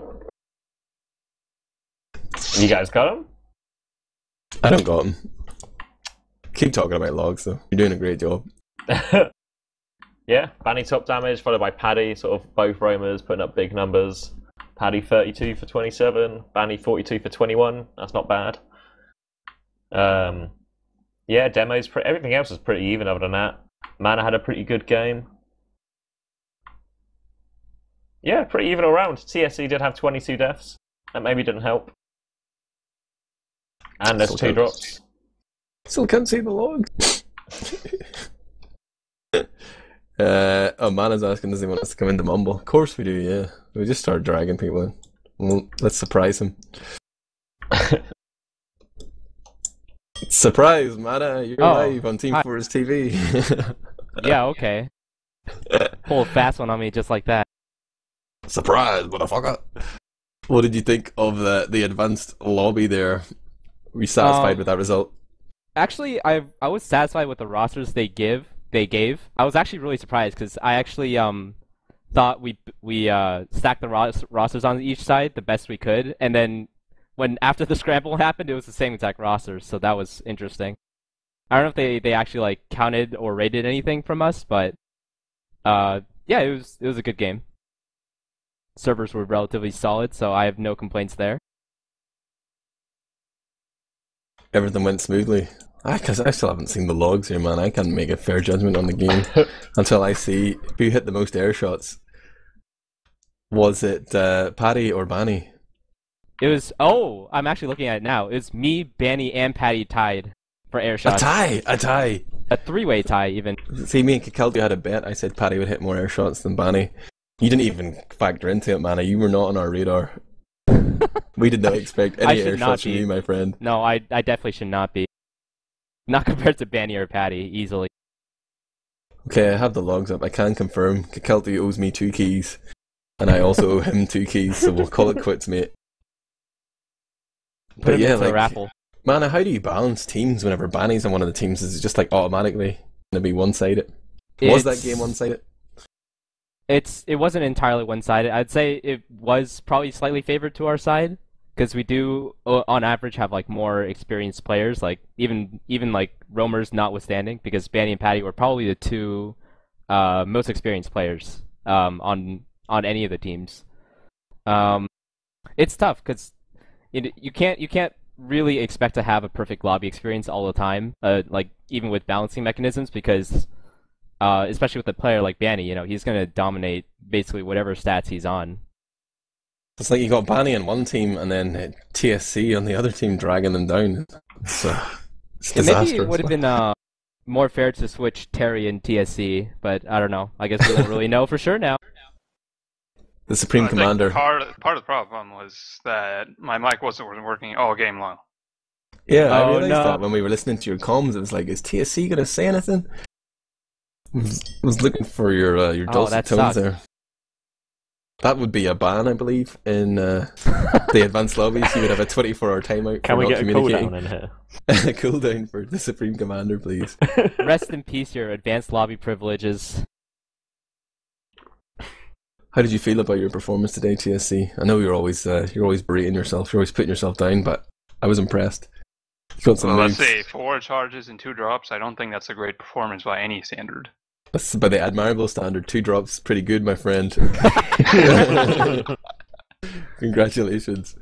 You could play in Prem, TSC, just imagine that. I like to play the sacrificial medic. It's like I lead and I die, and that makes my team just go ham. Because a lot of times that happened where maybe TSC went down, but immediately everyone on the blue team was just like, we gotta go. We're gonna go deep. Sigafu, was that you making that call? Which one?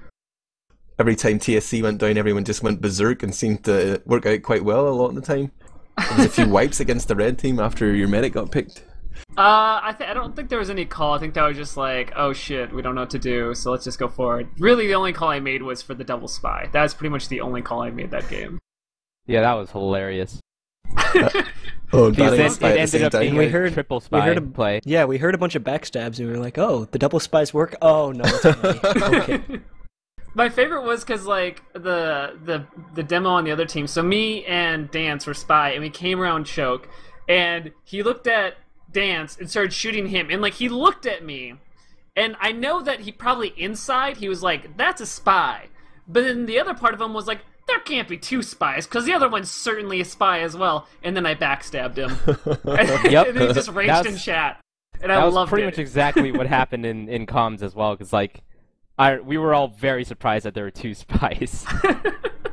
It's like a standstill, for like 5 minutes there. So it's like, double spy, let's go. People were questioning, like, how can this be an advanced lobby if there's 2 spies? But I say anything goes as long as your team are in on it. If like the team don't mind you running these cookie strats, I think it's legit. It's about making team plays. And I'm also a terrible 6's scout. I'll just put it out there. So I'm not putting much contribution this moment anyways. I'm going to judge you by your stats. Let me see. I mean, it's more... you weren't as bad as Raze. You weren't as bad as Raze, okay. If you look at... I started out the game like 4 and 13, and then I kind of ramped up as I got warmed up and actually played the game, but I started out pretty horrible. That's the great thing, though, about lobbies, advanced lobbies, pickups, whatever.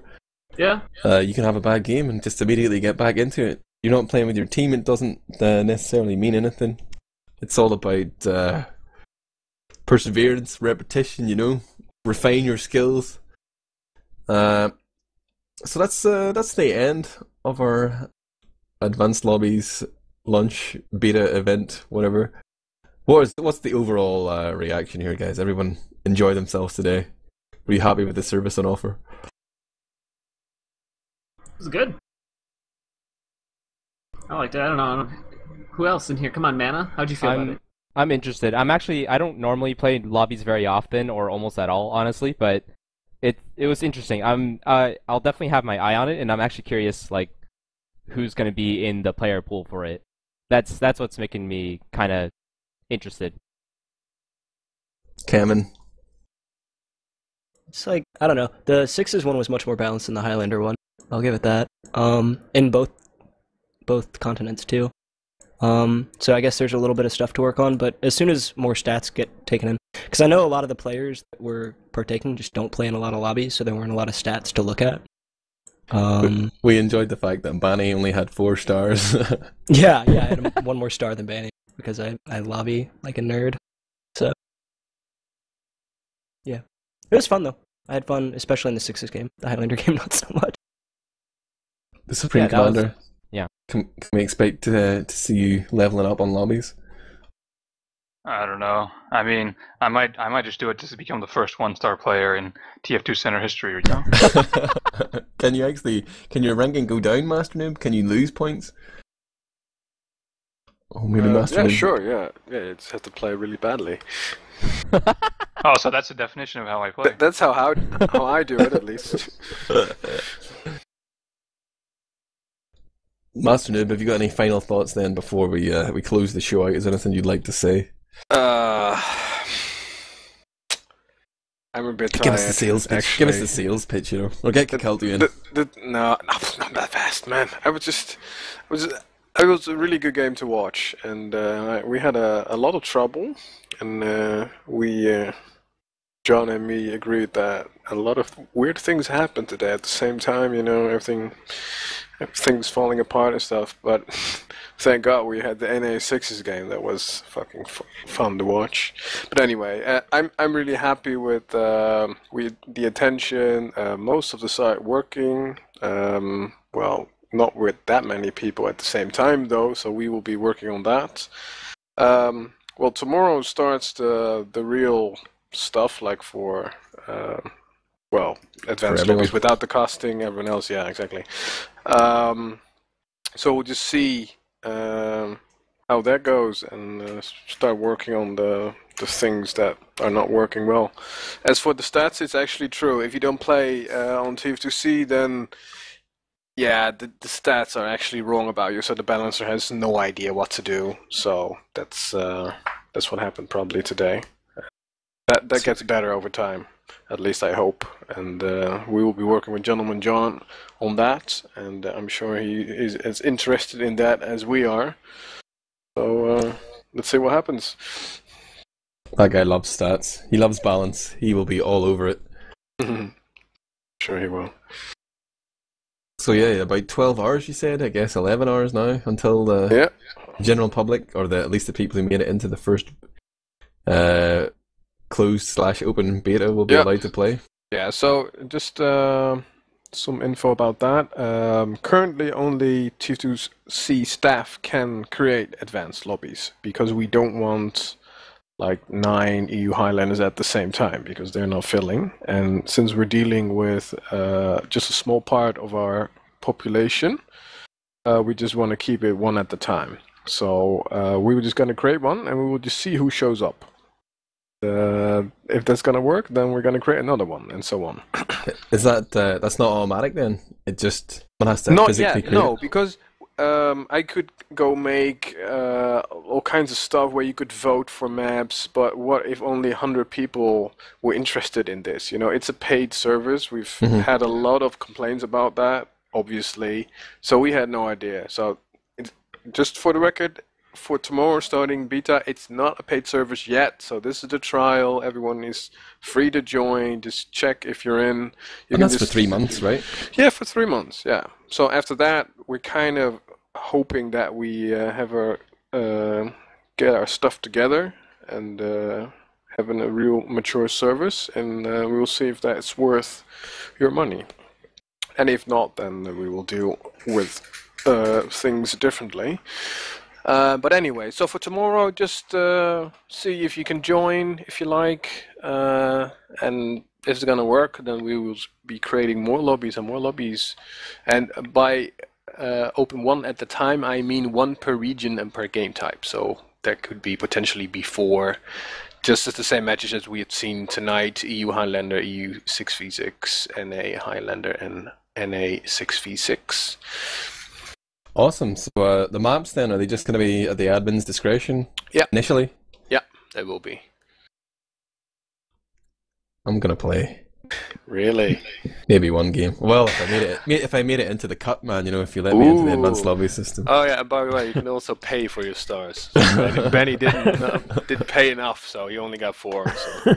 Cash for stars, I love it. Yeah. No, I'm just kidding. But or are you? I would have to kill you if I told you.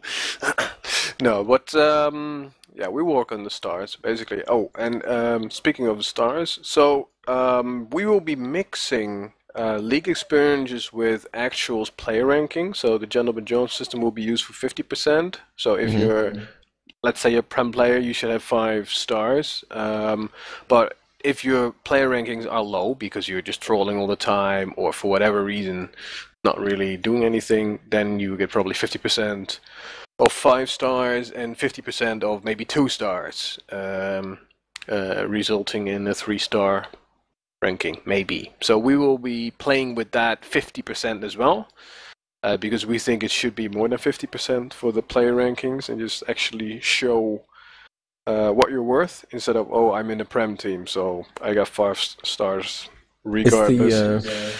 Is the population then of players that are currently allowed in the advanced lobbies, is that going to be fixed?